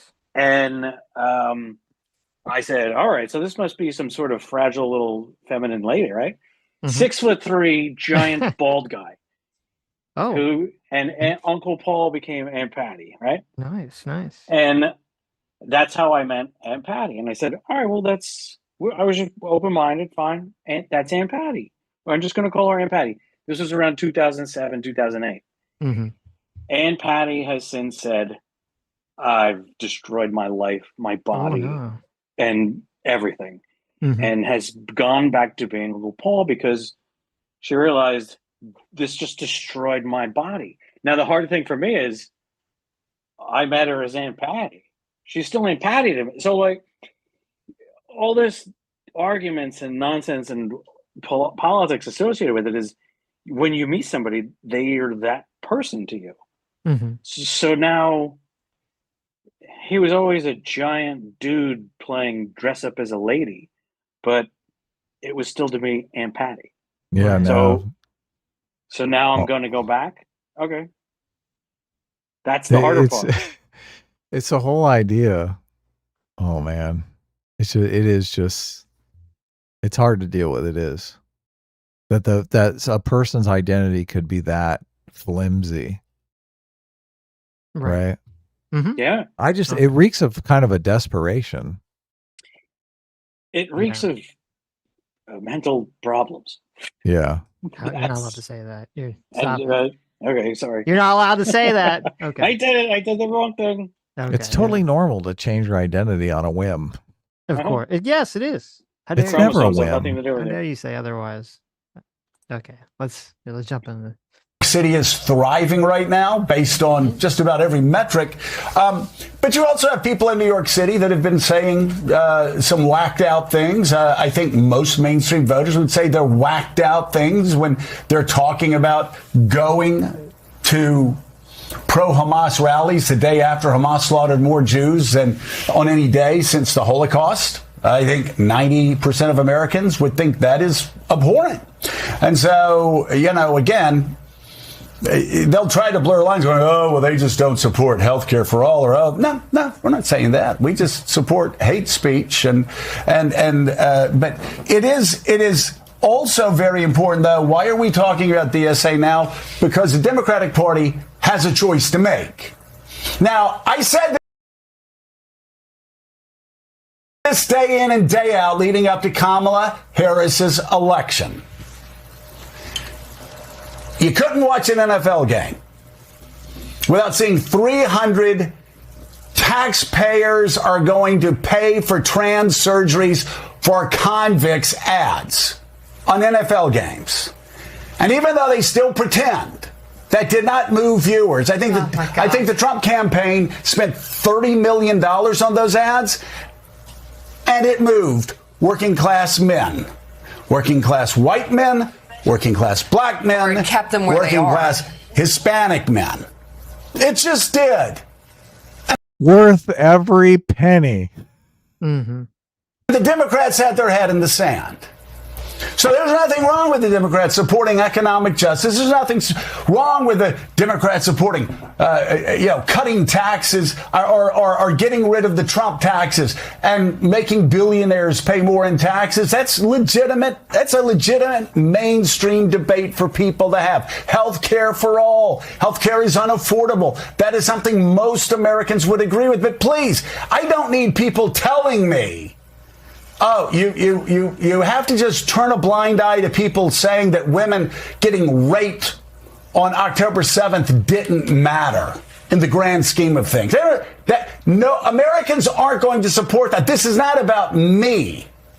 This is about the Democrats, once again, fumbling the football on the 2-yard line when they have a chance to make great gains, but being so woke, I don't know if you want to call it woke 1, woke 2, or woke 3, but being too woke to call out the obvious. I swear to God. It's crazy that we're even having this conversation. If somebody says a woman being raped doesn't matter in the grand scheme of things, it's okay to call that person out and demand that candidates distance themselves from those people. If you want to rule, over a party and win elections. If somebody says going to a rally the day after Hamas slaughters more Jews than any time since the Holocaust, it's okay for Chuck Schumer. It's okay for Hakeem Jeffries to call that despicable and demand that people distance themselves from that. That's okay. So why are we bringing this up now? We're bringing this up now because it seems an awful lot like what was happening in 2024 when Democrats couldn't get out of their own way to win an election they should have won. Wow. Yeah, totally. And it's funny because So I know true. Joe Scarborough, he used to be a Republican back in the day, but he's like, this is like a person that my normie dad who hates Trump, he watches like Joe Scarborough every day. So this is like, so for him, it's just like, oh my God, it's like breaking through the mainstream normie like voter. They hear Joe Scarborough like screaming about this. Mika Brzezinski is married to Joe Scarborough, right? Yes. They're like a husband and wife team there. Yes. Because she's like eye rolling and shaking her head, and she's just like, "Get him, honey, get him, honey." They done fucked up. They done shit in the living room. Mm-hmm. Yeah. Yeah. No. The thing is, Hasan's position is that the rapes didn't happen. His position is if they happen, that it wouldn't matter. He has both positions, right? Which I'm like, at different times. Yeah. So the idea that he's a total rape denialist, October 7th rape denialist, seems more damning than these statements. He probably just heard the clip of him saying, he probably didn't hear that clip, right? He probably heard the clip of him saying it doesn't matter if anyone was raped. Yeah, whatever the exact phrasing that he used. Of course. But I want the clips to surface of him saying there was no rape. Hamas didn't rape anyone. Yeah, he's argued that. We've covered that. It's good. I mean, I'm kind of pleasantly surprised at the volume of different clips that have been slowly making their way to the public, to the mainstream. To the mainstream, yeah, totally. About all the various horrible things Hasan said. And Hasan's comments where he was like crying about how the Democrats need to protect him now. I mean, this happened after this rant. So all these little things they keep building on him. I think they're weighing on him psychologically. Why would the Democrats protect him?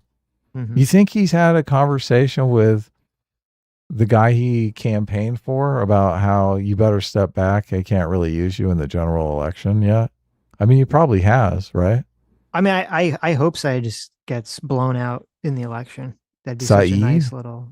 Well, they were trying to cultivate the nonsense idea that they could have a left-wing Joe Rogan, but Joe Rogan was the left-wing Joe Rogan, and they got so crazy he left. So now, I mean, you could see they put him in Rolling Stone. This is nonsense. This is it'd be like if the right wing put Nick Fuentes in National Review and say, "Hey, here's our guy." Yeah, it's crazy. Totally. It's crazy. They tried to also, astroturf mean, Nick Fuentes. And they're so dumb, like, because they always bring up the Joe Rogan thing all the time. Like, they're obsessed with it. And it's like the appeal for Joe Rogan, like, at least at first, I mean, Joe Rogan wasn't, for maybe he's different now, because I'll be honest, I haven't listened to him in a while, but at least at first, for years, he wasn't like an overtly political person. No. You know, you would have like political people come on sometimes, but usually he had like science people come on or health people come on or something. They kind of just had like a vague, like he had like vague kind of left libertarian positions, you know, that would come up in the show. And then once, you know, all the woke stuff came out, you know, he was very anti-woke. But that was it. I mean, Hasan is just a propagandist through and through. And they're like, well, they're so stupid. These people are so shallow and vapid. They're like, oh, well, he's a male and he works out. And they're like, well, Joe Rogan's a male and he works out. So they're like the same, right? There it is. It's the Office meme. Like, I can't tell the difference between these two things. They're both men that work out. Yeah. That's how much they respect men right there. That's how much they hate. Oh, men will follow anyone that just looks like them. That's how men are dumb. They'll just follow anyone. It's also how much they've instead of ever actually arguing with people, finding out what the other argument is, they just are looking and going, it's a guy. It's just a guy. And he'll talk to dudes. No. He's handsome. This handsome socialist, they're Turkish? That's not an argument. That's not going to appeal to people when you keep dumping on toxic masculinity. Yeah. Well, and also, I mean, Joe Rogan had primarily a male audience. I think Hasan has a lot of female audience too. They don't have the same kind of overlap, but yeah, totally. Now, I feel like Hasan is way more. If you want to conceptualize toxic masculinity as men behaving badly, Hasan has way more men behaving badly tendencies than Joe Rogan does. Like, Joe Rogan has a wife and kids. Yeah. Hasan is probably on Tinder every fucking night. Yeah. Well, and also, there's only a couple times that you ever see Joe Rogan like seem to lose his temper on, you know, in one of his broadcasts. Like, Hasan's raging out all the time. I don't think controlling. You ever hear Joe Rogan lose his temper, not to a Hasan level, like, or say, let's kill these people. That's true. Never heard of course not. Yeah. Joe Rogan always would say, hey, let's not be violent. Let's talk this out. And then he'll talk to the whole point of Joe Rogan's show is that appeals to everybody is he sort of is the every guy who's an idiot and just is welcoming to all ideas and never aggressive. Yeah. Yeah. No. Hasan is the elitist. He's also an idiot. So it's a different appeal. Joe Rogan is curious. Hasan is not curious at all. Hasan has all the answers. Spencer Harmon, thanks so much for the $20. Says Candace 100% had an earpiece in. She totally listed them in order they are online. She bullshitted for time. Wow. Yeah, that's totally makes sense. I did hear people saying that making the claim that they had agreed to allow them to be wearing earpieces. So if that's true, though, I mean, Andrew Wilson's kind of stupid for basically allowing her to filibuster by, you know, kind of the way he was kind of attacking her instead of just saying read the thing, right? Letting her just go on and on and on, kind of argue. So I wouldn't be surprised. Our Hilts Hurt, thanks so much. Look at that. Our Hilts Hurt for $2 says confirmed Latinas love ugly guys like Sitch. Wow. Look, he's coming after you. It's true. Is that like a stereotype? Latinas like the ugly guys? The ugly Jews? Is that like a thing? Crazy stereotype there. Yeah. You must spend so much time reading.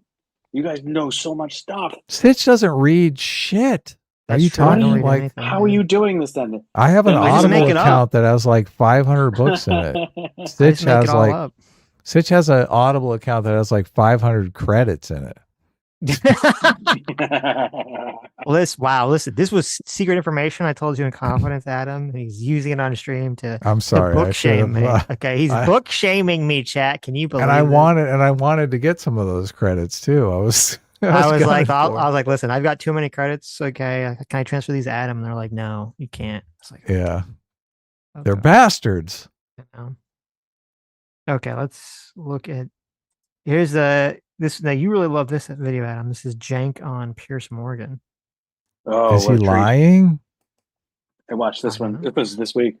Yes, yes. Rolling Stone's just published a feature on your nephew, Hasan Piker. Headline, Why is everyone scared of Hasan Piker? It reads, a self-described Marxist with an NSF MS now vocabulary. He's become famous as a peddler of incendiary takes, not so much moving the Overton window as throwing a brick through it. Among his greatest hits. Look at this picture here. You don't like that picture? What a flamer.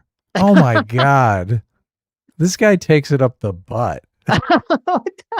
There's no way. Oh my God. What if he does, Adam? Not that there's anything wrong with that. Look, if that's his thing, fine. Yeah. But the idea that this is going to be what appeals to young men, just get the fuck out of here. I think he's going for he's trying to be I'm smart European academic boy look with his little suit and his unshaven face. Actually, though, it's funny because there was a time he shaved his face. I don't know if you saw this. There was a couple days he fully shaved and he looked so much worse. He let it grow back. Wow. Laughing on him. Yeah, he's handsome. God, he looks terrible. Have you ever heard him make a good argument? No. Of course not. Nonsense. No. But look, they're labeling him like a man. They're labeling him like a man for the men, a man's man. Very manly man. Yes. Now look at this picture. It's very man. That's what I think of. Yeah. Yeah. It's they're trying to pitch The View for guys to listen to and go, oh, those would be good arguments. No. Yeah, totally. He never surpasses The View. No, not at all. And only the ladies listen to him because the ladies and gay men. That's his audience. That's right. It's America deserved 9/11. There's a lot we can learn from the Chinese Communist Party. Let the streets soak in red capitalist blood, most of which he'd later walk back, if not apologize for. It goes on. Piker's a matinee. He didn't walk any of that shit back or apologize for it. Shame on you, Piers. Shame on you. You're usually pretty good about this. You're the guy who took Nick Fuentes to task, but you're just going to roll over and let Hasan Piker scratch your belly? I guess, look, Cenk Uygur is a cash cow for you. I don't know if he gets paid to come on your show, but he is making you rich. So it makes sense that you would just roll over and let Hasan scratch your belly.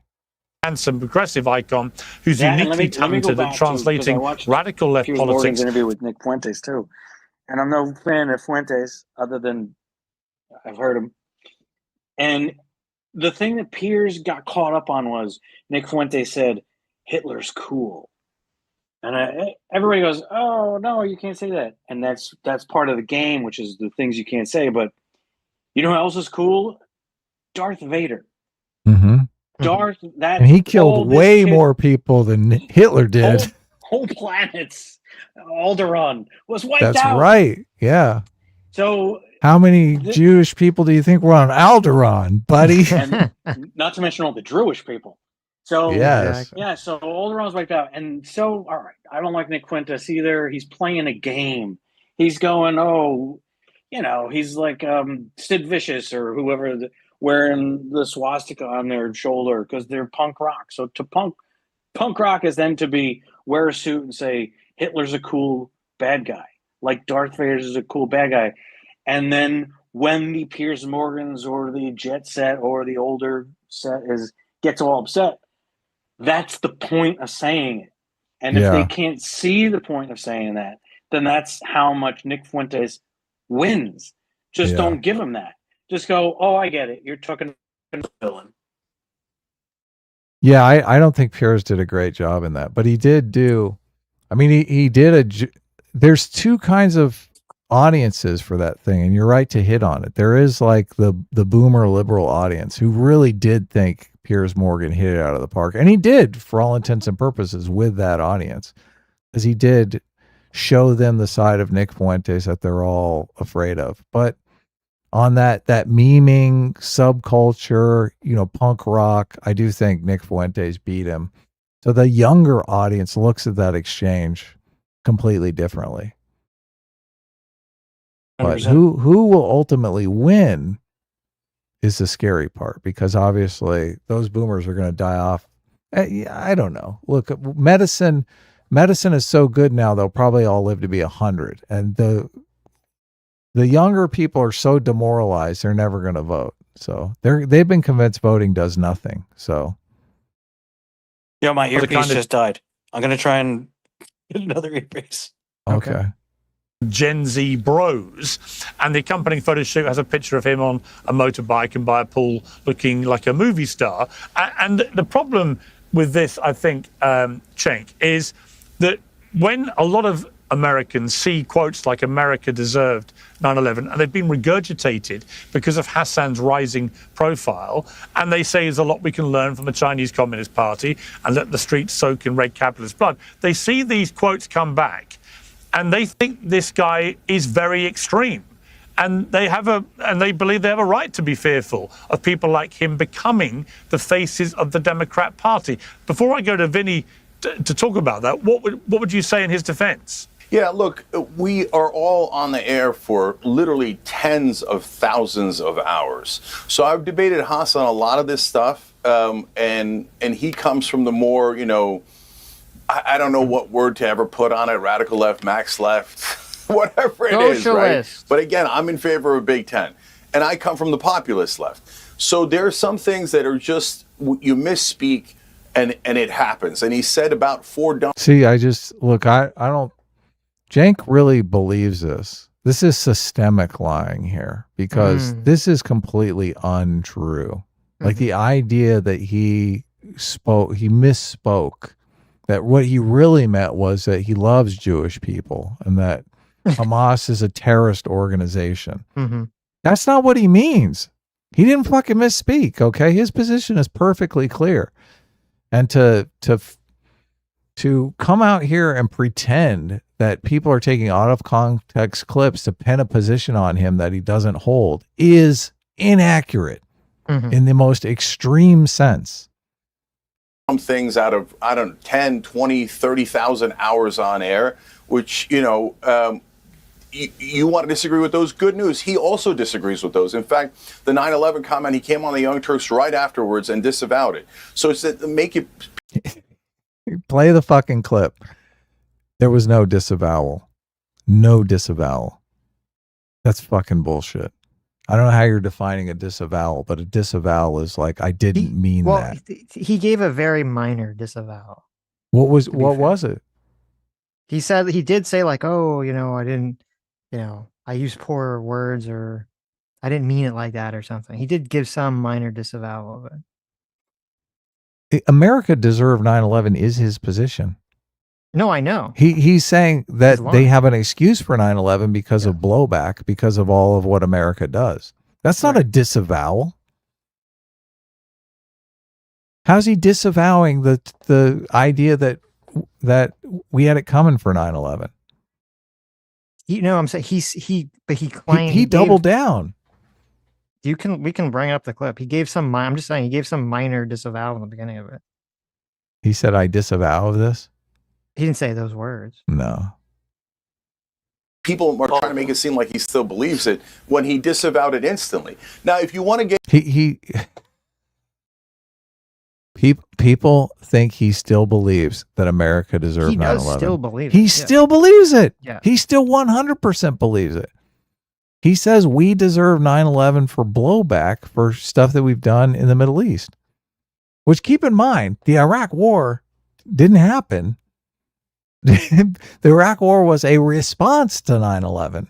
You can't come out and say, oh yeah, we did Iraq and Afghanistan, and that's why we deserve 9/11.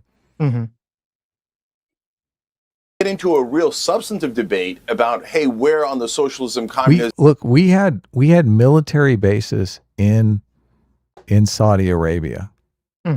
Is Hasan saying because we had military bases in Saudi Arabia, that's why we deserved 9/11? Yes. Because that's fucking crazy. See, most of these people, I mean, they're misremembering history, probably because they never lived through the history, right? They think, oh yeah, of course they deserve 9/11 because they did all that shit in Iraq and Afghanistan. what they think was going to happen, right? Mm-hmm. When they get the causal relationship completely backwards. Capitalism spectrum we should be. Great. I mean, Hasan and I have had that debate for hours and hours. That's at least substantive. We used to do something called agitprop for our members on the Young Turks, where Hasan and I would only debate those kind of economic issues. Okay. So that's a legitimate debate. But going back and nitpicking each comment, come on, Vinny, you and I have also said things we probably wish we hadn't said. All right, well, Vinny. Yeah, bring up, Vinny, look, yours- right now, Pierre should bring up the horse fucking comments. Like, oh, are you talking about like when you said that a woman sexually assaulting a horse was not actually rape? Those bestiality comments of yours, that was something like Well, you first of shouldn't all, have I mean, said. It's not nitpicking. First of all, to say America deserves 9/11 is not nitpicking, number one. Okay. Number two, he's consistently made comments that are very much in line with that his entire career continually.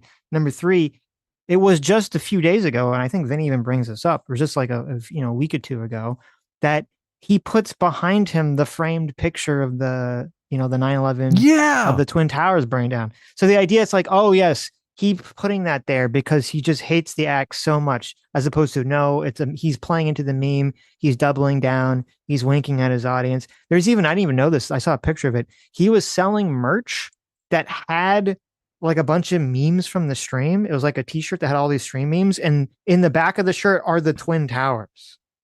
Okay, so he's literally selling 9/11 Twin Tower merch as part of the memes related to his career. Yeah. So the idea that he's like so sorry that he says this is obviously not true. Yeah. Just simping for his nephew is what he's doing here. He's like keeping it in the family. Disgusting. Nepotism. Yeah. Well, with all due respect, I have so many things to say, Piers, and thank you for having me on. I miss you. I've been gone for a while, but I keep hearing this big tent Democratic Party, and you know what? Its majority is inside these tents are freaking clowns. So Cenk, you're having these Cenks giving whatever. I've said crazy stuff. You know what I've never said, Cenk, in my entire life? America deserved Americans over 3,000 dying, burning to death, and jumping to their freaking death. And there's no excuse for that. Cenk, I don't care. I've never said anything, and I'm pretty sure you've never said anything remotely to that. So you have these Thanksgiving dinners. Do you ever talk to them about this? About the saying, kill them, kill those mother effers, and those mother effers, let the streets soak in their effing blood. If you cared about Medicare or Medicare fraud, kill Rick Scott. My nephew, who's 5 years old, said the F word, and my brother called me the other day, and I told him off. Like as a child, but like in a respectful way. I said, don't you ever use bad words and don't do that. I'm curious in these little dinners, you're not talking to him about that? Cenk, to say that as a New Yorker and how embarrassed and how ashamed I am that these people like AOC are like, no, yeah, he said he's sorry. There's some things, Piers, that you can say you're sorry for that deep down inside you're saying that he's over it. He just removed one of the photos he has in his stream room and he put the World Trade burning. Okay, so don't give me this, he forgot. But you know how we got to this point, Piers? Yeah, so that was pretty good. I wish they would just hit on that. Like he's not sorry. He's not in any way, shape, or form sorry. No. Well, what he said was, because I brought the transcript originally, he said that he did not mean that America deserved 9/11. That's what he said to Cenk. Mm-hmm. So. And I don't believe that, because I do believe he does believe that America as a country and as a people did deserve that. So. Yeah, he does. Okay, let me jump ahead here.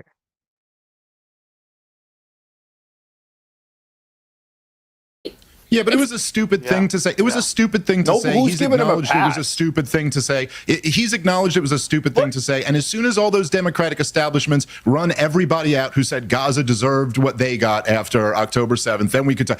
People say stupid things like this all the time. So there's so much to take on Hasan. I just why just harp on this one dumb thing that he said? Look, more because recently, it's not just one dumb thing. It's such a damning thing to say. If you want to hold the same standard, okay, I'm going to make your hold on. I'm going to make your point better than you. Just let me do. Hold on. Instead of oh my god, instead of cutting me off, just let me make the point better than you, Cenk. Do you like the ego of Dave Smith? Shut the fuck up, you stupid dumb bitch. Let me make the point better than you. Which, first of all, I mean, he does lay into Hasan, which I appreciate. But to dismiss the 9/11 comment as if it doesn't matter is stupid and retarded. I totally agree. Yeah. So. He steals the mic from Lindy later in the end too. Totally. Yeah. And she lets him do it. I'm like, oh my God.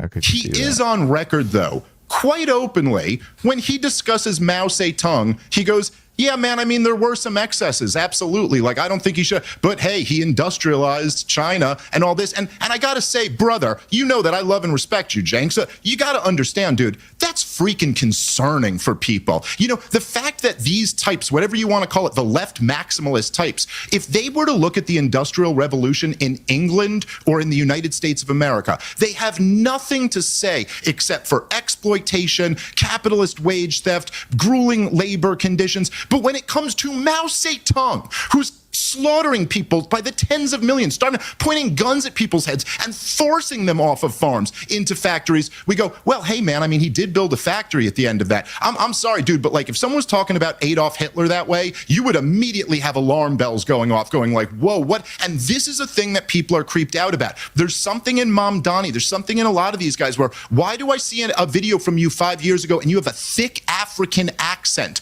Why were you a completely different person a few years ago? What's going on here? It's a reasonable question for people to ask. I have to say this. I'm sorry, I have to say this. Cenk, you know who else Mao Zedong murdered? He murdered my great-grandfather in cold blood. Oh. Because he had the bravery to actually stand up for He's the worst person who ever lived. Mao Zedong is the worst this is somebody mass that your murderer nephew who is ever lived. I hate this argument because it reeks of emotional manipulation. It's like, I'm here, the victim, and how dare you're going to slap me in the face? That's fair. It's like, it's just let's not bring emotional manipulation into this. I don't know why in these conversations, like they never bring up him supporting the Houthis. I don't know why. I know. Yeah, it's so strange. No. He supported the Houthis. He supported the Houthis kidnapping sailors from a different country, and he was like fine with it. Yeah. He's like, oh yeah, it's totally fine. You know, kidnap a bunch of Asian sailors and just hold them hostage for a year. That's totally fine. That's cool, right? Yeah, there's too much insane shit for them to weed through. They're like, oh my God, it's overwhelming. On a daily basis. He murdered my family and countless other people, tens of millions. In fact, he has more blood in his hands than Hitler and Stalin. This is the guy even worse than what the Israelis do to Gaza is what he did. Lindy, you know, Lindy, you're supposed to be cool with it because he's gonna say he's sorry. And Lindy, forget about her. Forget about her because just because he dresses like her, like Mao Zedong, goes to China. Yeah, let him. It's okay because he says he's sorry, Lindy. It's okay. Just go get over. Piers is just sitting there going, "Yeah, I'm getting rich. This is great." His racket is great here.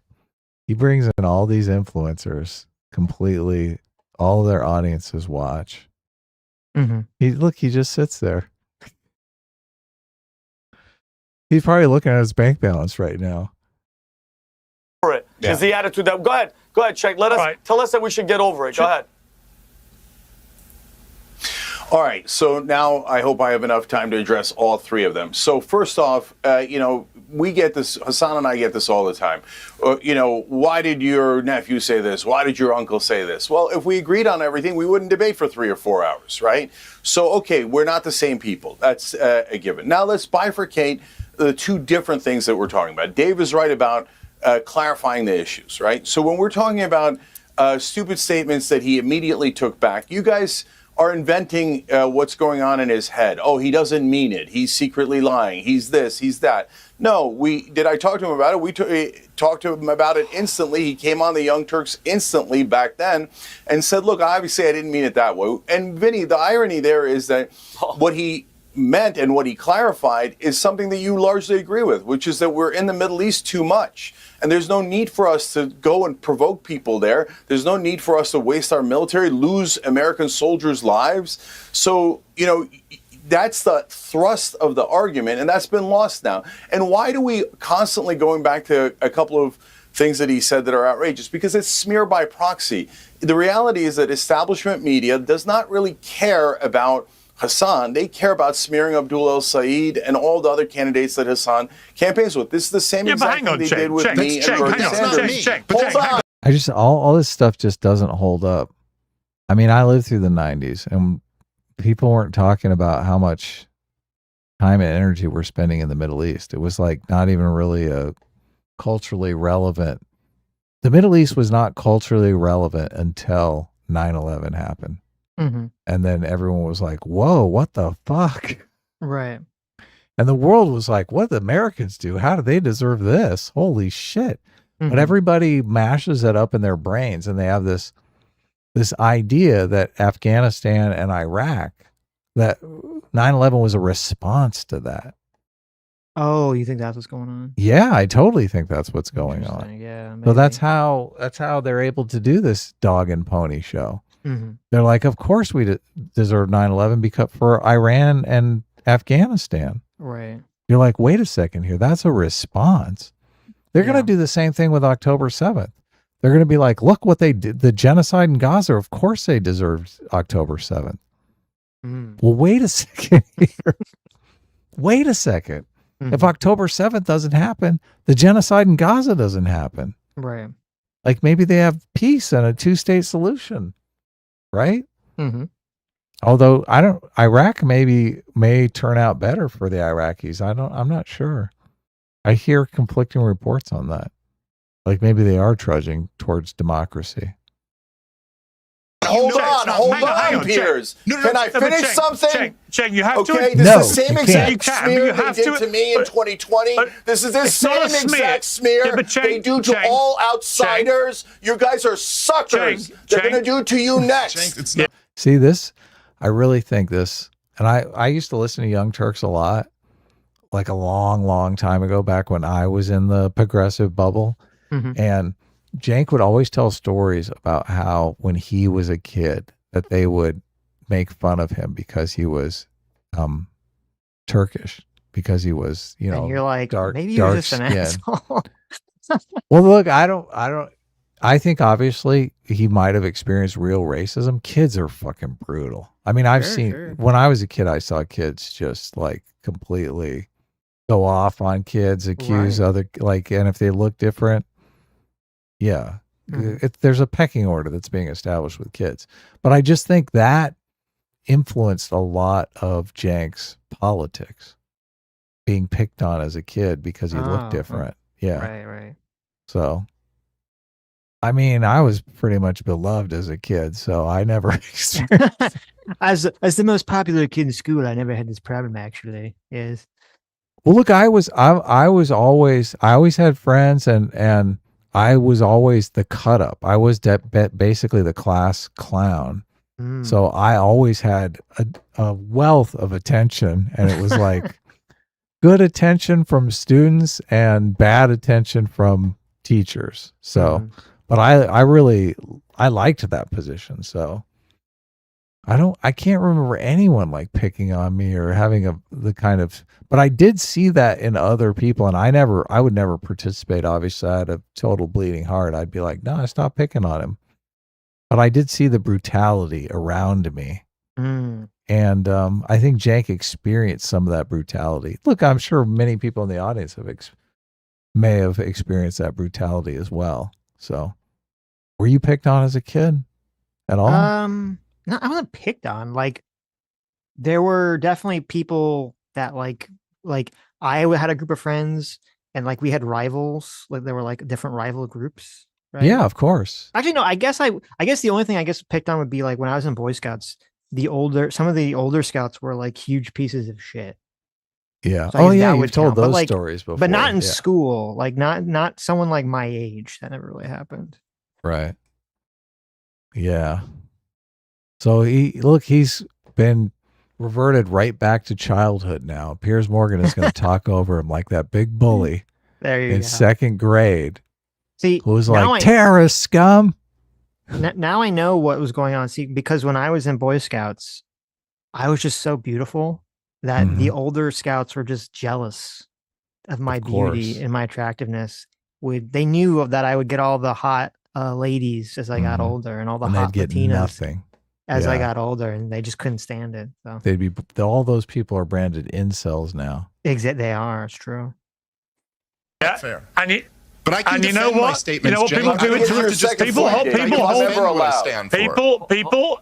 Look, here's what I would say, Cenk. People hold me to account for what I actually say all the time. If I had said America deserved 9/11, trust me, people would still be talking about it and demanding that my visa gets ripped up. So these comments matter. It is good that he withdrew them, but the defense, Bullshit. not a defense, Bullshit but that they matter. Can I explain? Okay, well, no, I want you to explain. talk about Okay, Mao Zedong. let me point out the hang on. hypocrisy in an overwhelming and empirical way. Explain his comments about Mao Zedong, because they are extremely concerning. Okay, that's a second issue, which I'm going to get to in a second. But first, on the smear by proxy.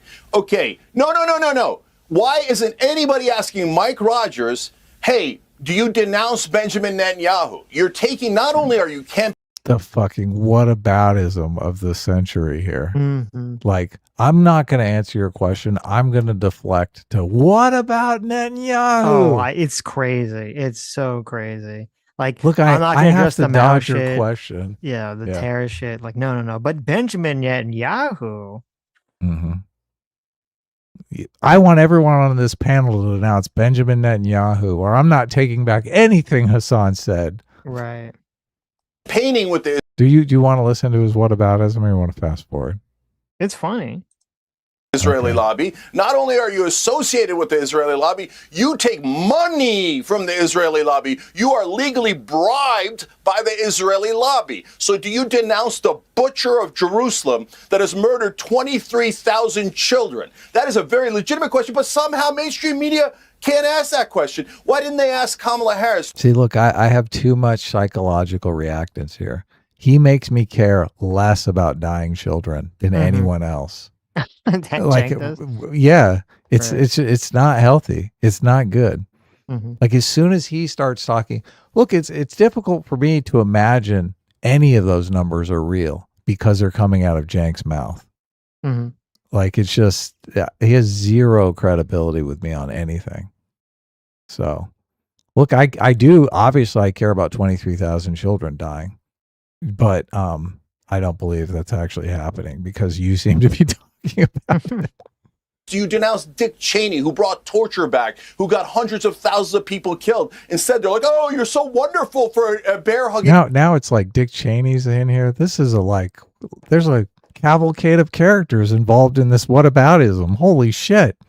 Dick Cheney. Why didn't anybody get asked, don't you denounce Henry Kissinger? So these are actual murderers who have slaughtered tens or hundreds of thousands of people, but yet mainstream media doesn't do smear by proxy there. They never ask that question. Oh, what did Hasan say? What did Cenk say? Well, by the way, what did Tucker Carlson say? What did Marjorie Taylor Greene say? Notice that they always do this to outsiders, to people who are not insiders, but mainstream media is so... Hasan, the guy who had the huge write-up in Rolling Stone, who the New York Times is sucking his dick 3 times a week. He's the outsider that they constantly smear. Mhm. The fuck is happening here? This is retarded. That's not true, Cenk. It's that not they true. protect the insiders Cenk, it's not like true. Mike Rogers. And we It's all not agree. true. Everyone on It's this not panel true. agrees to that. Everyone They're protecting the people I never fucking heard of. Who the hell is he even talking about, Sitch? This is insane. on this hold on, panel Cenk, you agrees never the answered real Chris's welfare question. queens, everyone on this If a panel Republican- agrees that Thank the you, real lady. welfare queens are Israel, who have been robbing us blind. Can we all agree, by the way, Hasan agrees with us, that we should all stop the robbery. And look, Piers, I am in the What would you anti-war have said, coalition. Cenk? In this What would you coalition, have said? hold on, What in would you this have said, Cenk? coalition, we have Tucker Carlson and we have Hasan Piker. They don't agree on a lot of things, and I don't agree with Tucker Carlson's LGBTQ issues. I don't agree with Hasan on the Mao comments, but we're in the anti-war coalition. Let's stick together. Let's get Israel out of our government, defund it. end the wars, get money out of politics, and then we can go back to these nonsense fights that don't matter because Can you have one conversation without talking about Israel? Look, all of this shit nobody cares about. He talks about the nonsense fight nobody cares about. The nonsense fight nobody cares about is this fucking Israel thing. Mm-hmm. What the fuck? You're the one bringing the distraction in. The Democratic Party's the one bringing the distraction. I cannot believe that they're going to make Israel, the Israel-Palestine thing, like their number one issue in the midterm elections. It's their the DSA people. It's their North Star.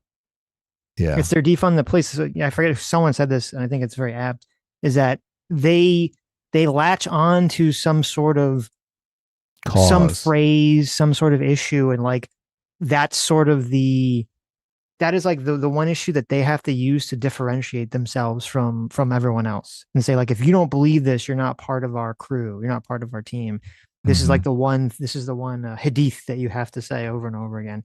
And and it used to be defund the police, and it used to be trans rights or human rights. Trans and, women are women. Yeah, now it's defund the police. Yeah. How do you think that's going to go over in the midterms, though, Sitch? Tell me what you really believe. Mm-hmm. Do you I don't think really it's going to go normies who are very having well. trouble with the price of gas are going to be like, oh yeah, Gaza? I mean, if you did talk about Iran, right. That's what's so insane here, because Trump has basically given them this gift of starting the war with Iran that they could be talking about 24/7. Mm-hmm. And they're talking about Israel and Gaza. What the fuck? Right. You guys are crazy. You guys are crazy.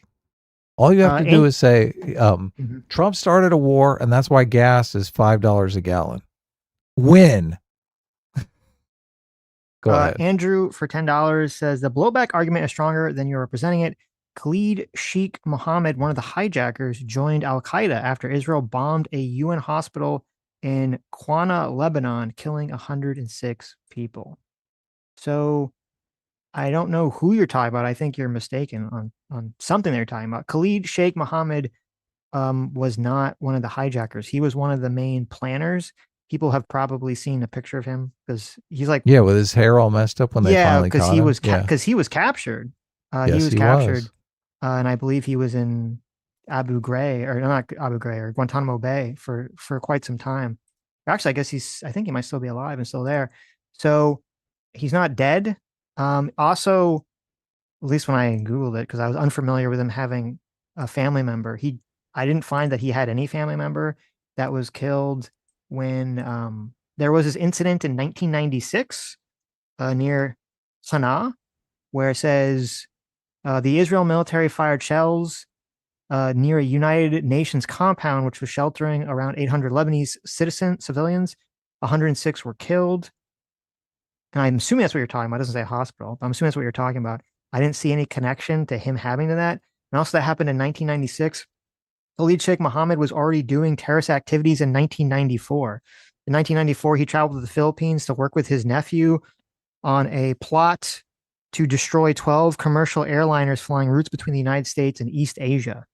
So I don't know what you're talking about when you think that like, oh, Israel, created this guy by blowing up his family member when he was literally doing terrorist activities before the incident that you're even talking about. Right. In the context of were you finished? Go ahead. Well, I was going to say, if Israel blew up one of his family members, considering that this guy was a terrorist in 1994, maybe they probably deserved it at this point. Probably doing something bad. Look, the blowback argument, your wording here is interesting because you're saying it's stronger than I'm representing it. I'm not saying that blowback wasn't responsible for what happened. I'm talking about the persuasiveness of the argument. Like if I do something that is innocuous and someone gets super pissed off and murders me, okay, you can say, well, the innocuous thing that I did was it was blowback for that. Okay. Mm-hmm. But that's not going to be persuasive. People are going to be like, oh, we had a couple of military bases in Saudi Arabia that they invited us to have, and now we have blowback for that. It's completely innocuous. But if people believe that the blowback is because we invaded Iraq and Afghanistan, then the argument's more persuasive because you're like, oh, you think you can just go invading every country in the Middle East and you're not going to get something like 9/11? You're crazy. Of course you're going to get something like 9/11, right? So it's a completely different. I'm evaluating the argument on the persuasiveness of it. And in order to make that argument persuasive, you got to lie. You got to fucking cheat. Right. Well, it's annoying too because like when people complain about blowback to some extent, because like obviously there's things America's done in its past that were like fucked up, but there's also a lot of things America did that were good. And it's funny that it's weird that when they talk about blowback about 9/11, they're like, well, you gave weapons to the Afghanistan people to fight back against imperialist Soviet Union that was trying to take over their country as a foreign power. Like, isn't that fucking weird? America was helping the Afghanis fight back against a foreign power invading their country. And then people like Hasan are like, well, that's blowback. You helped them, so now they attacked you. Like, what? Is that fucking like a batshit crazy? Yeah, it is totally crazy. Are they only viewing these things from just that isolated view rather than like in World War II, United States provided jeeps and all kinds of things to Stalin and his army so he could fight There you the go. Germans? There you go. Yeah. They're like, listen, yeah. They're like, listen, they helped the Soviet Union in the 50s, so therefore in the 80s. like, Right. So it doesn't mean never we ends. like Yeah, it doesn't mean we like Stalin. It means we're trying to achieve an objective. Mm-hmm. It doesn't go, oh, now we love Stalin. No. That's realpolitik. That's the world. Yeah. I don't love Stalin, but Hasan probably loves Stalin.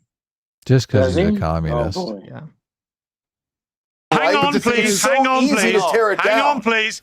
Hang on, please. Can I I want to ask Cenk a simple question. Yeah, hang on. Cenk, you say that the mainstream media wouldn't go after somebody for saying, difficult things or difficult positions or whatever. I just don't think it's true. If Donald Trump came out with the comments about Mao Zedong that your nephew did, all hell would break loose. And what Dave Smith That's not rightly true. has asked I you can is, prove it. yeah, he said a dumb thing. He said a dumb thing about America and 9/11, and he came on your show immediately and retracted it. Okay, but as Dave said, the mindset which goes out of its way to minimize the actions of the most genocidal monster in the history of planet Earth is very concerning. And as your nephew's star rises and he gets a big feature in Rolling Stone magazine and becomes the face of the progressive left and so on, it is completely legitimate to ask why he would seek to minimize what Mao Zedong did.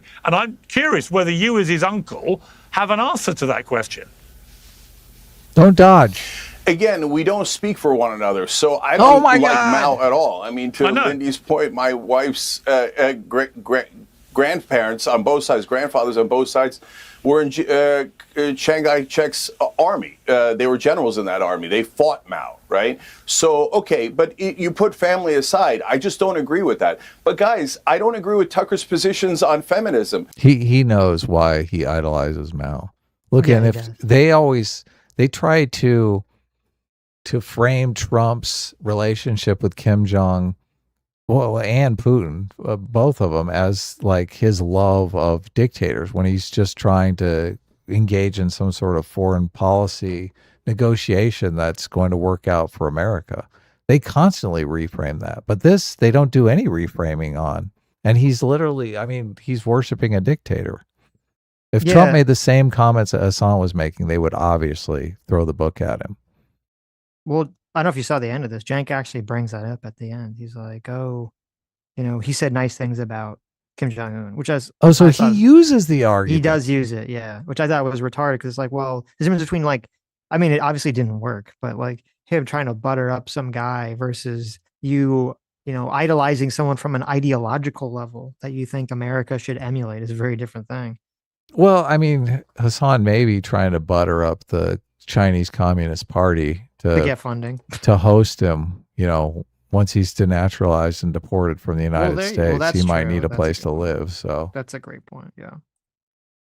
That doesn't mean I'm going to reject him as an ally in the anti-war movement, in the American sovereignty movement. You guys are doing cancel culture, but remember, cancel culture is used against all of us. But Jake, you don't agree with him on Mao. I don't agree with him on Mao. So what? No. But it's not. Again, the point I was getting at. It's not to smear him or to cancel. This is such an obnoxious thing too. Cenk saying this. So many people have been saying this. You know, if someone says some crazy shit or has a crazy fucking opinion, and you're like, that person has a crazy fucking opinion, I don't think we should listen to them. I don't think people should associate with them. They go, oh, well, that's cancel culture. Yeah. It's like, I'm sorry, that's not. It's not cancel culture. Cancel culture was, you were talking about it. Cancel culture was canceling people being, someone based on lies, like a misrepresentation. But it was also people who had completely normative opinions about things, completely normal opinions about things that the left was saying you're not allowed to have this opinion anymore. We've decided that all of opinions in America have changed on this one issue overnight. And if you have any derivation from it, if you question it, if you question CRT, if you question any of these things, if you question, queer theory, if you question any of the sort of trans medical procedures or any of these things, then you are going to be labeled a Nazi and you should be fired and hounded out of your job. Comparing that to a person who's like, oh yes, I love one of the greatest killers of human life on the planet, one of the largest mass murderer dictators of all time, a guy who actually caused the global life expectancy rate to drop. Okay. And he has said this repeatedly time and time again. You're like, oh yeah, you shouldn't associate with that guy. He's a piece of shit. The guy who supports literal terrorism, kidnapping sailors that are innocent, have nothing to do with any sort of conflict, and holding them hostage for a year and saying, I don't think it's a good idea that politicians should be sucking up to this guy, or that kids should be listening to this guy. They're like, oh no, that's cancel culture. So apparently cancel culture is you're not allowed to have any opinion or any criticism whatsoever of anything, no matter how fucked up, how insanely heinous a person's positions are. Yeah. That's why the stupid cancel culture, accountability culture distinction is so important, because we do need accountability culture. We should have that. Yeah. And also, we're like Cenk and Crystal Ball and all these fucking people that are now talking about this shit. These people were not, for the last 8 years, screaming their fucking heads off like we were, or like a lot of Bill Maher or Jordan Peterson or these other fucking people were screaming their heads off about how much, woke cancel culture was a fucking problem. Like, they're only complaining about it now they think it might hurt them. Yeah. When it was taking out their enemies, they're fine even though those they're more like political rivals that were being unjustly canceled, then they were fine with it. They're like, oh, heap all the injustice onto my political rivals as much as you want, but right now that it's coming for me, oh my god. But that kind of belittles the fact that it literally is deserved, because it's accountability culture in the situation with Hasan. Hasan is an actual piece of shit. We are illuminating his literal views. Gina Carano doesn't hate Jews, okay? Hasan Piker does. It's a big difference. Right. To cancel it. I just want people to stake out their positions clearly. And look, I get your point, brother. Like, I think I probably agree with almost everything you said in that rant. It just never addressed, my concern. And, so listen, obviously, as you know, I'm not the guy who's trying to smear someone for being an anti-war critic. And of course, you know that I know that, of course, a huge percentage of the opposition to your nephew and to Mamdani and all of this is just blatant Israel supporters who want to ruin him over that, and then will find any other thing they can to discredit them. The point is that Hasan has also given him a ton of low-hanging fruit. And I'm asking the question about the mentality here, because, brother, I am with you if you're talking about how our money shouldn't go to funding a genocide or fighting a stupid war on behalf of a foreign country that is bankrupting and destroying our country. And I'm with you on the fact that screw any of them for getting morally outraged about anyone. You sit on the corpses of innocent dead children. You talk to me about any moral outrage about what a streamer said on their stream. That being said, man, whether the factories are owned by individual capitalists or whether they are owned by the central state is the difference between whether people die by the tens of millions or not. And that is true every single time that it's played out. And there is a movement on the left here who is flirting with these ideas as if they are serious. And I'm telling you right now, Cenk, if these people like your nephew were to real deal get control of our Department of Agriculture, I'll be siding with the neocons against you, because that's even worse. That's even worse than the warfare state, is real deal state socialism. The worst invention in the history of humanity by far. No close second. And here you guys are, for some reason you have a... Wow, when you've got Dave Smith to actually say that he's going to support the neocons. Wow. I know. It's impressive. It's impressive. I haven't heard Dave Smith actually push libertarian stuff in it's like 3 years. I forgot he was a libertarian. Yeah. A softness to it. It blows my mind. Oh, I can hear you now. You were so impressive when you argued with Dave Smith. Thank you. About the. This is true. Yes, it was. Yeah, because, well, I mean, just like Candace Owens. It was over Ukraine. Yes, about the phone call. The phone call, the dreaded phone call. And you established the timeline of the phone call, and that was impressive. Thank you. And then he had nothing. He doesn't talk about that anymore. And I hate to admit it, I'm a registered libertarian. Don't hate to admit it. Dave Smith gives libertarians a bad name. Okay. As I have been for years. And then they sent me a come vote, and serve on a jury. And because I said, oh my goodness, I have to work. And my agent just said, just throw it away. And that's what I did. So whatever that means. Anyway, when you should have admitted that in public. Now they're going to come after you. All right. Well, if they come after me, they'll come after you, and we'll all be terrible together. Okay. So, you were very convincing. As he was, what's so nuts about when everybody talks, because they're doing their deep dives. Dave Smith's so convincing when he talks. Candace Owens is so convincing when she talks. And I have to admit, since Scott Adams is dead, I don't know what's going on anymore. Like, now I'm relying on you a little bit to... That's scary. Yeah, it is. To be somebody that will dive into these conversations. I don't want to research this, but I'm tired. Nobody does. I want a sandwich, I'm done. And you're so willing to go into all these deep, dark, nonsense conversations. We have to figure what's her name? Newland, and what she said on the conversation on a telephone call in 2000. We don't care. The thankless job. It is thankless. Oh, he's thanking you right now. What are you doing? I know. That's exactly it. I'm thanking It's not you a for thankless job. Yeah. It's a very rewarding job. Is Dave Smith being true when he's arguing here with this guy? Is Dave Smith lost, or is Dave Smith trying?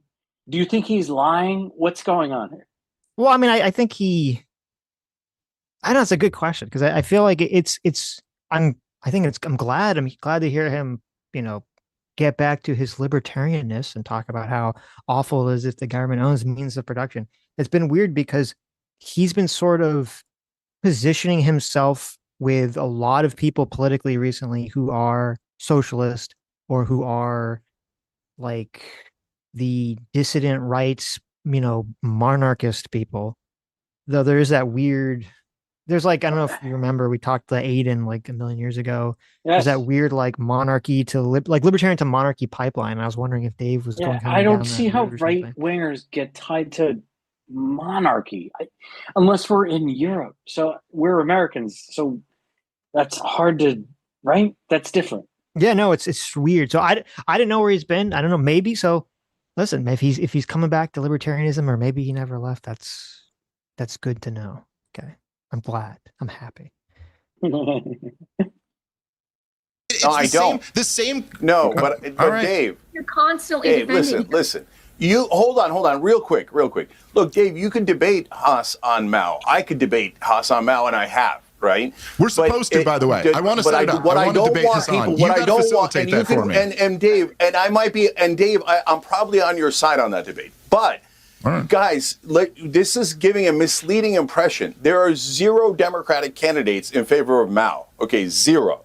So I don't want people saying, hey, I don't agree with Hasan on that, and hence that represents the whole Democratic Party. It definitely does not. So as long as you're not conflating Hasan's most radical position with all Democrats, no, it's a big tent. Almost no one, and certainly none of the politicians, agree with him on that issue. So he's pushing the Overton window. You push it back. I mean, this is what they said about. That's such bullshit. This is what they said about defund the police. This is what they said about no borders. This is what they said about mass amnesty. It was no one could possibly believe all this. And then you have the DSA comes out and they say, this is what we believe and this is what we're advocating for. And oh, by the way, you just elected, 3 or 4 different DSA candidates. So it sounds like bullshit to me. Yeah. So weird. That's such a, nobody believes that. So let's stop talking about it. It's like, what? I know. We're talking about it because this guy believes it and is super popular, which makes it seem like a lot of people do believe it. And this is exactly what they said about wokeness, about socialism, all this other stuff, was that they're saying, no one actually believes these things. This is just woke, just kids on college campuses. Shut up. Ignore it. You're not focusing on the real issues. Mm-hmm. Doing the same, woke 2.0, doing the same thing.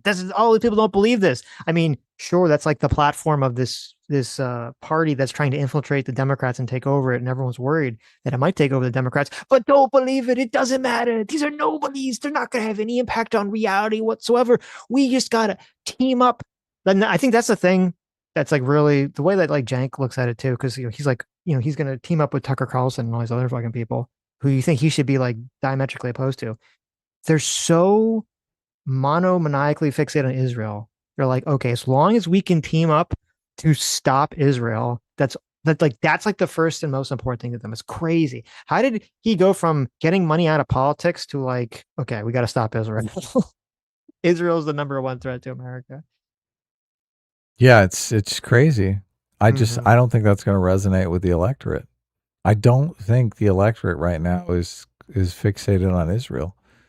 And I think most normies are kind of weirded out that so many people in the Democratic Party are. Yes. Okay. Here's an interesting clip. This is from a couple weeks ago. I only watched like 4 minutes of this. So it appears it looks like Destiny has taken our position. Okay. Right. It feels like he's realized that we were right the whole time, which, you know what? I appreciate that. Okay. Yeah. We're glad. I mean, he's not going to give us credit for it or anything, but I'm going to be magnanimous. Okay. Listen, I'm just glad that he's entering the fold. Okay. Right. I'm glad that he's coming to his senses. He's on the same ideological ground as us. That's right. All it took was for Hasan to become maybe prominently involved in politics, and that was the trigger point. Whatever it takes, that's all I care about. Okay. Well, look, all these guys want to go mainstream, so it's got to be super infuriating to him. Yes. If Hasan, he's like, I was supposed to be the Joe Rogan of the left. You think that's what it was me? It was supposed to be me. Call themselves Democrats. Sure. You guys kept asking earlier, what would you differently? What would you differently? Okay, so I just wrote a little bit. So like Josiah has a video saying Tucker, Pierce, go nuclear on Ben Shapiro. Would you ever have a video titled like this related to the Majority Report or Kyle Kalinske or Jimmy Dore, where they're going like nuclear on each other over disagreements on DSA stuff? No, because it's my shit's towards anti-Trump. Okay. Fuck Bill Maher. Would you ever make a video about that related to Crystal Ball giving an insanely raked over the coals interview to Slotkin or Matt Berenstein and these people abusing the fuck out of Mick Morrow? Would you ever title a video called, okay, fuck Matt, fuck Emma Vigilant? If she said that she was open to voting for J.D. Vance, maybe. You mean like Hasan and Vosh? You mean like you? Said? You mean like Hasan and Vosh? Oh, yes, like Hasan and Vosh and you. Criticize. I publicly That's a swipe at Destiny, because Destiny, didn't he say that he was considering voting for JD Vance over Yes, that's these- why he's saying that. Yeah. Yeah. Just but I mean, it is ironic missing because context. right, but it is ironic because Vosh and Hasan were very much. I don't know if they ever like vote for Republicans, but they're very much like don't vote for the Democrats. Vosh They don't- was vote blue no matter who, though. He did. Oh, it that's right. He every- was, but Hasan Yeah. was. Yeah, Hasan was the one that was like, don't vote. Right. Yeah. And me, Pisco. And you said that you were. It's unsure whether or not you vote for AOC. I said over AOC, assuming a socialist takeover. They said over Gavin Newsom. Hold on. Do you recognize I'm sorry. the difference between I'm those two sorry. statements? So when Yes or I no? asked that Yes or no? question, You recognize the difference between those two statements? Yes or no? Yeah, I mean, yeah, but just Oh, so wait, I guess he's saying Hasan and Vosh both said that they would vote for JD Vance over Gavin Newsom. Hasan and Vosh said that. Yes. JD Vance over Gavin Newsom. Why? Because he's an establishment Democrat? It's That's a little bizarre.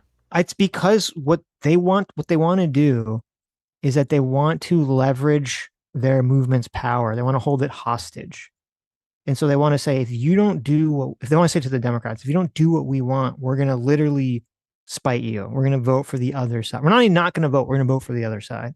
Yeah, that's it's kind of like two what votes. Nick Fuentes is doing at the moment now. He's like, oh, I'm going to vote for the Democrat. We should all vote for the Democrats. To, That's kind of spite the crazy. Republicans. All the Groypers are going to vote for AOC, and all the fucking socialists are going to vote for JD Vance. We live in an upside down world today. That's hilarious. I love it. Invented thing. I never asked whether or not you vote for AOC given socialist takeover. I asked whether you would vote for AOC or JD Vance. Not Stephen, assuming sorry, this socialist is as much. takeover. No, the question to you was just as much of a no-brainer as it was to Hasan, and I publicly criticized Hasan when he gave it. You guys don't even know what communism is. You guys don't see the threat at all. You don't care at all. You're yes. totally AOC is not a communist. Yes. It's not about AOC being a communist. It's about would she permit, like Mamdani has, as a backdoor, all the commies into the party. That's the issue. Yeah. Yes, she would 100%. She has no idea what she's doing. She would make every single doctor in America an employee of the United States government and not even understand the ramifications of doing that. And Mamdani's not even a backdoor who's like quote allowing he's a front door. What are you talking about? He's telling them building to come in. grocery stores. He's like, come in. All you guys get right in here. Yeah. I would prefer an economy ran by JD Vance over like the Green New Deal that literally. Oh my God. Destiny's back. Guys. We finally found his breaking point. There you go. He's like, oh my God, the economy is going to be destroyed. Yes, Destiny, you are correct.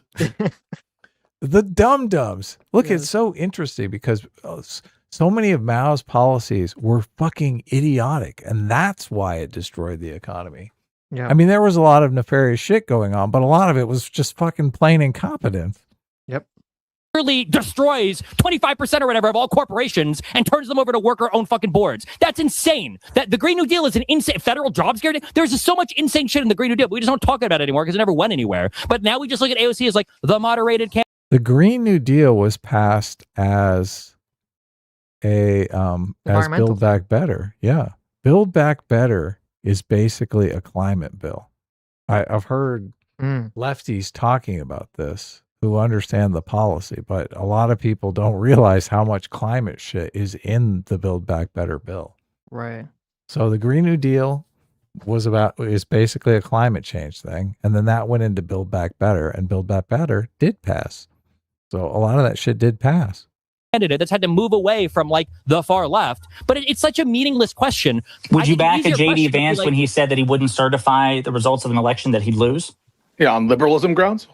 Oh my God. I hate these people. I fucking hate these people. Like they understand the concept of people sucking up to Trump. Don't tell me they don't, right? They understand the concept of people lying to Trump's face to tell him what he wants to believe. Like, I'm sure they talk about that all the time. Oh my God, these people are such sycophants. They just lie to Trump's face because they have to play this song and dance with Trump. Mm-hmm. But when it's obvious JD Vance is doing the exact same thing, they're like, oh no, he meant it. he totally fucking meant it. Mm-hmm. Hopefully. What? Yeah, that's disqualifying to me. But so is being a communist. Well, wait a minute. But so which of the two would you vote for if you? That is literally my exact same position in the last election, which I said over and over and over again. I'm like, yes, it is completely disqualifying that Trump did the January 6th thing. But fucking Kamala Harris is insane. She's a total, the Democrats are a basket case. Look, I didn't vote for president in the last election because of that. You had to choose between two disqualified candidates.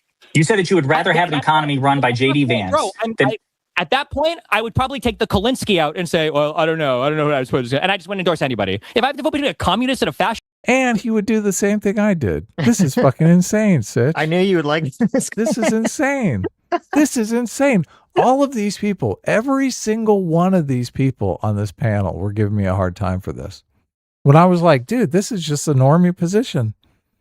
Fucking Kamala Harris is I cannot imagine the economy with Kamala Harris in charge. No. Just fuck me, dude. You're just like the Joker meme. You're like, I'm not a monster. I was just ahead of the curve. Yeah, fuck yeah. AOC is not a communist. So again, the problem for you is that the hypothetical pose, Stephen, the hypothetical pose to you was a no-brainer. It was easy. AOC in every fucking timeline in the multiverse. Period. Oh my! Just like to say the same fucking thing, the same hypothetical, Stephen, the same hypothetical. These are the same people too, who are all saying, it's not really the person that matters. It's the team, right? Biden, his head can be spaghetti, but it doesn't really matter because obviously we're voting for a team here. Yeah, we saw how well that went. Yeah, exactly. But if Biden had his shit, if he was like normal, I think there would have been a lot more moderate policies probably. But look, how does that thinking go on the AOC route, right? AOC is not a communist, but her team is all communist. Well, first of all, she is a fucking socialist. I know. It's ridiculous. I don't think she's very bright. I think she just wants to be famous and in the public spotlight, and that's why she is where she is. And president is a path to that. The same hypothetical that was posed to Hasan, Newsom, or J.D. Vance, that was also a no-brainer. And I criticized Hasan when he said what he said. As a matter of fact, and when you gave your fucking retarded answer on AOC versus J.D. Vance, I bit my tongue. I'm not here to try to take swings at you and Hasan and everybody else just because you give a fucking stupid answer. You want to swing at anybody? Well, they're all swinging at us. You just sit in the corner and do nothing, and then watch them eat the fucking party from the inside. That's the problem. That is the issue. It should be infinitely easier to say, would you vote for a moderate Dem over the Should I be taking swings at you over your answer? Should I be taking swings at you over your answer, Stephen? Maybe communism in 2 years. Like that. He didn't give you a hard time. Designed to give you a hard time. It wasn't communism versus J.D. Vance. It was AOC versus J.D. Vance. You gave a dumb answer. Should I and everybody else be like pointing our ire towards you? I bit my tongue. I was like, okay, I disagree with that, and moved on. Yeah, nice. What am I assuming the policy differences are between AOC and JD Vance? Because the stated policies verbally, I'm sorry, he's given better policies and better answers than AOC. Oh, wow. I'm sorry if that's offensive, but that's just true. We can debate on any of the economic policies you want. He sounds like he has a decent understanding of things. Now, I also happen to think that Vance is a fucking fascist who's been brain fucked by fucking Peter Thiel and them, but he hasn't said that. So what the fuck are the assumptions I'm supposed to make? I can make a bunch of crazy assumptions about Vance that aren't even really that crazy based on all of the shit that I think is in his background. But then what, am I just supposed to assume that AOC is going to be a moderate left Dem, like a fucking Gavin Newsom, or like a kind of far left Dem, like Gavin Newsom? Like, what the fuck? Why would I give her so much charitability, especially when you guys have proven that you are completely and totally incompetent when it comes to talking about anything bad to the left, but give infinite lack of charitability to JD Vance? I don't know how to respond. I mean, like, I know you don't. Yeah. Okay. Okay, well, we can stop there. He's saying it like it really is. Isn't that amazing? They It's know so funny. absolutely not. Like, it's the leftist bubble people. Yep. This is crazy because Destiny used to be able to discern. He used to stand up to the leftist bubble people. So maybe things are changing. Maybe he's going back to that. Maybe. It is interesting. I really took Hasan to I don't know, knock some sense into him. This is all Hasan related. I think so. I think it's all Hasan related. Yeah. He's looking to get back in his old lane. Well, it's if you hate the person, like, it's going to give you it's going to give you maybe clarity in the moment, right? Some more clarity that you'd have about the situation. We used to have a lot of overlap with Destiny's audience because we had Destiny was doing our shtick, the like reasonable left-leaning person place. But then Destiny decided to brand us as ultra right-wing MAGA supporters, which is just laughable. So yes, all the overlap vanished. Okay. Well, speaking of ultra MAGA supporters, we should talk about Jason Arde. I guess you can bring up a picture of him. Sure. I was Okay. going I to can read do it. that. I was going to read a publication about it. Okay. I'll bring up something.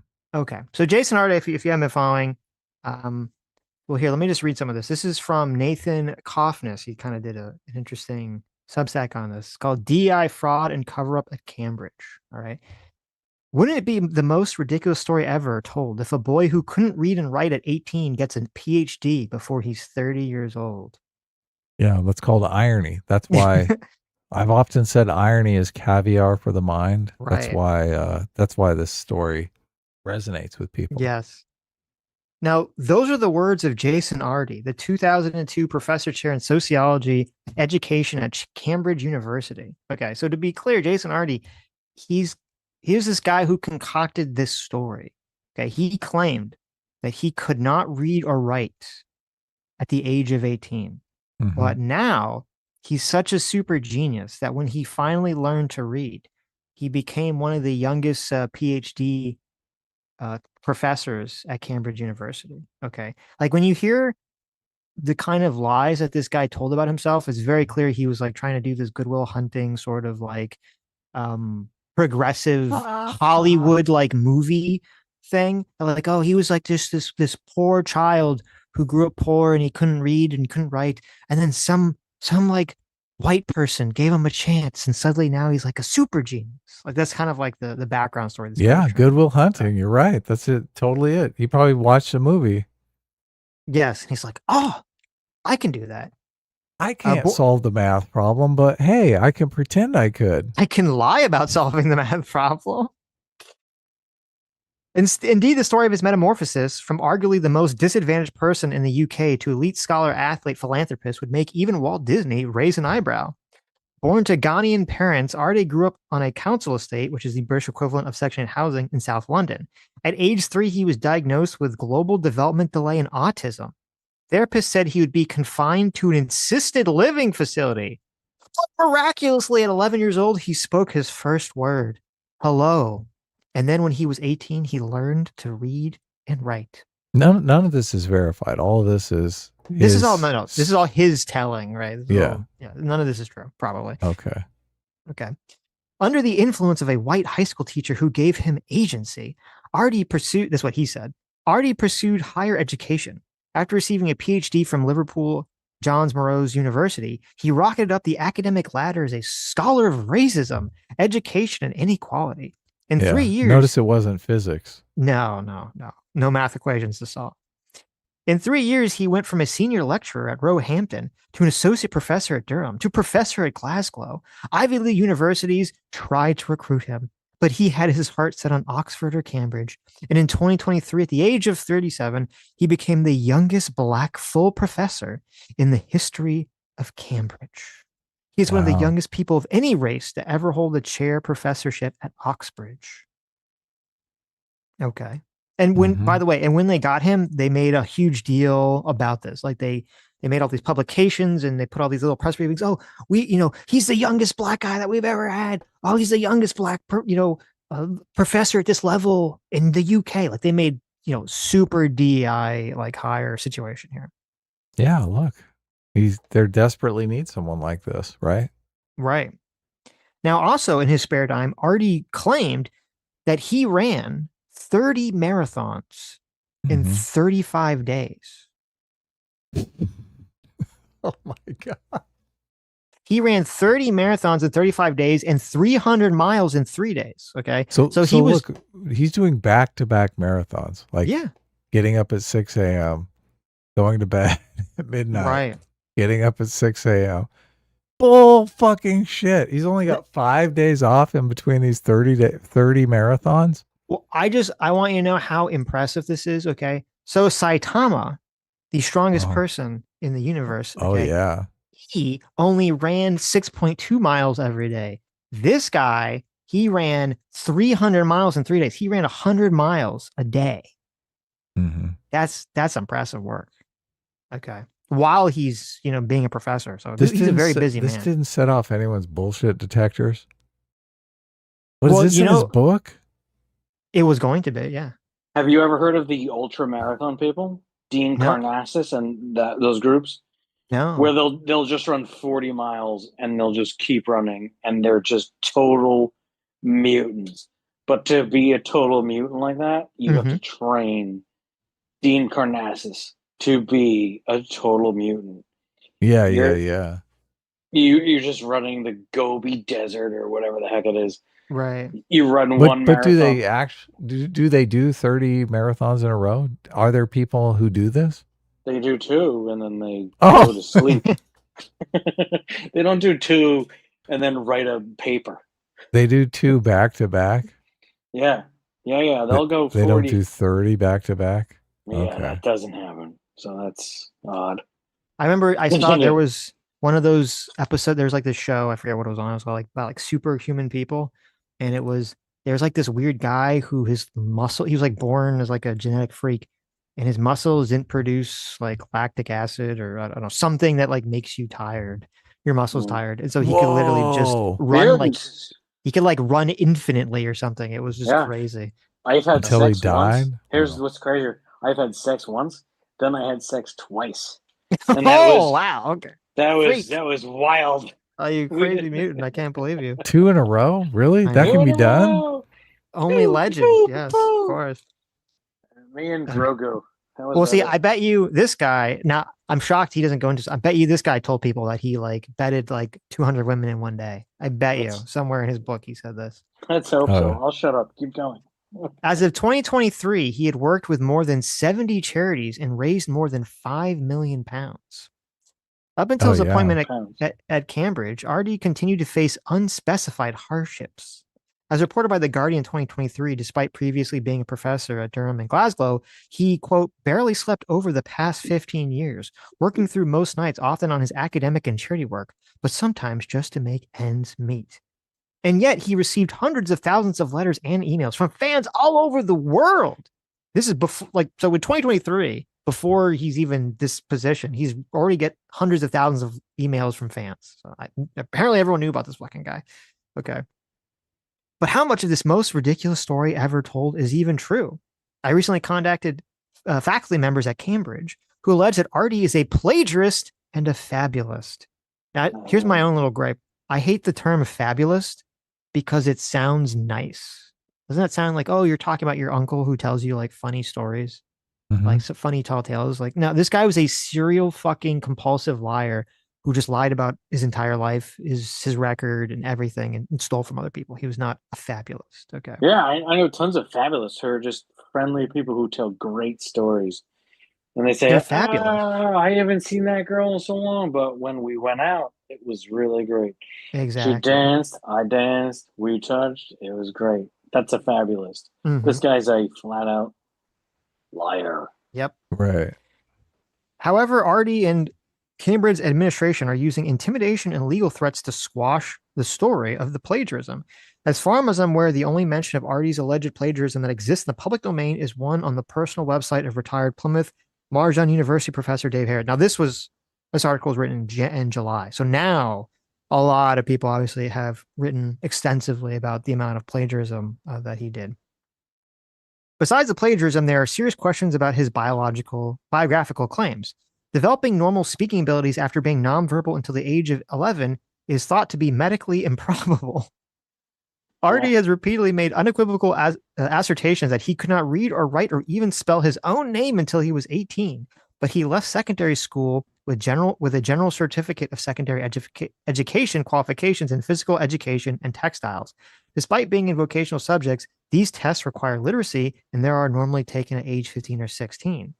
And based on publicly available information, it's possible to recreate a timeline that places RD's test dates before the age of 18. It is conceivable that he had received special arrangements to allow him to take the test with help from a reader and a scribe. However, a write-up in his forthcoming memoir says that he, quote, left secondary schools with 2 GCSEs in his name, still barely able to read or write. Well, listen, I could believe that they were so woke that he couldn't read or write, and they still just said, listen, we got to give it to him. Okay, he tried.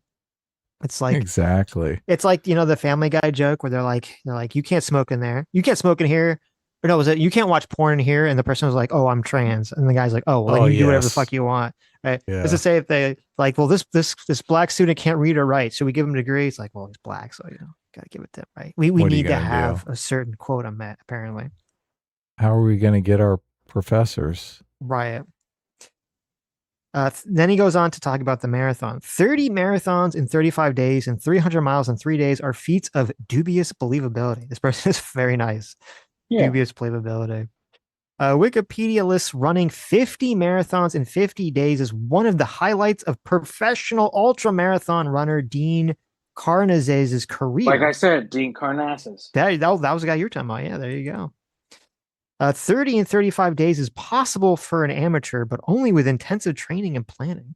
300 miles in 3 days is an even bigger stretch. For comparison, Yannis Koris, who is described as the greatest ultra runner of all time and set a world record in 1984 when he ran 359 miles in 3 days. So he was close to the world record of running. Well, he did it, right? I'm impressed. Arde asserts that he was able to do all this because, quote, if you have the will, it will always supersede skill. Well, sure. Okay. Maybe we're wrong. Maybe Jason Arde, maybe he is real life Saitama. He broke his limiter. He just trained so hard that he broke his limiter. He could do anything. Hallelujah. Off the charts. Yes. Okay, then the article goes kind of extensively into like the massive amount of plagiarism, which I'll just say he did a massive amount of plagiarism in all his works. And this also included not just plagiarism and taking out people's works and not citing it, but he also, in some cases, created fake information for studies that turned out to not even be true. Wow. What a fucker. And then later, not it doesn't say this in this article, but it was later, and I talked about this at the beginning, when he was later asked about the plagiarism and stuff, the excuse he gave this excuse to a journalist. He said, well, the plagiarism's not my fault. It's the fault of my advisors and the fault of the administration that they weren't properly overseeing my work because I'm autistic and the way that I learn information is by mimicry. So I just like autistically mimicked my plagiarism into my papers, and they should have like known that, and they should have stopped me from doing that. It's not my fault. I'm autistic. Let me save him from his autism. That's how everyone learns anything. Mimicry. Right. Which is like, and this is why, all the people that are like, oh, it's such a tragedy. This guy like killed himself and all this other stuff. Like, yeah, it's a tragedy for his family. I know he had a family and stuff, like that's horrible for them. But the same token, like, fuck this guy. I don't feel bad for this guy. Well, this guy I feel bad for anybody that offs himself. He offed himself. I don't, because I'm a piece of shit. This guy was a serial fucking liar who not only did he take a job away from someone who probably deserved it to be a teacher, okay, he was also wasting the time of all the students at the school who are paying a lot of money and spending their time to take this fucking guy's classes, thinking that he's some sort of expert on some fucking subject, which he's not at all. I mean, it was bullshit. So it was like anti-racist nonsense anyway. So maybe it doesn't matter. Maybe it's best if you get a bunch of incompetent people. But anyway, but he's wasting all the students' time and money on all this fucking shit. And then when he starts to get caught by all this stuff, he never takes accountability ever. He doesn't say, oh, I fucked up. I shouldn't have done all this stuff. I let, my ego take control of me. I should resign and I should try. No, he blames everyone but He himself. blames everybody himself. He The idea that like, everybody. yes, the idea that you're fucking plagiarizing and you're gonna blame the administrators of the school for not like catching your plagiarism. That's insane. That's a fucking crazy thing. You're like, well, they should have let me get away with it. Fuck you. Fuck Yes, you. he should recognize. Although, I am in agreement with you. But let's try and benefit of the doubt. He's an idiot, moron who doesn't actually know what's going on. No one's ever told him you can't just copy shit. I don't believe that. There's no way.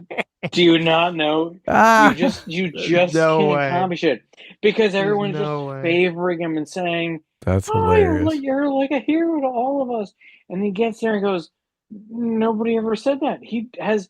It's almost like being stopped by a cop when you're speeding and you go, "I didn't know I couldn't go 58 here." Yeah. Right. You should have told him that they told me to copy. He should have said, Right. look, they said I could copy. Yeah. It's just when I was in middle school, okay. Oh, and no. and we Here would we like go. we didn't have that, we didn't have your newfangled internet. Right? Maybe we did, it just didn't really work. Are we all almost 50? No, Oh, I'm not that so I'm yes. not that bad. Okay. But Yeah. but I mean, I had Almost. like I'm in my 50s, so yeah, Oh, you're older than me. Sitch is younger. Okay. yeah, we got the full spectrum here. we do. Yeah. But, no, but like look, I'm Gen had X. I think you're Gen X. Sitch is a millennial, a a goddamn millennial. millennial. goddamn millennial. That's why he has all these weird views. It's true. It's all right. no, I had the Encarta encyclopedia like CDs for my computer that you pop in and you could like, that was your little encyclopedia, right? And I also had physical encyclopedias in the house too. And so, I knew this and every fucking kid in my class knew this. We would even we joke about it. Like when you had to do some report, you look up the fucking information in the encyclopedia and then you do the little dance where you're like, oh, I know I can't just like I have to write it word for reword word. this. I have to Yeah. reword it because the teacher knows obviously when you're copying straight from the encyclopedia, it doesn't sound like a fucking 11-year-old child wrote, whatever the fuck the words But are, right? was this before copy paste? Because I mean, I had to do this before copy paste was even an option. This was before copy paste was an option. Yeah. You had to manually by hand read it and then kind of like rejigger the sentence so it didn't sound exactly the same, right? So you're telling me that like when I'm in middle school, me and all my friends, we understand like, oh, we have to like rewrite the sentences. This fucking guy's copy pasted shit in his thesis paper, and he's like, well, I didn't know. I mean, someone should have checked it. Somebody should have told me I'm not allowed to just copy paste shit from my thesis. Like, what the fuck? Not only that, so much of academia is the right way to attribute when you do copy paste, right? You Yes. got to say, here's where I got it. And you're supposed to do some of that. You're like, look, paraphrase some, copy paste some and attribute. You got to like mix it up. Yes. And then also there's another instance too. So the first person, or I guess not, maybe not the first person, one of the first people that started to look into the plagiarism stuff was a journalist named Jack Grove. Okay. And he was a feature editor at a publication called the Times Higher Education. And he began investigating Jason Ardy's record last year. And Grove said that other academics had raised questions about his research, including alleging plagiarism and some sort of unusual data in some of his old papers. Okay. So it's also like the thing with Arde too. So it was kind of like an open secret, probably for the teachers. They knew like this guy was full of shit, obviously. So Grove examined his thesis paper, and he assembled a 63-page report, which he later expanded to a 97-page report, detailing what he believed was, it says without citation of adequate sourcing, but plagiarism, right? He basically looked over shit and wrote a fucking 97-page fucking tomb on this guy was plagiarizing. Okay. So what happened after that was Arde had sent 3 emails. Oh no, Grove had sent Arde 3 emails about this while he's working the story. Okay. talking about the allegations of the plagiarism, talking about some sort of discrepancies in his resume, and also questioning some of the extraordinary claims he had made about like running these marathons and doing all this other stuff. Okay, so he sends him these 3 emails. He doesn't get a response. I don't believe he gets a response from RD at any point, right? But what does RD do when he gets these emails from the journalist asking these questions? RD calls the fucking police, okay? And he makes a harassment complaint and says, this guy is harassing me. And so the police open up an investigation. Okay. I'm going to do this after this phone call. Yeah. Sitch is harassing me. Yeah, there you go. See, I wish it'd be nice. The police open up a fucking investigation into this journalist. Okay. And even though they do their little investigation and they come to the conclusion that the journalist did not commit an offense, obviously, right? Even this is how fucked up the police are in the UK. Even though they said that okay, he doesn't do anything wrong, a police officer still calls this journalist and tells him, hey, even though you're not doing anything wrong, you need to leave this, you should leave this professor alone. How fucking, like, what the hell? But what is wrong with the police in the UK? Claim? What's the policeman saying the claim is? Well, that's a great question. I'm glad you had that. I'm sure he didn't drive to his house, though. I mean, he was just investigating. No, he sent him emails. So the journalist, who's like super confused by this, he's like talking to the police officer. He's like, what the fuck are you talking about? And he's like, and he said, I didn't think the police officer knew I was a journalist. And he's like explaining to them that he's a journalist and he's like writing a story about plagiarism and this stuff. And the police is like telling him this stuff. Like he thinks that this journalist is like posting derogatory or fake or racist information about this guy on the internet or something. Like he doesn't even understand what the fuck the case is. It's kind of like a Reckless Ben situation where like the police just hear like one guy's explanation of the story and they just like assume it's true or something. Right. Even though they supposedly realize that he didn't do anything wrong. So that's another reason why I don't really feel bad also for this guy, is that this guy literally called the police on someone who was investigating in his claims.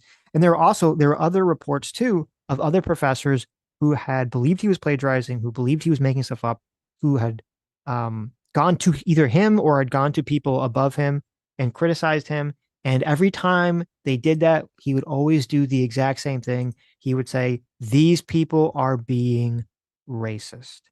They're being terrible racist and you should stop them. That's the one that got me. I'm like, fuck this guy. Yeah. Fuck this guy. That's all I'm going to say when I lay down tonight and look at my wife. Sitch was just being racist to me. He hasn't been that bad. I mean, Sitch is usually a lot worse. I'm a little racist. Okay. He's so brutal. So the dude's really dead. He really offed himself. And so well, I don't know unless it's part of his, unless he did some sort of amazing, fabulous story here. He created another wrinkle. Hasn't he been lying the whole time? He's probably not dead. If it turns out this guy's still alive, I won't even be mad. He did some of that rainbow and the serpent shit, man. Yeah, I would be impressed. I would be super impressed. I'd be like, holy shit. Alive. This guy's very they need to make a movie about him. He'll be like, Catch Me If I Can too. Okay. That's really what he should have done. So, and then, okay, here, let me read this here. So to add to the kind of hilariousness, the stupidity of all this.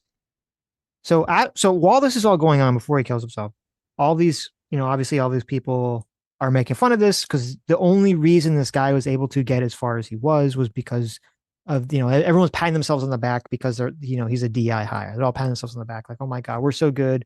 How awesome we are for hiring this guy. And so obviously when, everyone's kind of making fun of this and pointing that all out, and there's all these people on the left that are defending this guy, saying that, oh, you're all just racist for attacking this guy.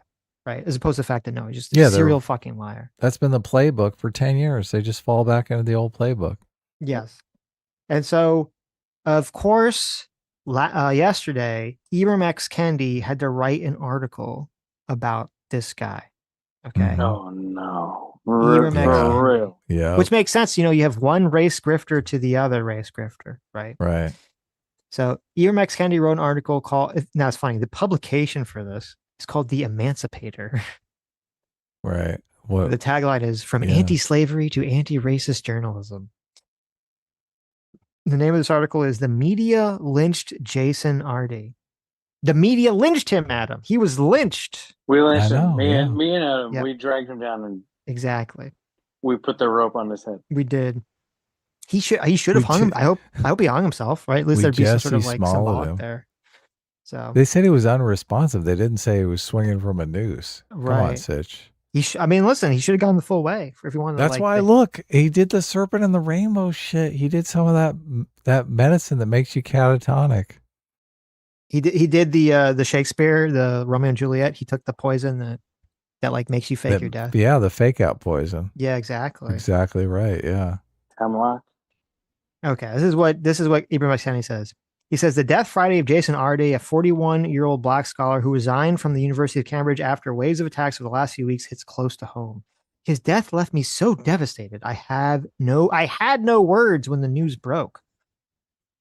But I woke up this morning with words. Oh. Use your words, Ibram. Use your words. To be a prominent anti-racist black scholar is to know that you are a target, almost totally surrounded by resentments. Prominence. I thought he was going to say is to know you're a fraud. Well, listen, we all know that, obviously, but prominence is relative.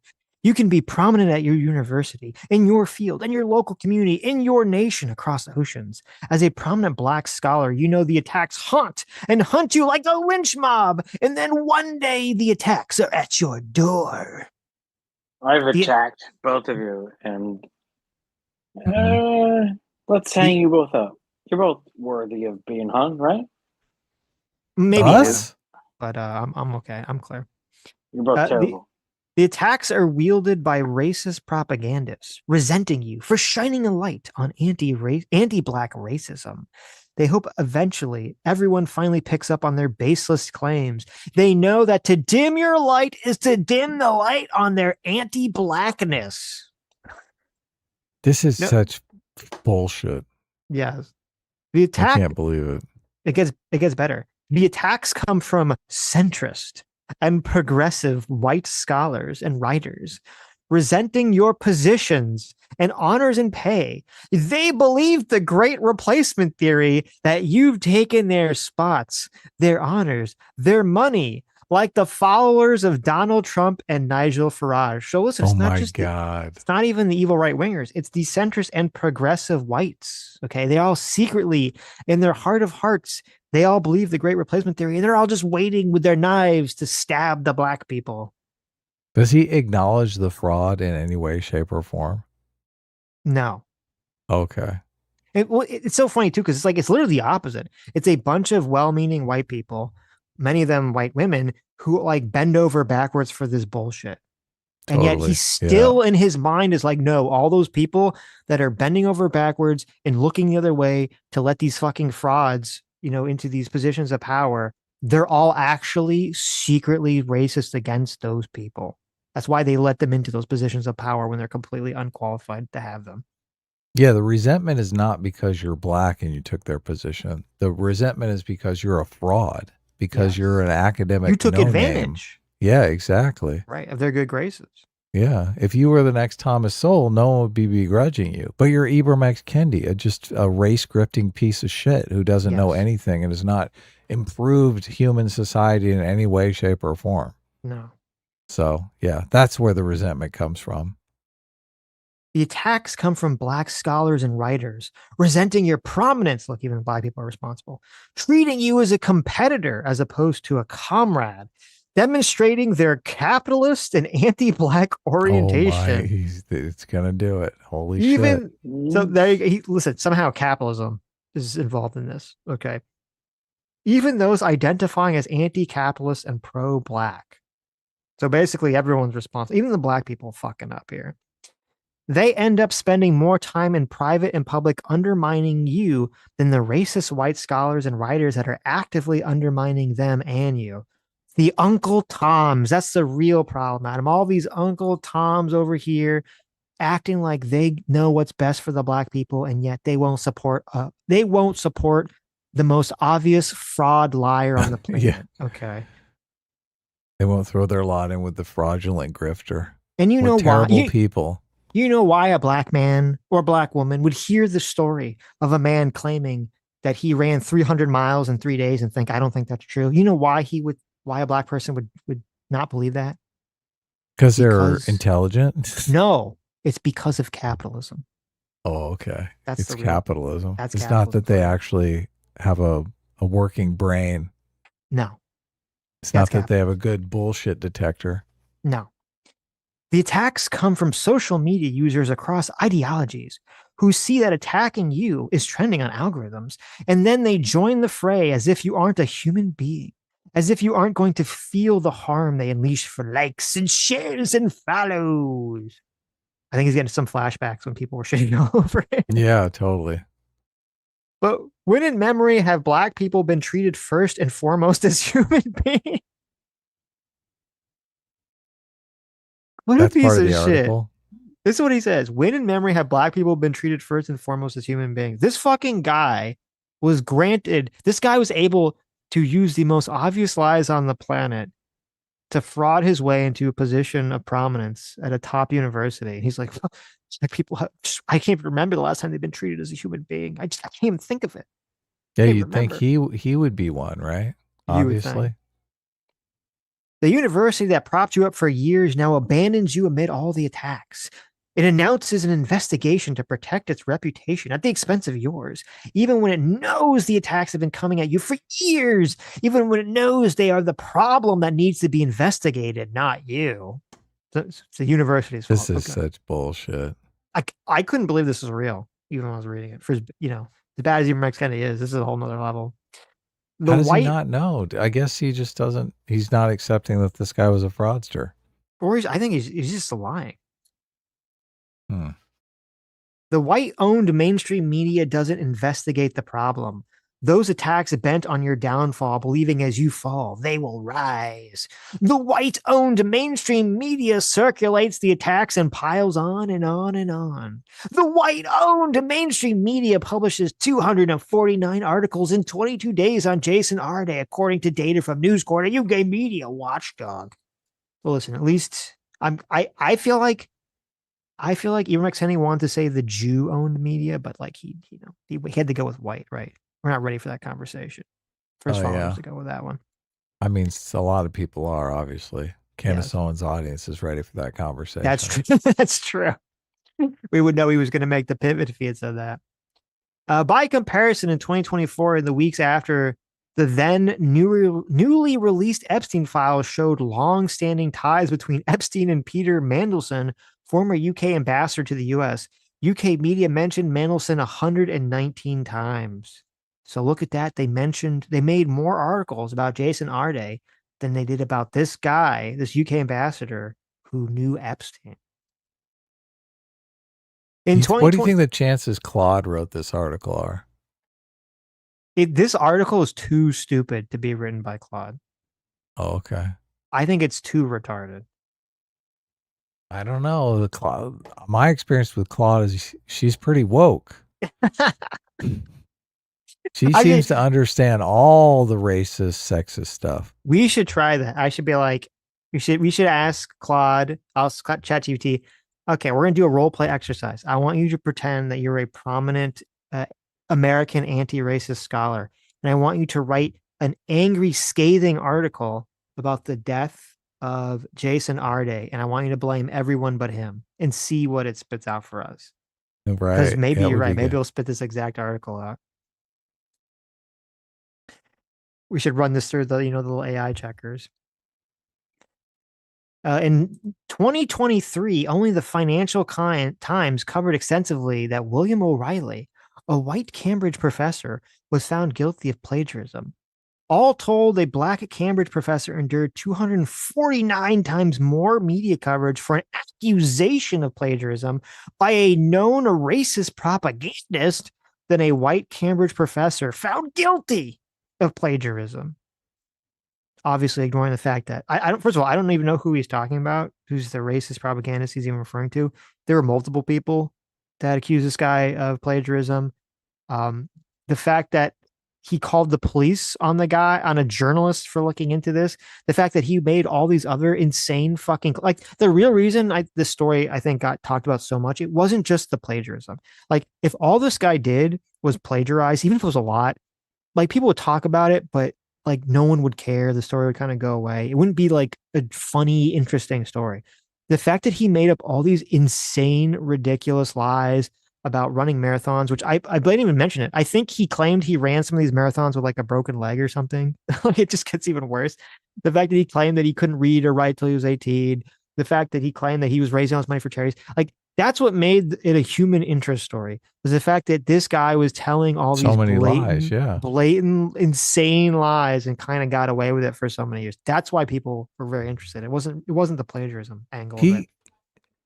He tried to claim that he didn't remember his dissertation because he had some sort of brain disease. Yeah.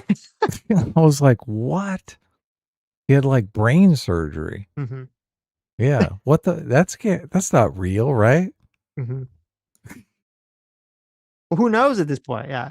He made all sorts of, it's hard to keep track. I don't know. I'll see if there's a list of all the claims he made that were just like ridiculous. Let's see. Okay, here we go. He also claimed to have played football at semi-professional level. Well, there you go. I didn't know that. Wow. Okay. He claimed to hold positions in universities that he didn't have. He claimed to have written a book that didn't exist.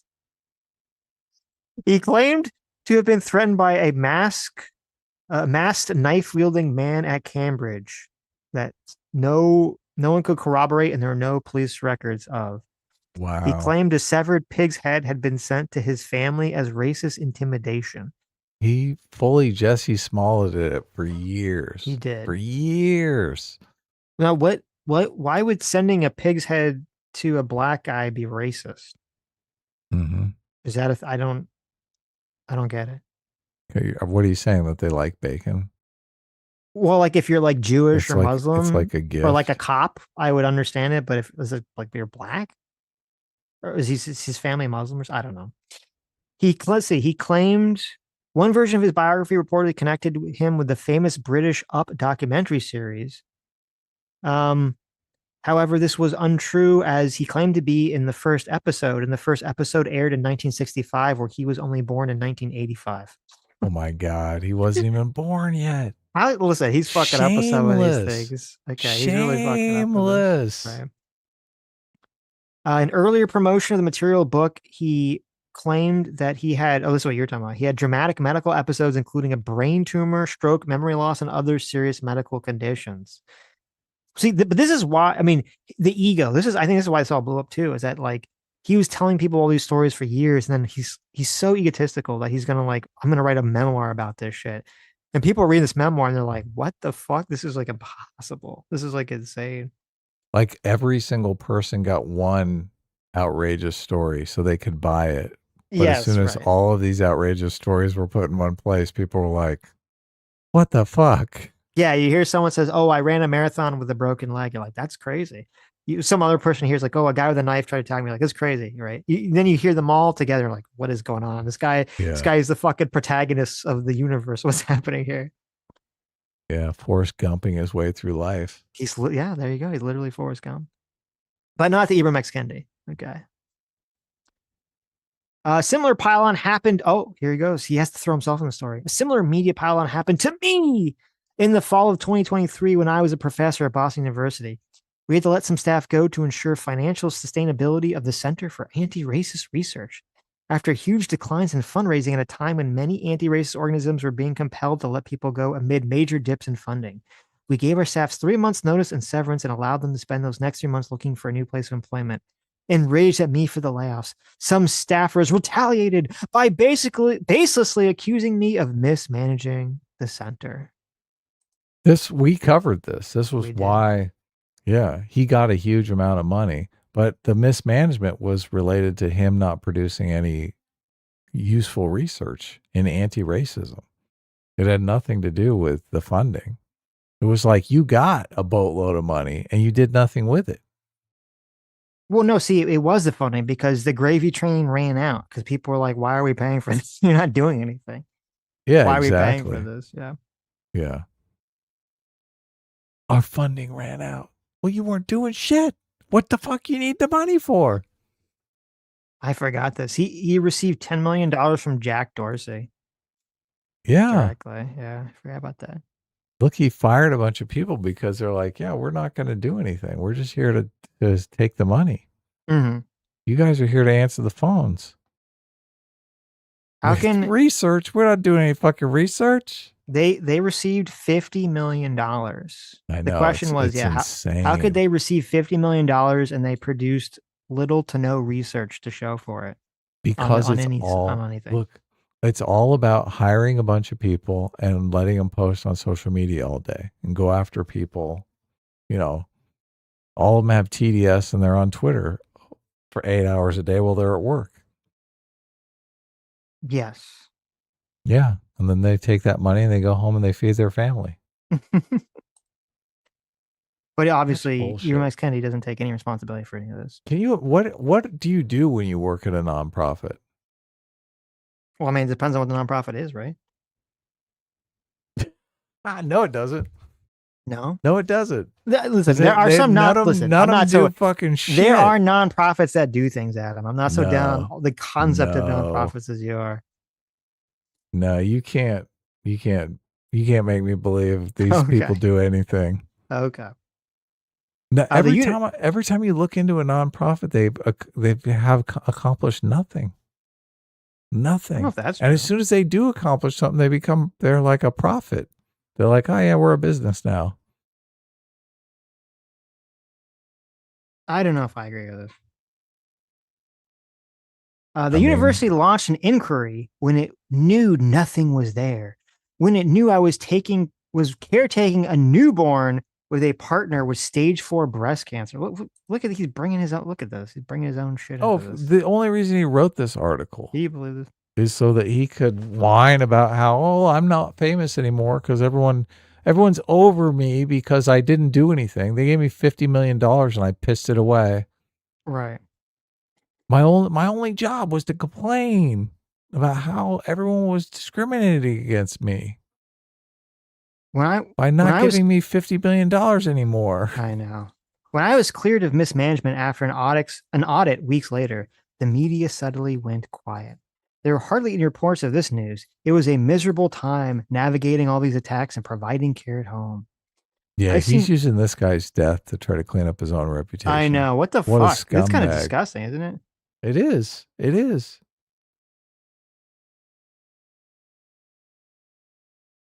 I've seen other prominent black scholars face these attacks time and time again. And if you die from all the attacks, the media still calls the attacks on you accusations to wash their hands of the blood. Your lynchers announce your death as if they had no role in your lynching. But you know what your lynchers won't announce.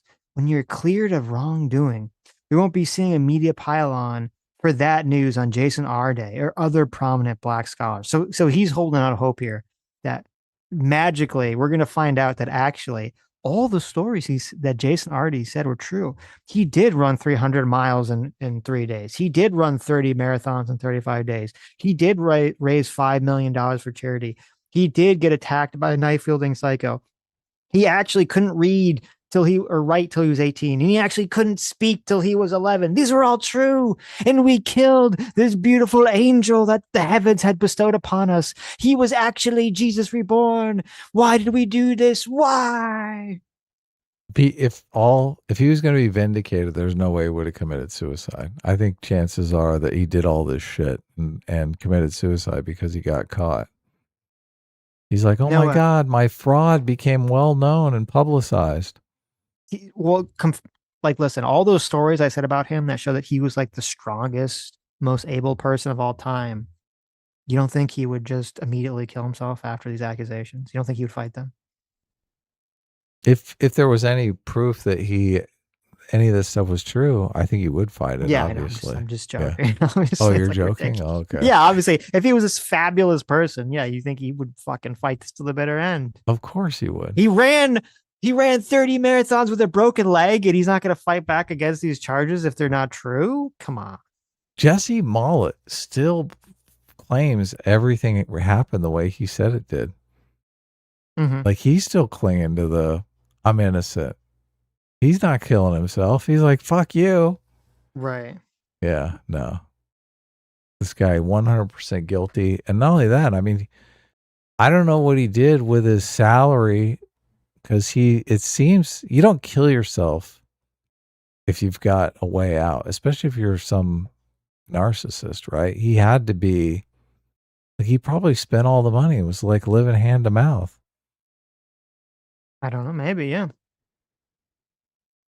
Let's see. The media will bury its culpability while we bury Jason.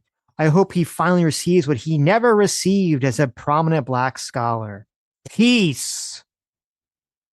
God. Mm-hmm.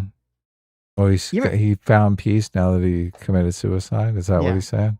Because he got caught being a liar. Mm-hmm. Ibram Kennedy's such a piece of shit. Yeah, he's a narcissist, like, self-important bullshit artist. Well, I mean, it's as bad as Ibram X. Kennedy is. I mean, I think he's just fucking crazy. I think he's a racist. I don't think he lied to the amount that this Jason Arty guy lied. Again, he sees himself in him. He's like, this man is like me. He's just like me. It could have been me. Yep. It is him. What is he talking about? Ibram X. Kendi is a nobody now. Nobody gives a fuck about Ibram X. Kendi. It's so funny that he pops his little head up to do this Claude written story about, oh my God, woe is me. This happened to me. Mm-hmm. Nobody gives a fuck. Nobody cares. This isn't. Look, the perfect example of where is this published? The New York Times isn't publishing this, right? He's not on CNN talking about this. He's publishing in some... The Emancipator, Adam. You don't think that's like a big headline in the Emancipator? No, it's not a big publication. No. This website gets like 50 people a year that go to their website. And 20 of them are making fun of it. Yeah, exactly. No. They're me. Ibram X. Kendi's days are over. Okay. Yeah. They probably keep him on staff just so that they have him, they can wave him around if they get any racist complaints from students. What do you mean? We hired Ibram X. Kendi. We're not racist. Let's see, where is he? I don't even know where he works. Does he still work at Boston? These people are stooges. Look, I couldn't respect myself if I was in one of these people's positions. It's completely fucking ridiculous. It's got to be so much worse to know that you're a fraud when, you know, you're in one of these respected positions of authority, right? Mm-hmm. You're like, you haven't done anything. Obviously, you want to do something. You want people to heap accolades onto you, right?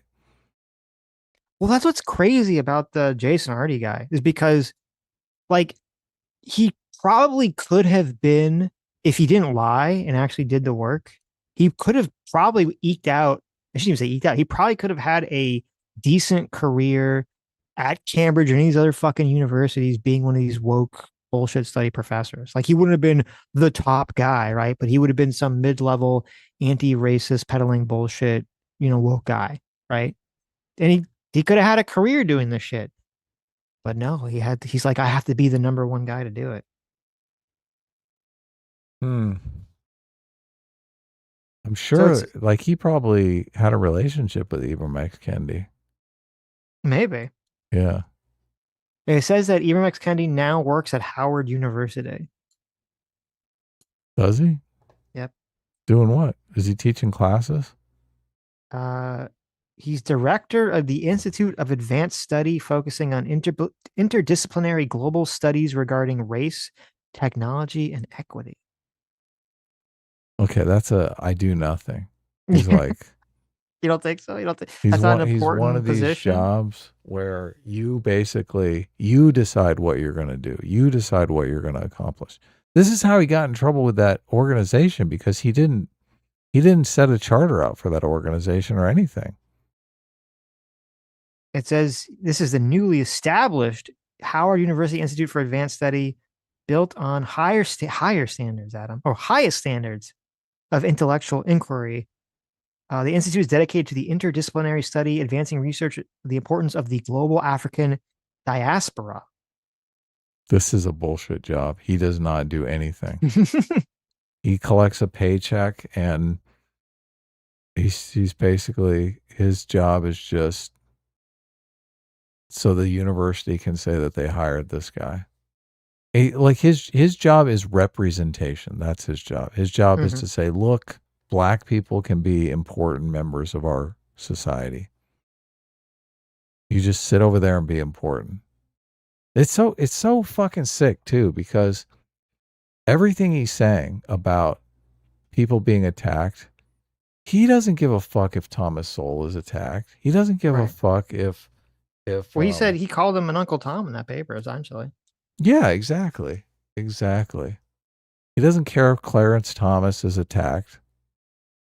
He doesn't, it's like, it's so patently ridiculous. So, yeah, I can't stand these people. Obviously, there's plenty of money. He's making money off of white guilt. They want to employ him to not do anything just because they feel bad. This is their way of like reparations. It's just it's sad because it doesn't really help the black community in any way, shape, or form. So this is going to make you laugh even harder. So I asked the AI, I was like, has he to do the thing? No. I should though. I asked the AI, like, has Ibram X. Kendi done any like work? Like, what work has he done at Howard University? Because that's the problem. They always hire these people, and you're like, what the fuck do they do, right? What the fuck do they do at these universities? Like, if they're not like supposed to be teaching classes or something. And so here's one. You know what? One of the things he has done since he's working at Harvard University. What's that? Well, he has relaunched a publication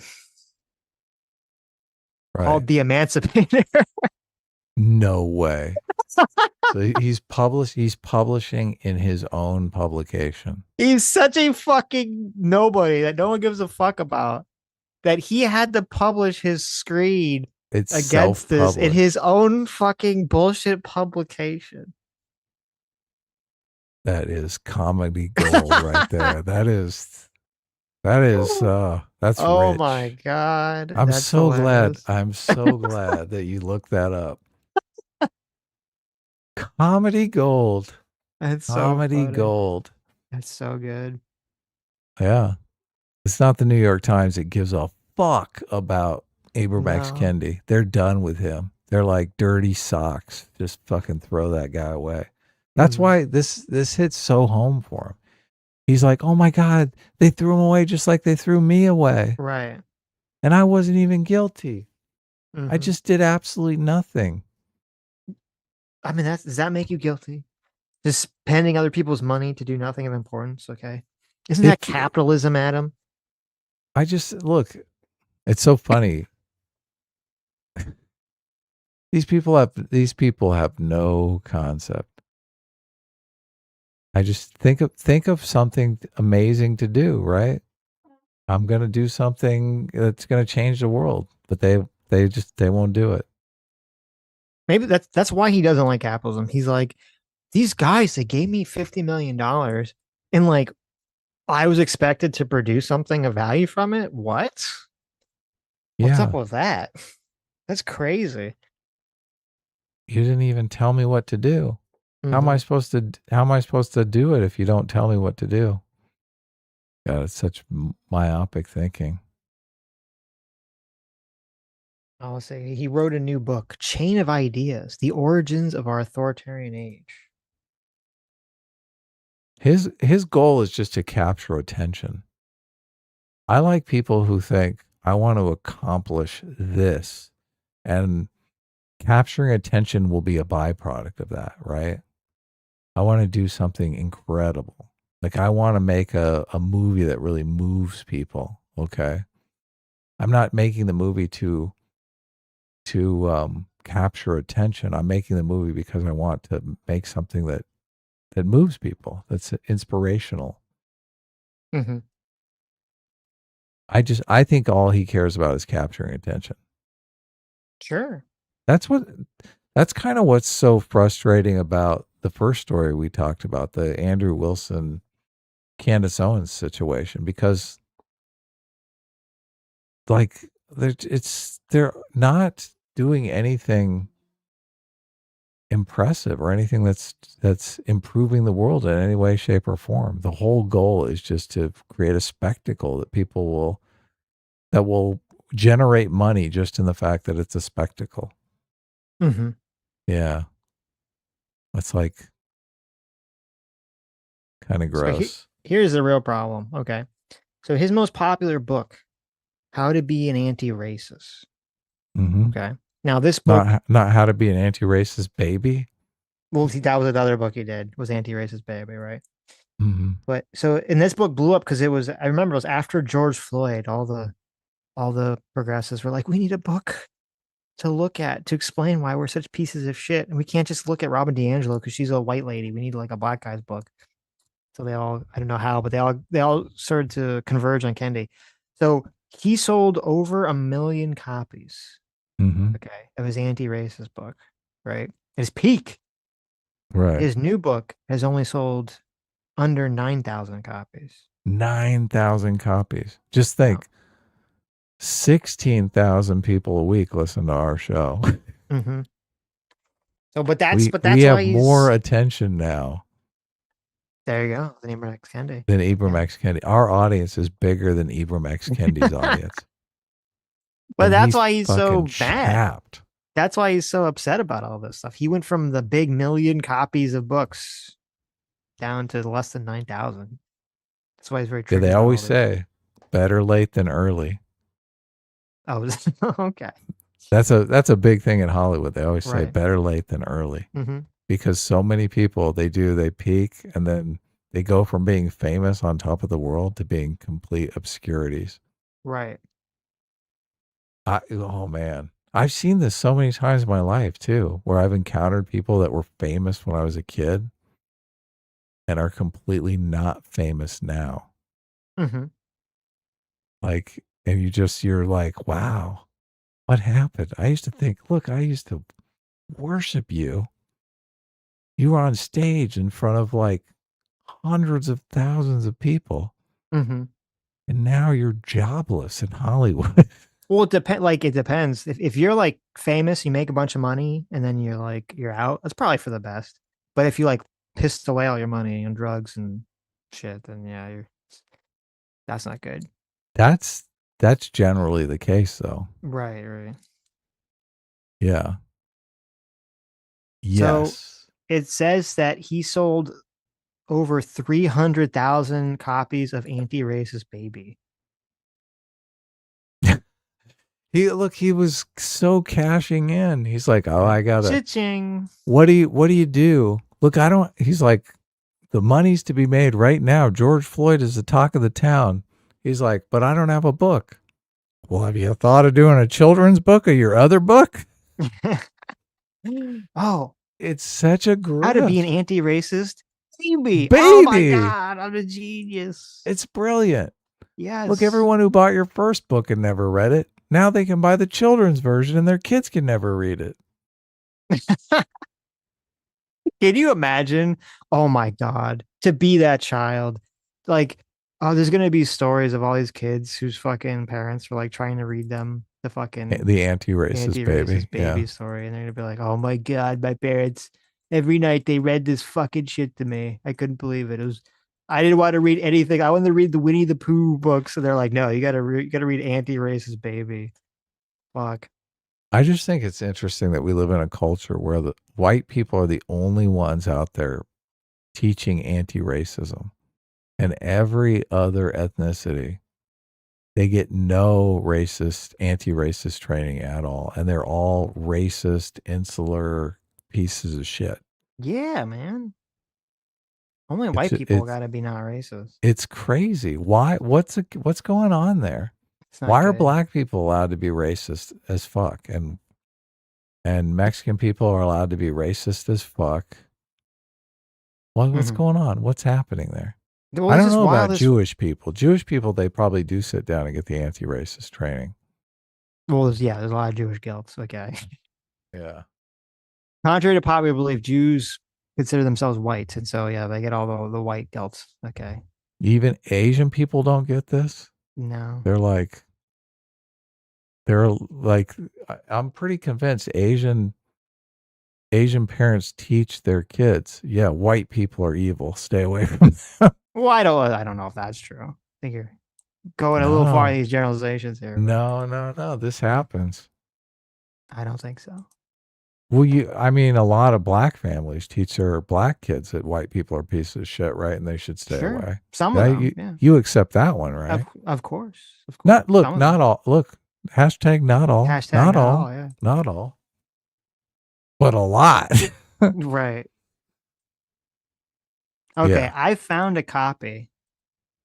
You want should we read Anti-Racist Baby online? No, You don't wanna we've read the this Anti-Racist before. Baby? Let's do I've super never chats. read I have a better Anti-Racist Baby. idea. Let's read some super chats and then I can go to bed. But listen to me. That'd be Adam. more my style. I think. Did Look, you know? Snogan's already dipped out on us. Did you Thank know? you he for snuck coming out? on, Okay. Charlie. Yes, Thanks. thank you. I'm about Did to you do know, the same. Adam? I think he's got the right idea here. Did Where's you know, that Adam? end live call? Adam, did you know that anti-racist baby is bred, not born? That anti-racist baby is raised to make society transform. Mm-hmm. Look, it rhymes. Look, white people are the only ones doing the fucking work on this. And everyone is shaking their finger at white people. Like this, this is why Nick Fuentes is as popular as he is, because they're just like, why are we the only ones that are getting it? Why are we the only ones who've made this commitment to not be racist pieces of shit every single day? And everyone else gets a pass. It's bullshit. It's completely unfair. People are sick of it. They're done. That's why Ibram X. Kendi's a nobody now. They're like, fuck you. No more finger wagging. People are not going to take it. It's not good politics. It's going to be okay. I have a more important point. The white lash. Remember the white lash comments from that? What was it? Who's that fucker that said the white lash comments? You talking about the mean? Donald Trump is a white lash. Oh, I don't even know what you're talking about. I thought you were talking about the Democratic Michael Eric strategist Dyson with the no. mean white. Chat will get it. Okay. Chat's still awake. You're falling asleep, but chat's still I don't even know in what there. you're talking about. Trump a white lash? Yeah. He's the talking head on CNN. Tell us, chat. Come on. Journalist Wesley Lowery? No. I don't know who that Jones, Van Jones. There you go. Oh, Van Jones said something like that. Okay. Van Jones. That's right. Van Jones. That motherfucker. That guy who doesn't know jack shit about anything. There's something weird when you look at, I'm kind of like looking over, first of all, this anti-racist baby book is like 10 pages. Okay. So I would feel gypped. This book is tiny. All right. But there's something weird, I think, about a person who, when they draw humans in their kind of stylized way, that they make sure to include gross looking leg and arm hair on all the men for some weird reason. Mm-hmm. When it's like usually when you see like highly stylized cartoon things, they don't draw like the little leg hair strands on like a guy, right? Wearing shorts. So you're like, what am I looking at here? Like what? Like that's someone's like weird fetish, right? Like no one would just draw that because they think it looks good. Mm-hmm. That's like a weird, disgusting You're fetish. talking like Carl on Aqua Teen Hunger Force? Yes, exactly. Right. Exactly. Like they intentionally try to make Carl look as like unappealing as possible. And listen, I'm a hairy guy. I'm not gonna say I'm not a hairy guy, but it's a little strange that in his little anti-racist baby drawing, he's like making sure to include all the little arm and leg hair on certain characters. It's a little strange to me. That's all I'm gonna say. Sitch takes his shirt off and it's like, did you buy a gorilla costume? It's not that bad. I'm not Robin Williams, all right? Okay, it's not that bad. Give me a break. All right. My God. How dare you? Slander. Don't you know that I'm the most attractive man in the universe? That's why I don't show my face. On the Van Jones white lash comment, the thing that bothers me most about those comments is that he's framing the election of Donald Trump as the takeover of white people expressing their real racism. When I just think, how can you make those claims when it's white people who are the only ones who are actively anti-racist and teaching their kids not to prejudge people, right? They're the ones that are literally doing the work. And if there's any white lash, it's the anger that they're the only ones doing the work. And Van Jones's community and the Latino community, AOC's community, they're allowed to march around and be fucking totally racist pieces of shit. Mm-hmm. They're not required to teach their kids. They're supposed to teach their kids to be afraid of white people. All the shit that's coming, the Anthony Carmelo shit, the this kid who died in Louisiana, who was black and had a bunch of white friends, and they're immediately like blaming all the white friends for his death when it looks like he just got drunk and drowned. It's insanely crazy how much anti-white hatred is out there now. It's crazy how I think we were really, really going in a good direction. We were because white people were doing the fucking work. Yes. It takes a lot of work to keep people from being racist pieces of shit. Right. And it feels like so much of it has been completely undermined, unraveled, undone because of these pieces of shit. The socialist pieces of shit. And the race grifters, the race hustlers who are like, they've constructed an argument where all white people are racist and you should stay away from them because they're scary, which creates racism against white people. It's like, and at the same time, white people are the only ones doing the work and saying, no, you shouldn't prejudge people. Mm-hmm. They're like, hell yeah, Ibram X. Kendi's of the world. Oh, hell yeah, you should prejudge people, okay? Yeah. There was another story. It has nothing to do with any of this. That's okay. You know that, you know how they're doing the Chris Hansen movie? Yeah, I can't wait. I'll be there day one. I'm going to see it in 70 millimeter IMAX. Oh, that's the movie that you're going to see in IMAX. This is the Chris Hansen movie. Yeah, exactly. No, obviously I kid, but you know, right. They probably will have it in IMAX. So there was some kind of event that he was at recently. Chris Hansen? Chris Hansen. Okay. And he was on stage with some famous streamer, and they were kind of talking about the dangers that children face in Roblox.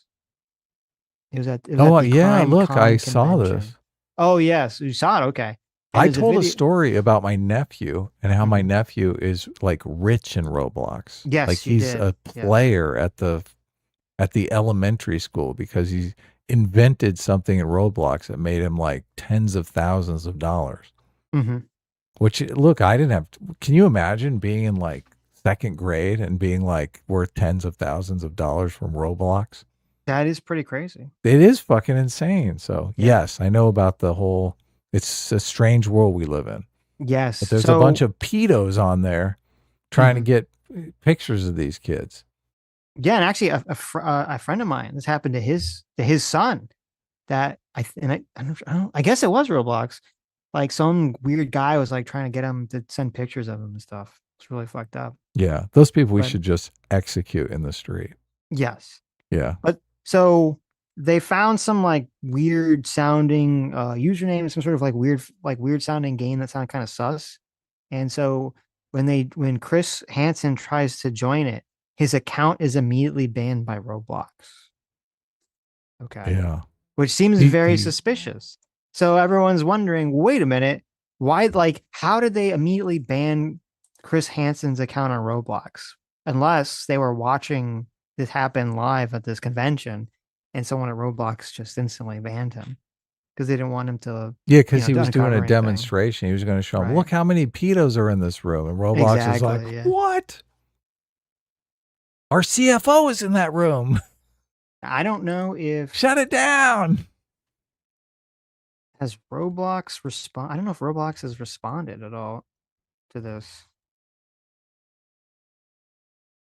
'Cause I didn't see That's any got, sort of oh reply God, by them. being a parent in this day and age is just, I mean, it's just littered with landmines.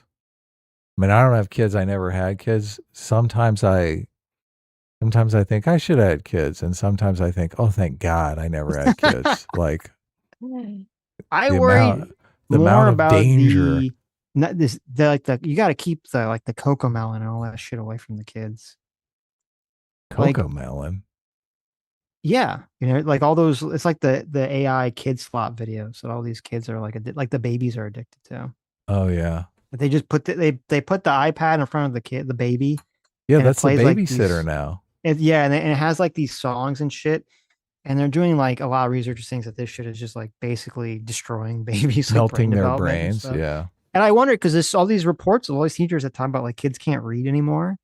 And I wonder if a lot of that is what's going on. There was someone, I don't know if this is true. There's someone who was saying that like a lot of young Zoomer kids and a lot of young Alpha kids, like they don't even know how to use computers. Really? I don't know if Right. this is true. And I was thinking like that's crazy. And I thought about it and I realized like for me, a lot of how I learned to use a computer was I was a Building kid. it. I Yeah. had a computer and like you didn't have that many games or your game sucked, right? You had like Minesweeper, later you had pinball and like you had like number munchers. I don't know if you remember number munchers. Snake.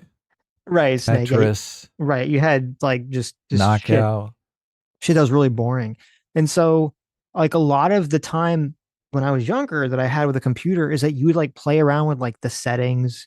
You like you were like learning how to use a lot of functions of a computer like out of boredom. Like you're just trying to Yeah. like entertain yourself. Oh And I was yeah. like, and I forgot about that. And that's like, whenever I was explaining to my parents or explain my parents how to do something that seems so like obvious. It's because like as a little kid, I was like figuring it out on my own because it was entertaining to me. And now I realize like all these kids, there's like so much like fucking entertainment constantly. Like you turn the computer and all you do is you turn on your web browser or YouTube and you have like infinite looping, auto playing videos of Coco Melon or whatever fucking clips of any TV show you ever want to see blasted in your face 24/7. And I'm like, oh, I guess it makes sense. Kids never really learned how to like do anything on a computer because this is like they just tap a screen on their touchpad and it just like shoves the entertainment in their face. They have no reason to ever even learn how to use this stuff. Are you saying that Windows settings was our infinite scroll? It kind of was for me, like growing up. Like I remember, like I was like what is having this fun. networking setting? Well, I was like learning to change like the background. I was like, oh, I learned how to change the background. And I was like, oh, I learned how to use paint, like made a little happy face and make it the background. Oh, when was the last time you changed the background on an iPad? You're like, fuck it, it's good. Right? Oh, I learned to like, oh wait, I can like hide files in my computer. This is even before I was doing it for porn. I could hide files in my computer and make them invisible. That's so cool. Like, look, my mom is in my porn file and she can't see anything. Exactly. Yeah. No, see, that came in handy later. I don't know. I thought I would like think it was interesting when I was a kid. And I remember like I would like think it was fun to like go and change the little icons. And then I don't know if you remember, like they used to have all the like you could change all like the different sound effects for everything you did. Like this would all be like insanely annoying to me like now. But as a kid, like I like changed all the sound effects to be like South Park things. So like great. Yeah, so like every time you close a window, it'd go like it'd be Cartman going kick ass or something. Oh my god, your mom. There's always little like South Park sound hated effects. You. My parents thought it was hilarious. Okay, my parents were South Sure. Park fans. No, they told me they thought it was hilarious. I haven't talked to them about this in forever, right? But and like then there'd be like South Park music when you started the computer, and then like the little icon, like the arrows and everything. Like I was like just I don't know, I was just like customizing all this like little random shit. Right now, I never got deep into it. I was never one of these fucking people, unfortunately, that learned to program. I remember I took some class on programming and they were always terrible. I didn't learn anything, unfortunately. But so I mean, I'm not some big brain computer programmer guy. I don't know really how to program or do anything like that. But I do know like basic computer utility shit. And I realize it's just because I was bored as a kid and And I guess I can see that a lot of kids are not going to really have that experience growing up. Yeah, no, times are changing. Now it's a completely different. Your job is just to watch TikTok. Yes. Although I think TikTok is kind of imploding right now, which is great. Oh, really? Yeah. I think a lot of people are kind of losing interest in social media. It was like a new thing, and now I'm Well, also, I mean, it got wrestled out of the hands of the Chinese government. So is it declining just because people are growing tired of it, or is it declining because the Chinese government is no longer using it as a weapon of, mass manipulation? I think the second one, that's my own personal belief, but no hard evidence has been produced yet. I Right. do think TikTok was being used as a sort of espionage tool. Is espionage the right word? They're basically using it to brainwash American citizens to be anti-American. I guess like propaganda tool. Yeah, that's probably better. So, but I do think they were getting kids hooked on making content and that content being viral, but that viralness of the content was kind of fraudulent. But that's how they would get these kids hooked, because they'd get that high of being out there, getting the attention and exposure, and then they'd constantly make content to recapture that high. And if an American company takes over the algorithm and they're not really trying to do that, they're not trying to hook people on the algorithm, they're like just playing the content that's popular, then a lot of people are going to lose interest, right? Because there's nothing to hook them. They're like, oh yeah, I made some content. I never made anything more than like 15 views on each video. Right. I'm just going to quit. The key to the hooking people is really to give them that first like 100,000 views, and they're like, oh my God,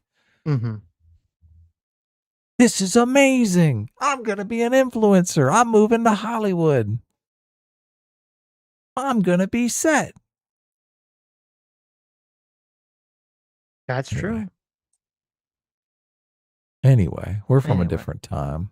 I know. Let's read super chats and go to bed. I wonder if I want to go to bed. I will read super chats in a second. I wonder if it would be like good, like if you gave your kid the iPad, right? But it doesn't have YouTube, it doesn't have like internet access. You're like, it doesn't have any games on it. Like, here you go.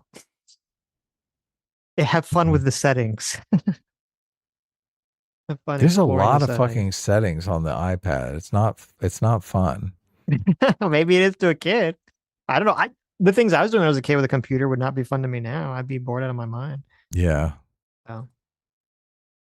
Are you gonna would you make an AI movie? I would. It became accessible. Of course. I was going to ask you about it, because I was actually looking to start to try to get into like making AI, like AI art and AI film and stuff, because I have to make a video, otherwise Sam isn't going to marry me, and it'd be easier if I use AI to do it. So I was trying to watch some tutorials about like all that stuff and figuring out how to do all that stuff. Yeah, sure. I'll share my notes. Definitely. Thank you. I'm diving in. I'm going to start. I really want to make this Robot Love. And I structured it originally as a Channel 101 show. Channel 101 is a program that in Los Angeles where they do 5-minute television shows. So it's like you're creating content in 5-minute chunks, but you've got to have it's structured like a half hour or an hour TV show. So I have 4 episodes that will be 5 to 10 minutes each. And there's a beginning, middle, and end on each episode. So that's what I want to make, because that's like perfect for YouTube, right? Yeah, that would be. If I plunk down a 38-minute short film, like a lot of people are going to be like, do I really want to watch 38 minutes of this? But if I can get people hooked on the story, I mean, I would drop it. I want to make it all at once, just because I want to. Really, the goal of making it is learning the technology, seeing what the what the technology can do. So, I mean, even if it's a huge flop, I don't care. I'm trying to make something totally cool. But I would drop it all at once so you could binge watch it Netflix style. All 4 episodes you could watch at once. But yeah. And then look, you should do Supervillains Anonymous too. I love all the shit in Supervillains Anonymous too is amazing. Yeah, that'd be cool. Yeah. Yes. And not only that, if you could that's train a model perfect. on like the art for the first one. It's perfect because that's where AI excels at doing these crazy characters. Right. That are just entertaining to watch because it's like some monster or something that talks. So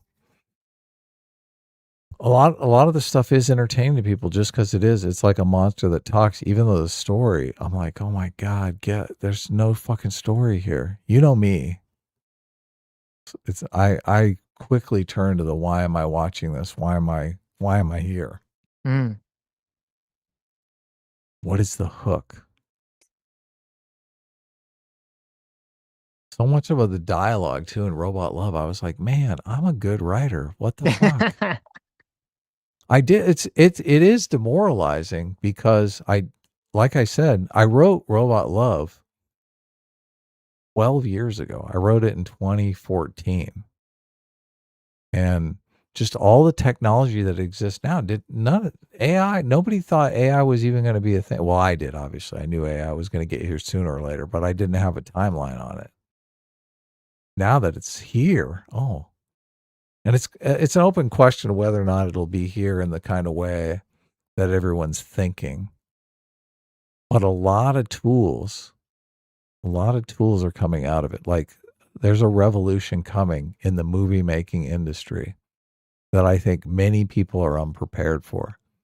There's a revolution coming in the transportation industry that people are completely unprepared for. There's a revolution coming in the humanoid labor via robots industry that people are completely unprepared for. It's so funny. It wasn't that long ago that people were telling me, oh, these humanoid robots is going to be like 20 years from now. And it's happening fucking now. Right. No, listen, that's fair. Yeah. I thought it was going to be a much longer than it looks like it's going to be. Yeah. I am curious. Okay. Let me read Super Chats. I am curious if Netflix will be a giant beneficiary because it seems like Netflix is the perfect company. If you were an investor, if you were looking for opportunities to invest in the stock market in this capitalist endeavor, who do you think would be the biggest beneficiary of this revolution I'm kind of sketching out here for the movie making industry? It's Netflix, right? Because Netflix is the biggest streamer. They're like, all the companies have tried to compete with Netflix, but Netflix is like 10 times all these other companies, Disney, all these other streaming companies. So if we get to a point where it's just, they can constantly crank out like content because the barriers to cranking out content are so low. It's like Netflix and YouTube. That's the problem is there's going to be so much like, how do you find the good stuff? There's going to be so much slop out there. It's going to be crazy. The same way YouTube finds the good stuff. I mean, does it? It goes viral. I guess. Look, and not only that, the thing about AI is that the AI will be able to actually watch the content and be able to tell if it's good.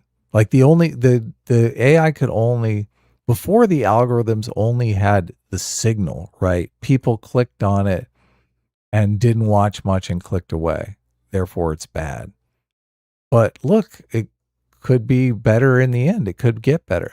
The AI will be able to watch the entire piece of content and understand why people would like this or not like it and promote it accordingly. Have you been seeing those articles about how they're having all these problems with like Anthropic and ChatGPT and those other things where the AI keeps doing like crazy shit. It keeps trying to hack Escaping the into sandbox and all that stuff. yeah, well, Yeah, not just totally. it keeps trying to hack in the thing. Like there was someone who like asked it like, I want you to sign me up for something, some like class, and it like instead of just signing up for the class, it like hacked the website to make sure that he was like number one on the list or something. Like it just doing like Really? yeah, it's doing those like wacky shit. Wow. So I still got a lot of bugs to fix this stuff. Seems like some of the stuff is getting to the dangerous territory already. Yeah, no. People are worried about that. And look, if you read that book, if anyone builds it, everyone dies. That book will completely just radicalize you. But here's the way that I look at it.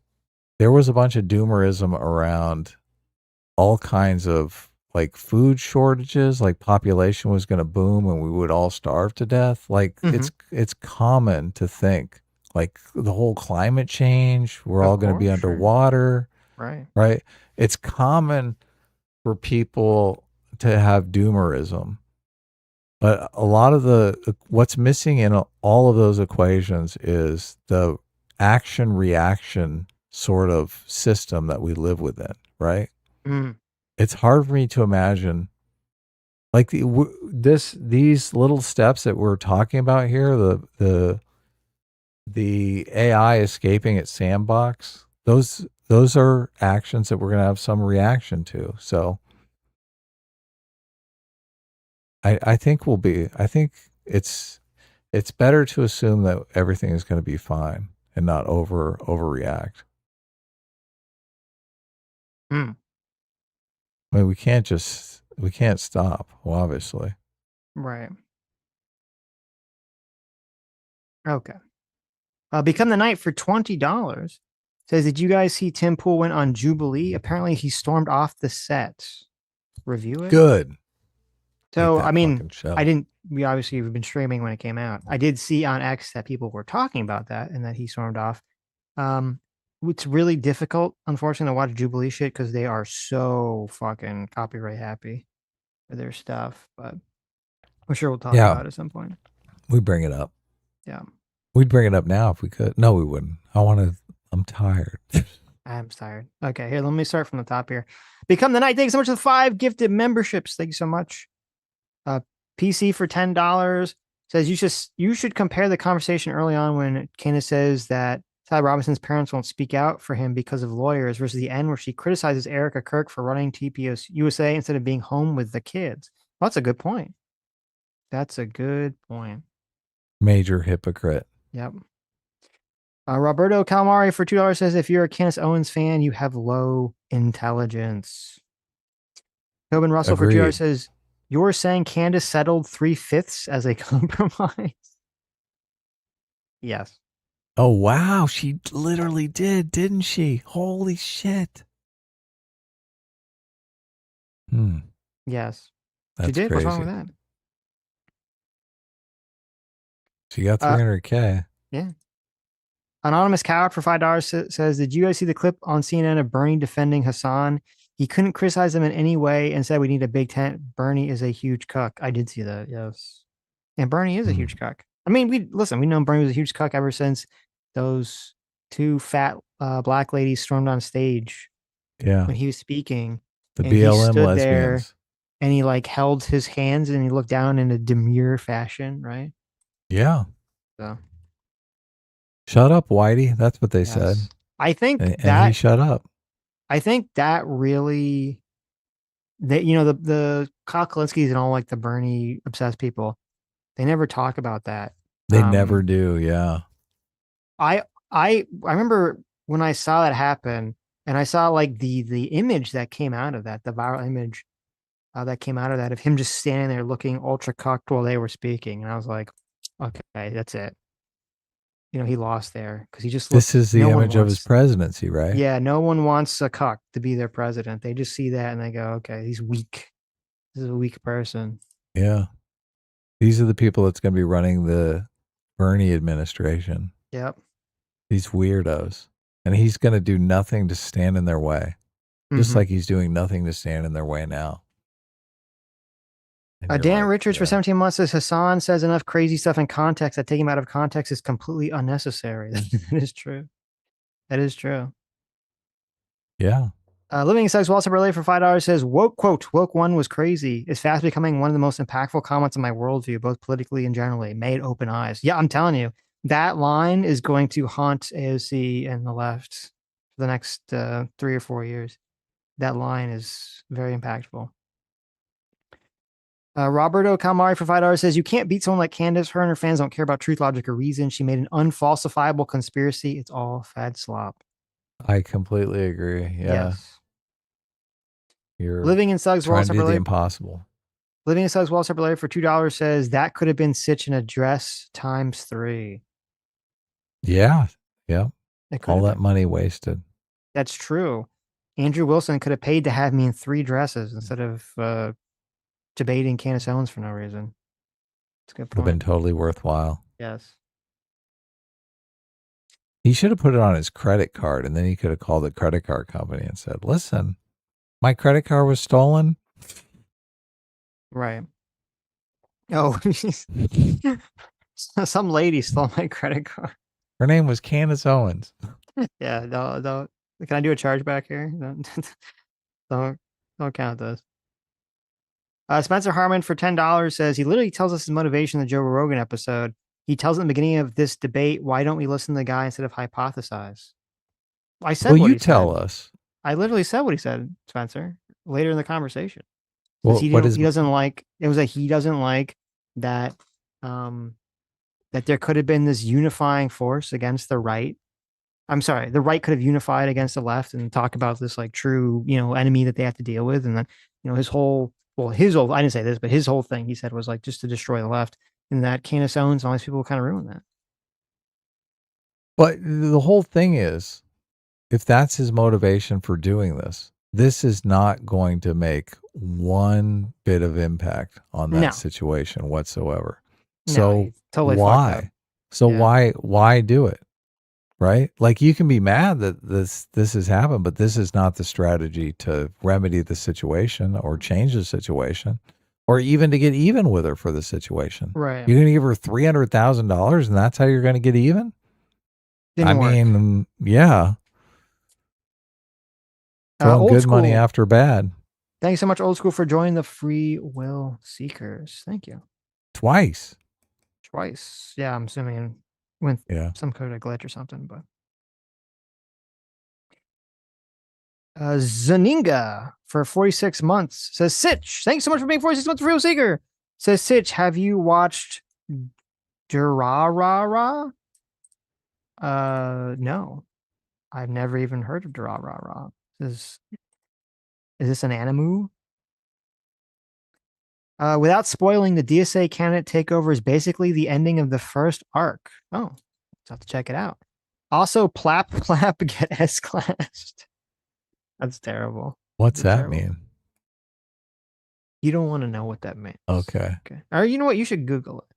No, I'm not gonna. Sounds scary. I heard probably Sam like butt sex or something. Angrily respond to the Dura-ra-ra-ra comment. So I guess she knows about Dura-ra-ra. Negative Socks for $5 says, you guys should check out this podcast that features Hasan's head producer, Eric Hovagim, Glazing China. Where do I link it? S-Class is the best class.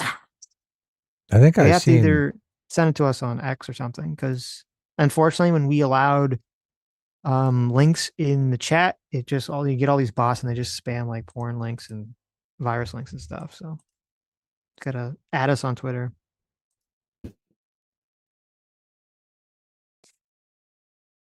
Let's see. General Ballsack for 49 months. Thank you so much.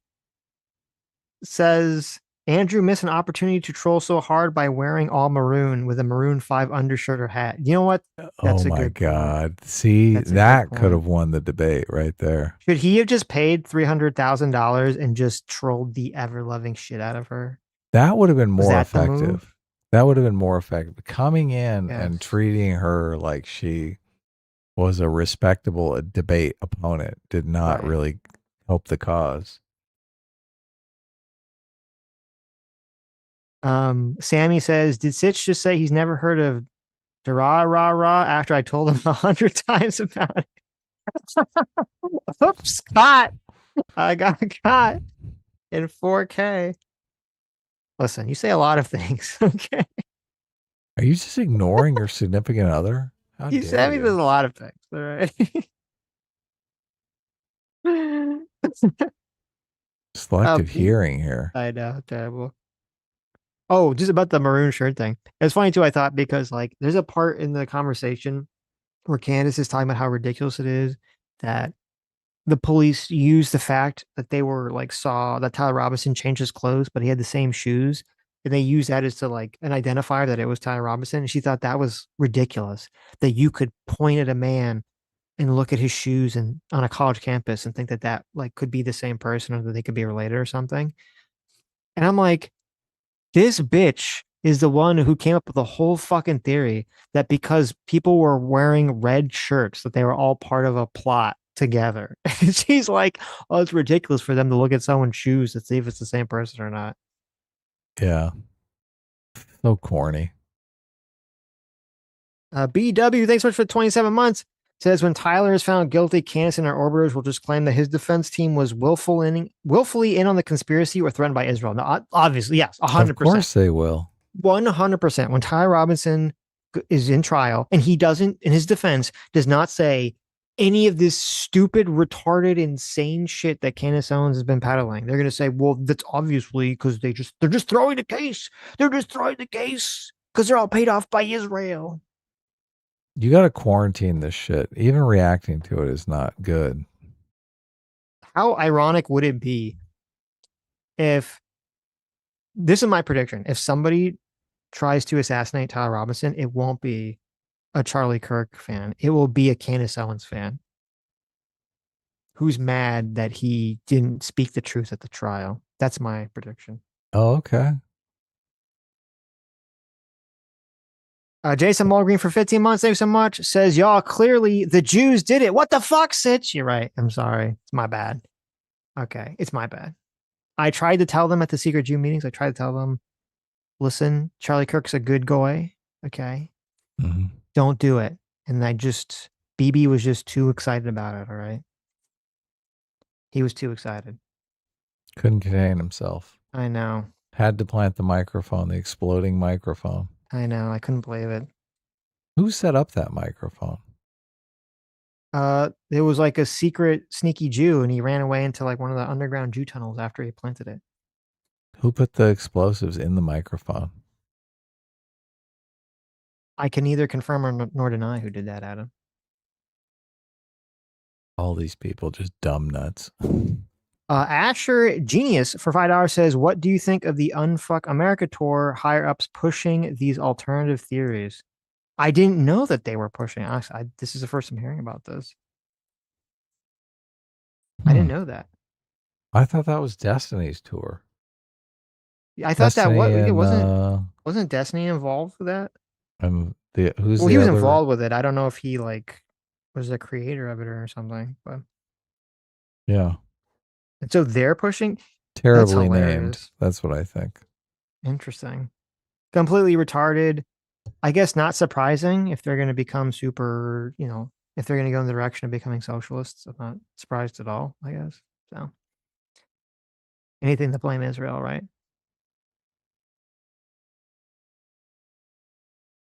C.S. Paffy, thanks so much for the $5. Says, can't believe this money printer of a debate just fell into that dork PBD's laps. You guys should be moderating. True. That's true. Yeah. You know what? Actually, now I think about it, you're going to be in quite a pickle if 2028 is AOC versus JD Vance. Okay. Because obviously you don't want to vote for AOC because she's a socialist, right? Yeah. But JD Vance has said multiple times, or at least he said a bunch of times, I sang a clip of it, that he thinks that maybe the U.S. shouldn't be the world reserve currency. Yeah. Well, that's not the part that is frustrating. Mm-hmm. I mean, if America wasn't the world's reserve currency, I don't know that would be like a huge nightmare. Mm. It could be. I could be wrong. But like I said, reaction action reaction. Like we would take countermeasures so that the impact would not be as grave. And since we really can produce everything we want to consume here in America, we're not going to be under the same pressures as some island nation who needs to import half of their food to survive, right? Mm-hmm. So, but the disturbing thing that he said was like consumer culture is bad, and that in America we should probably not consume as much, which I think, why are you a fucking retard? Why the whole technology cycle is based on consuming, and a lot of times consuming frivolous fucking shit that nobody needs. Mm-hmm. So, I mean, if you want to bring the innovation cycle to a halt, because you're a moron, look, China doesn't have a heavy consumer culture either. Like the only reason they are so good at manufacturing is because they're producing things that we consume. But Chinese people in general, their culture is I work all day, work my fingers to the bone, and I save everything I make. I don't spend on anything. Like, yeah, that's why. I mean, there's got to be demand for the things that you're making from somewhere, right? Mm-hmm. And he's advocating that, no, we shouldn't really want anything. I don't know about you, but I want one of those fucking robots that's going to come mow my lawn and clean my house. Yeah. So I like this innovative cycle going, right? If people didn't want, one car per person, we might not be at the place now where we are on the verge of robots and self-driving cars and personal airplanes and shit. Mm-hmm. Flying cars. What do you think of all that, Monte Sitch? said. What do you think? Desk Manatee said that he didn't say that he wanted to remove it. He just said it had trade-off. Mm-hmm. Well, actually, yeah. Well, to be fair, I shouldn't have said he wanted to remove it. He didn't say I want to remove it. He's talked about it being bad. Essentially, he said it was bad for Americans. So, I think a person that looks at it from that perspective, and the argument he made is the argument that you were saying. He was talking about how, like, why it's bad for American consumers and we shouldn't be buying shit and all this other stuff. Consumer culture, yeah. He's against consumerism. Right. And there was another clip. There's someone, whoever was posting this, they posted multiple clips of him saying very, very similar things throughout the years, essentially. So I don't really trust someone who's kind of going on and on about this and talking about that issue in a way that I think is kind of retarded to be managing America's democracy. It really sounds like he's trying to like roll out the decline of America, or he's just kind of has this like kind of smash all the machines because people need to be sewing by hand to generate jobs mentality, which that's just not going to work in the future. Yeah, it's straight commie bullshit. It's like, we don't need all this stuff. Capitalism produces a bunch of stuff that we don't need. We just need the bare minimum. We just need enough to eke by. Mm-hmm. That mindset is fucking terrible. The technological cycle like radically improves people's lives continuously. To ignore that, I just think is wrong. It's a weird thing because people do have a distaste for consumerism or materialism. And it's one of those things where it's hard to imagine the thing that intuitively feels bad for you is actually really good for you. It's kind of like telling someone, oh yeah, you can live off of ice cream and be healthy. Right. They're like, what? No, that can't be. But it is a situation where, yeah, it's kind of true. You can live off of ice cream and be healthy. This is like the one situation where consumerism is good. I think they talk about this in the book Why Nations Fail, how the fashion industry came into being and people were spending more money than they ever had on clothes. Like most people before that just had one outfit that they washed and wore every single day. And people started buying clothes just to look cool, just to compete with one another. And that spawned a bunch of industries, which spawned a bunch of technology to like make the clothes that ended up being technology that they used in other places to make other things, right? All of that was spawned by fashion, which most people would perceive of as superfluous, useless, something we don't need, right? Why can't we live like the Amish? We don't need this. Well, that led to pacemakers, and it's like pacemakers save a lot of lives. Right. Anyway, I'll shut up. I'm the one that wants to go to bed anyway. And now I'm on a I know. I'm on a rant. I shouldn't have brought it up. Daryl Blank Knight for $5. Thanks so much. Says it's really annoying to me. Oh, I read this one, but that all her fans think Erica killed Charlie, but she still plays dumb and says she never said that. Yeah, exactly. She does it to annoy you. That's part of the grift. The grift is like, oh, look, I'm going to lie right to their faces, and they're going to get upset. Living in Celtics Wall Separate Late for 2 hours says Sean Connery's opinion on women makes sense now. Then he made, what was it? He made some comment about slapping women or something. Is that what you're talking about? Where he said something about like sometimes you need to slap a woman. I vaguely remember that. You made some comment. I don't remember who it was. It was in some like interview or something. Sir Aussie Charming, thanks so much for being 11 months free with Seeker. Says, wow, 11 months. Thank you. Ukulele for 45 months being discipline equals freedom. Thank you so much. Says S-Class is the best class. Nice. You're raking them in today. I haven't got one of those in six months. It's been a while, but look. Yeah. Thank you. I think you got like 10 of them today, though. Oh, okay, awesome. We'll spread these out over the weeks to come. I shouldn't actually read them. You're right. I should save them. So. Val Van Gogh for 49 months. Thanks so much. 49 months. Fuel Seeker says people are conspiracy crazy because our culture embraces the marketplace of ideas, and dumb people just want to have fun and don't care about the truth. Yeah. There's some truth to that. I guess there are a lot of people who just want to have fun, but I don't know.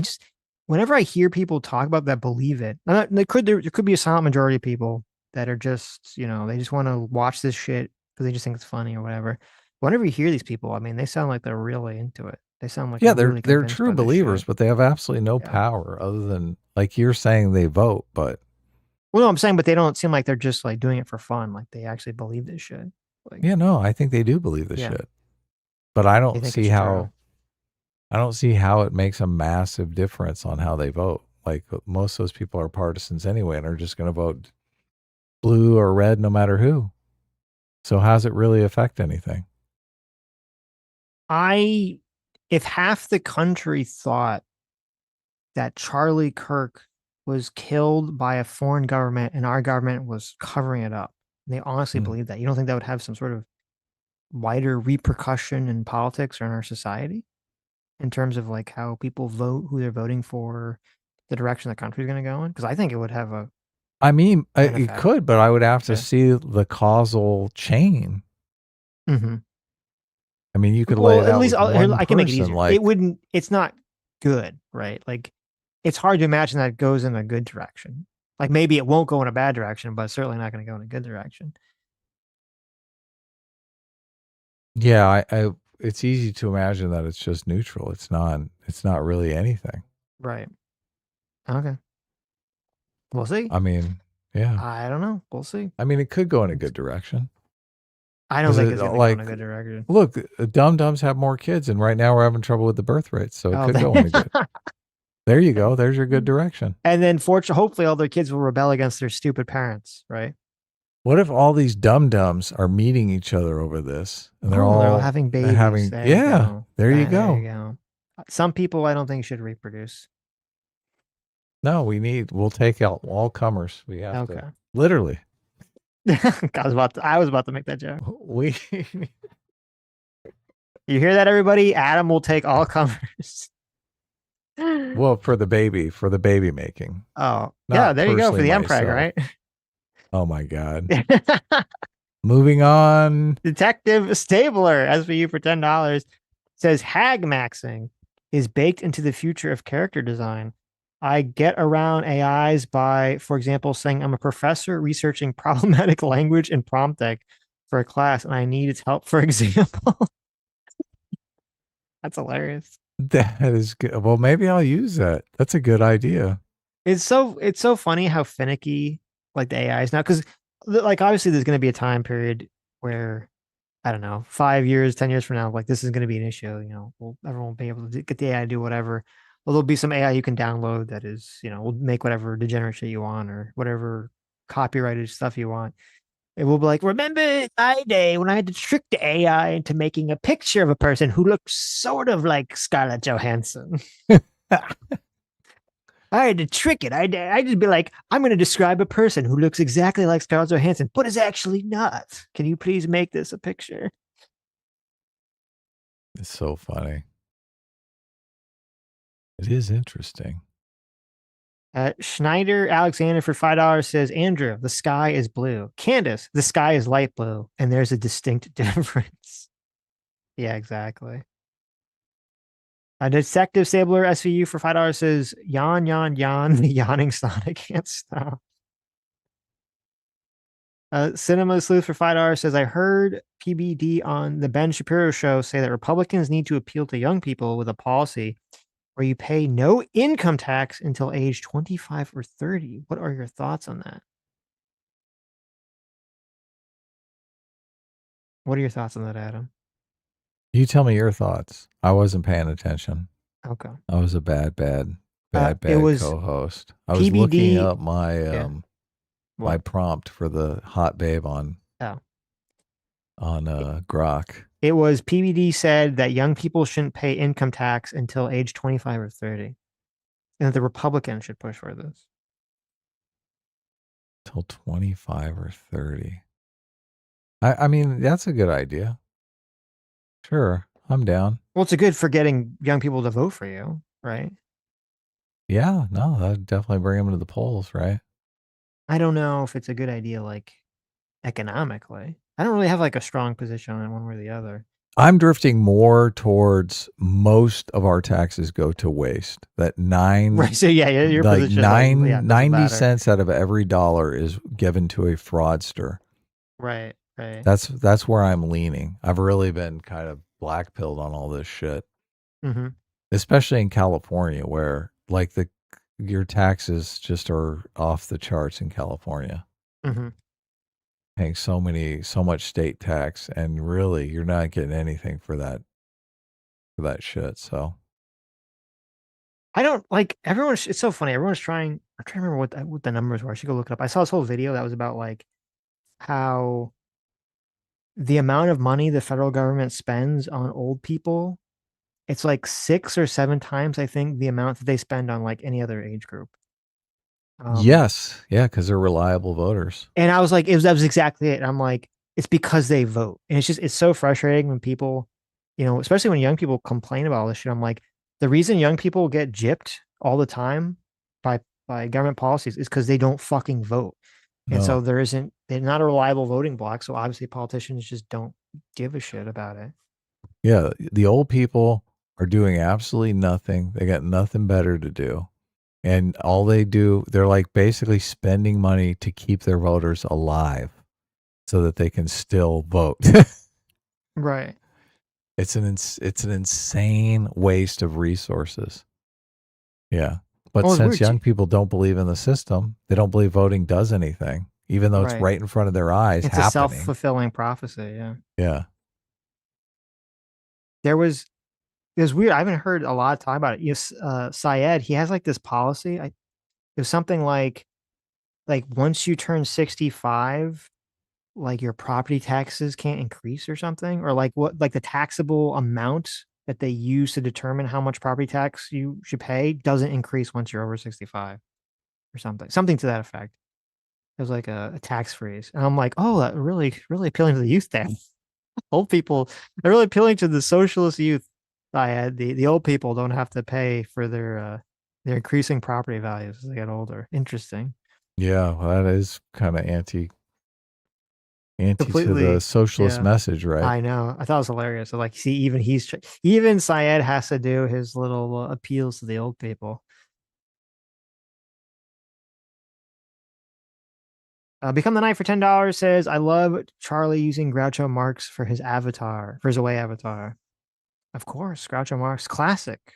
It's great. I'm sad we didn't get to say goodbye, but I'm glad he came on. I thought it was a fun conversation. So. Yeah. Groucho was one of the classics. I love some of the old Groucho Marx movies. I appreciate that my parents showed them to me. Show your kids Duck Soup or Night at the Opera. The Real Halcinator for 24 months. Thanks so much. Being a Fruit Seeker for 2 years says, hey now, hope you're all doing great. S-Class is autistic in principle. Thank you. And I'm here for it. A-Team is pretty cool too, though. Well, look, there you go. Why, thank you.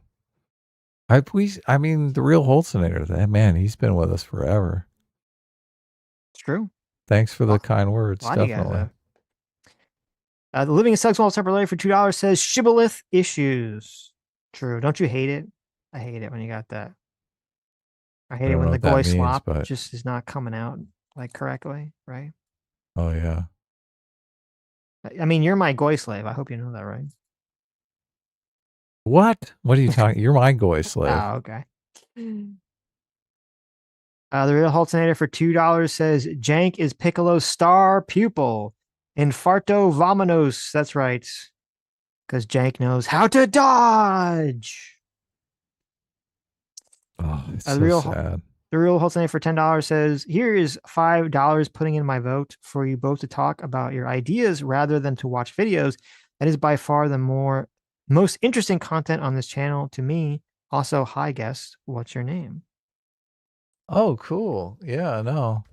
I mean, we do. Thank you. I guess we're kind of using the videos to. I mean, we could do a show where we As just a talk. jumping off board, yeah. But it was Charlie Snogans who we were talking to. Yeah, well, thanks. You can find him on X. Charlie Snogans. We should do content where we only play like 30-second clips of the videos and the rest is our commentary. Because I do think our commentary is like really the most interesting part of the show. Obviously, yeah. For a lot of people. Of course. We've kind of chased off all the people who are like, play the video people. Yeah. I mean, those we did that people, the first year of our channel. Yeah. But those people do listen to like XQC and they're like there to fuck around in the chat and listen to a video. They're like, I don't care what XQC says. Just play the video. Yeah, that's true. You don't know that unless you're a content creator. They're like these roving bands of people that just want you to be like a DJ. Yes. Where you say very little between the videos that you're playing. Yes. They want you to be Jinx. Yeah.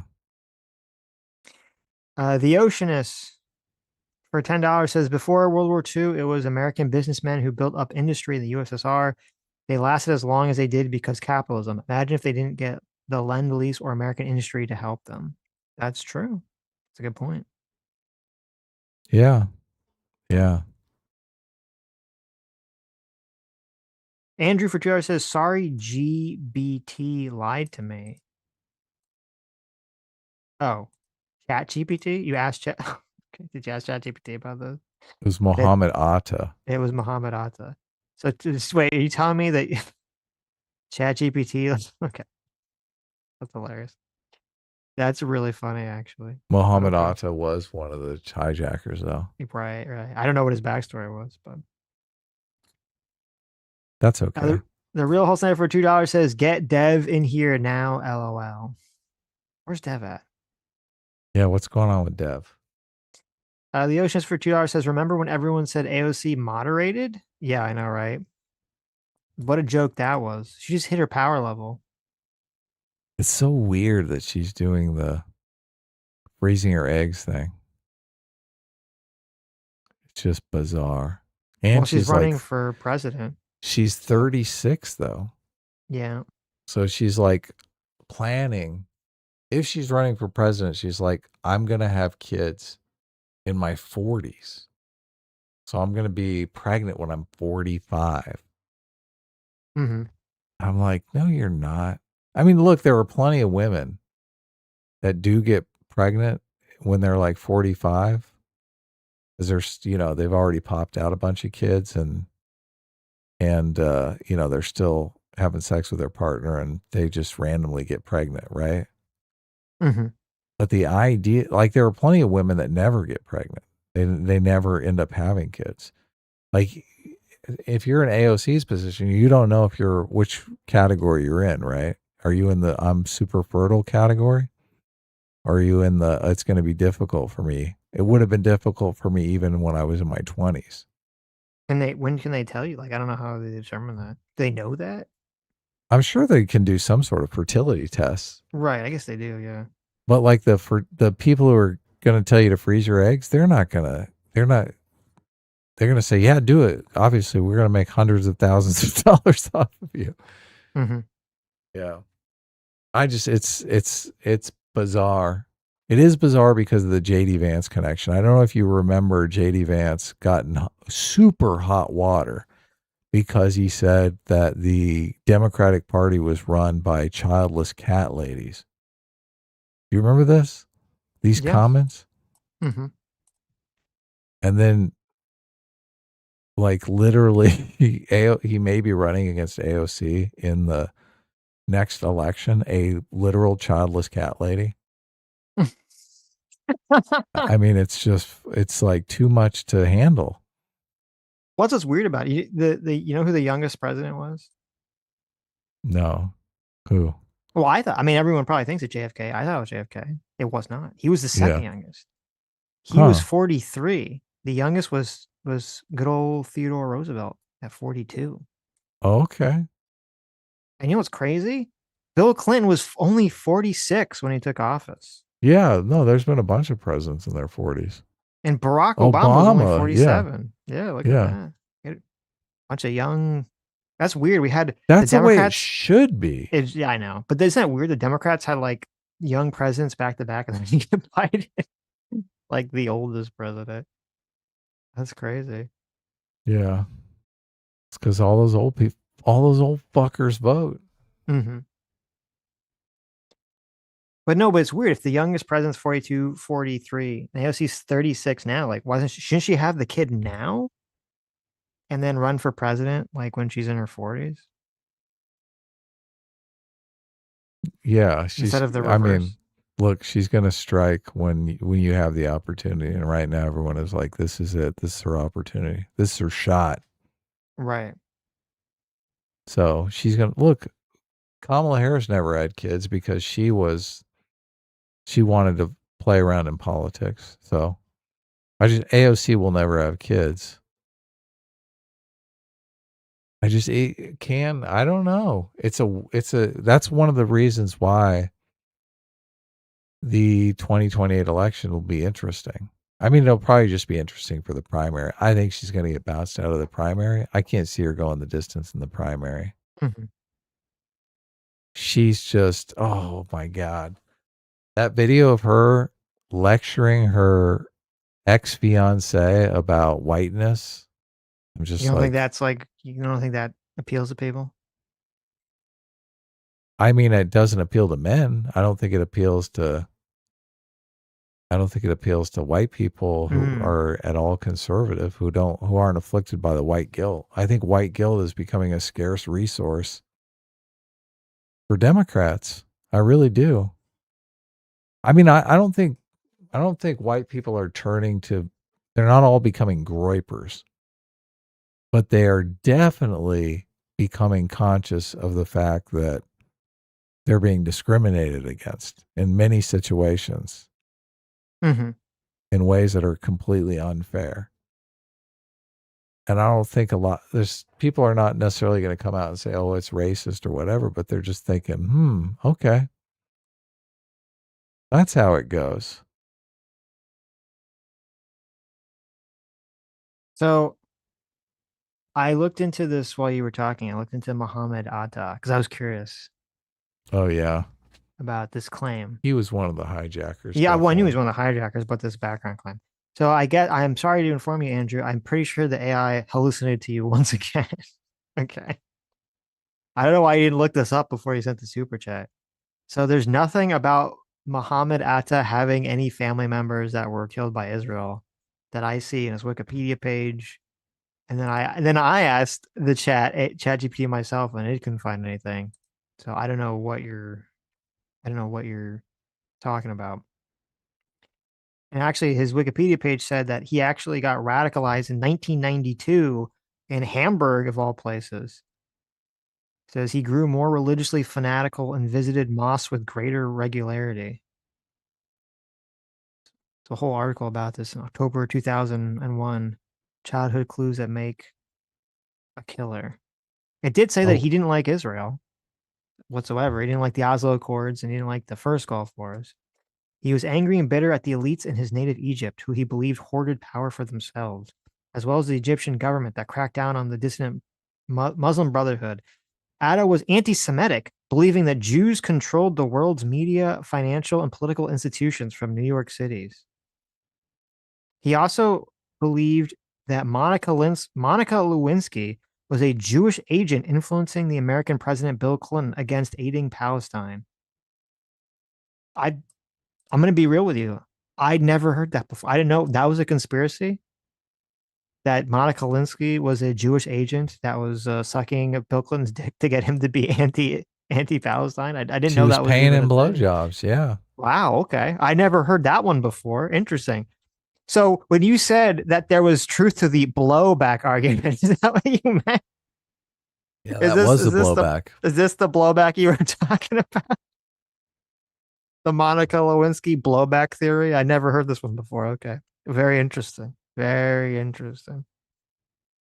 All right. There you go. I'm glad we got to the bottom of that one. Mm-hmm. I'm glad you asked the AI about something and then said that I was wrong about it. Or actually, I guess that Adam was wrong about something based on something you asked AI and then you didn't fact check yourself. The real, I read that one. Vaughn, dude, thanks so much for 3 months of being a free will seeker. Says they're just going to kick back and let the DSA types destroy their party to own the Republicans. They can't see that Dems will be destroyed first. I don't know. It seems like a lot of them are very worried about this. I don't know if they'll be successful. I'm not confident they will be successful at pushing back, but there definitely seems to be some people that are freaking out about it. I unfortunately do think they're going to get consumed sort of the way the MAGA movement consumed the Republican Party. Bob Tubed for 2 Aussie bucks says maybe Arde was Candace Owens' source. Oh, you know what? I didn't think about that. You're Great probably speculation, though. That would make perfect sense. DJ Gravy Mix for 8 Aussie bucks. Thanks so much. Says that's one hell of a duper's delight smile on Jason Arde's face. I was thinking that too.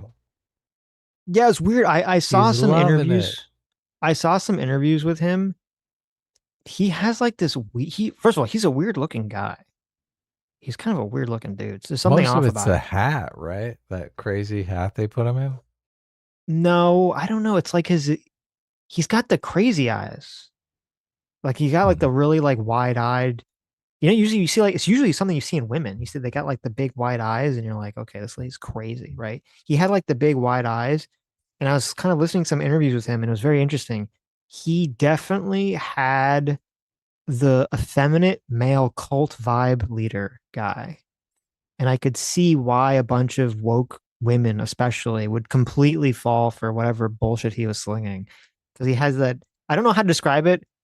I don't know if you know what I'm talking about, Adam, but there's like a kind of like weird, some cult leaders, they have this like kind of like effeminate male vibe to them. Charisma, yeah. Yeah, that like women just like. And it's very specific in particular. And he definitely, the way he was talking, I was like, oh, he's got that energy. And that's how he's tricking these people. Yeah. Yeah. He's got it. Living Sex Wall Timberlake for $2 says thoughts on the fake documentary Q. I've never even heard of that.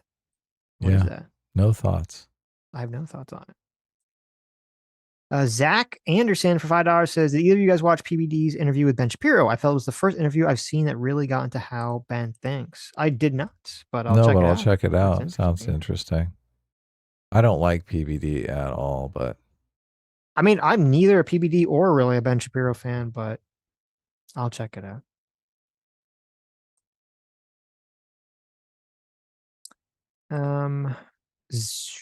The Wooster for $5. Thanks so much. Says, I've been watching Rabbi Mizrachi on repeat unironically after listening to Fuentes and you guys. Total Zog victory. Well, I don't know who Rabbi Mizrachi is, but I'm glad it's a total Zog victory. What does the Zog mean again?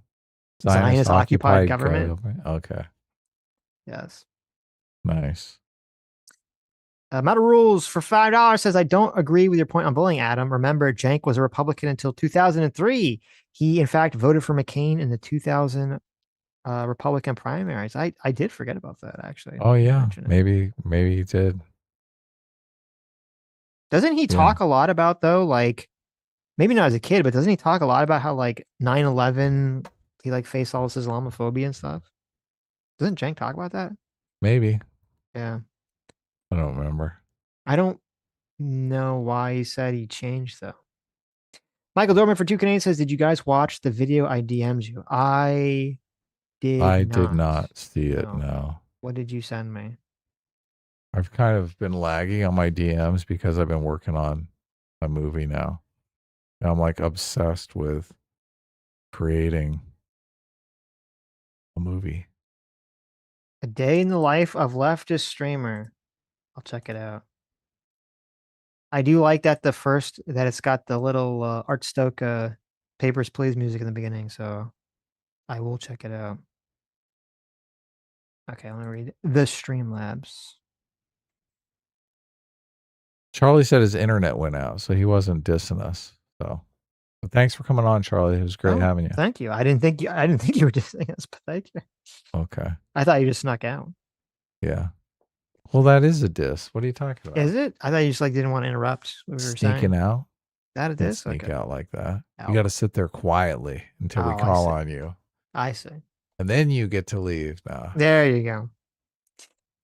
Dr. Diller for $3 says, question, Putin wants to assassinate you, but doesn't want to risk Russians being too involved. How does your open border plan stop the assassin from pretending to be a poor immigrant and offing you? It doesn't. It doesn't. That's the whole way. Yeah. We both have the same idea. Death by Sloth for $2 says, I would love interviewers to just ask Democrats, do you believe the U.S. has enough resources to support any amount of immigration, increase social services to everyone, including the immigrants, and still keep the country safe? That would be the obvious question. They would say yes. They would say yes, because their belief is that they're pulling their own weight. They're bringing enough productivity that they pay for themselves. So their whole belief is that you can add as many people as you want because it increases our GDP. I think the DSA people, they would probably, well, maybe they would say that. I think actually what you're saying is too, like, I don't agree with it, but it's too, like, there's like a logic to it that's too logical for them to even make that argument. I think the DSA people would say, well, the reason we would, and the reason we don't have resources now is because all the billionaires steal all the resources. They could tack that one on. So if we just tax the rich, then we can have infinite people come into our country and we'll be fine. I've heard them make they increase productivity argument over and over again. A lot of times they make it because they think it's going to appeal to Republicans because all they care about is productivity. There is something to be said about letting a culture of cheaters who think it's okay to like fuck over people who are different ethnicity in. Right? Probably not a great idea. People who are actively going to subvert your culture. Right. There is something to that argument because even if they are more productive, you're like, yeah, but they're subverting the culture. Productive at what exactly? Yeah. Maybe not something positive. Yeah. Yeah. Productive at farming Medicare dollars. There you go. Adam doesn't want to let the gypsies in. Okay. The roving band of gypsies. Yeah, keep them out. Yep. That's the problem. Fondue for $6 says, if life is intent on being a comedy, why not laugh? There you go. For another $6, Fondue says, talking about Taco Bell and explosive diarrhea. Oh, wait, these are from like last week. Nice, we're done. Well, no, Dr. Diller for $2 says, I have reliable information suggesting Candace is herself a puppet of Space Israel, a group of evil alien turnips who hate mankind. This is 100% true. You just have to believe me. I do. I do believe that. And it's not even, listen, I've met Dr. Diller in person, so he's no longer an anonymous source. Okay, he's a real person. Whoa, whoa, whoa, we got one more, Adam. Calm your harmonica. Sell it for $2. Says, consciously or otherwise, I think a lot of anti-Zionism left pushed both these theories, and the memes mocking him was because they were scared shitless of retaliation if he became a martyr. So they hit 3 birds with 1 stone. No, that makes sense to me. I think that's definitely true. I think that's definitely true. All right. This was a fabulous show. This was a lot of fun. Sitch is going to tell you now about your isekai protagonist, and I'm going to say bye-bye. Okay. Anyway, did you see the conversation of Rokan and Mark Cuban about a 5% wealth tax? It was fascinating. Basically suggested government loans to take over the companies at the end. LOL. I haven't seen them, but I I'll haven't, add it yeah. to the list. Adam defunded for 43 months of Free Will Seeker. Thanks so much. Says S-Class. S-Class is best. I thought he said S-Class is back because there were so many S-Classes today. You really did rake in the S-Classes today, man. I'm surprised. I thought all your fans were dead. I thought they were gone. Uh-huh. But look, they're still lurking. I'm glad they're still there. The lurkers are still around. I'm so glad they're still there. That's great. Okay. Anyways, thank you all for coming. Thank you all for incredibly generous donations. You have made it in the stream. You are the true heroes. You are the true Free Will Seekers. You are the true anime isekai protagonists that would never ever, if you were isekai'd into a fantasy world, you would never ever create a false publication where you push a bunch of CRT race peddling nonsense about orcs and fairies and humans and elves. You wouldn't do that. You'd want them to all live in harmony together. And you also would never ever promote in this isekai fantasy world a bunch of obviously fake, retarded conspiracy theories about whoever killed that damn elf priest who was trying to radicalize the nation against the anti-monarchical, anti-slavery movement that had been dominating the kingdom for so long. You would never fucking do that because you're an upright, upstanding, moral person. And we'll see you all next week. Bye-bye! Go to bed.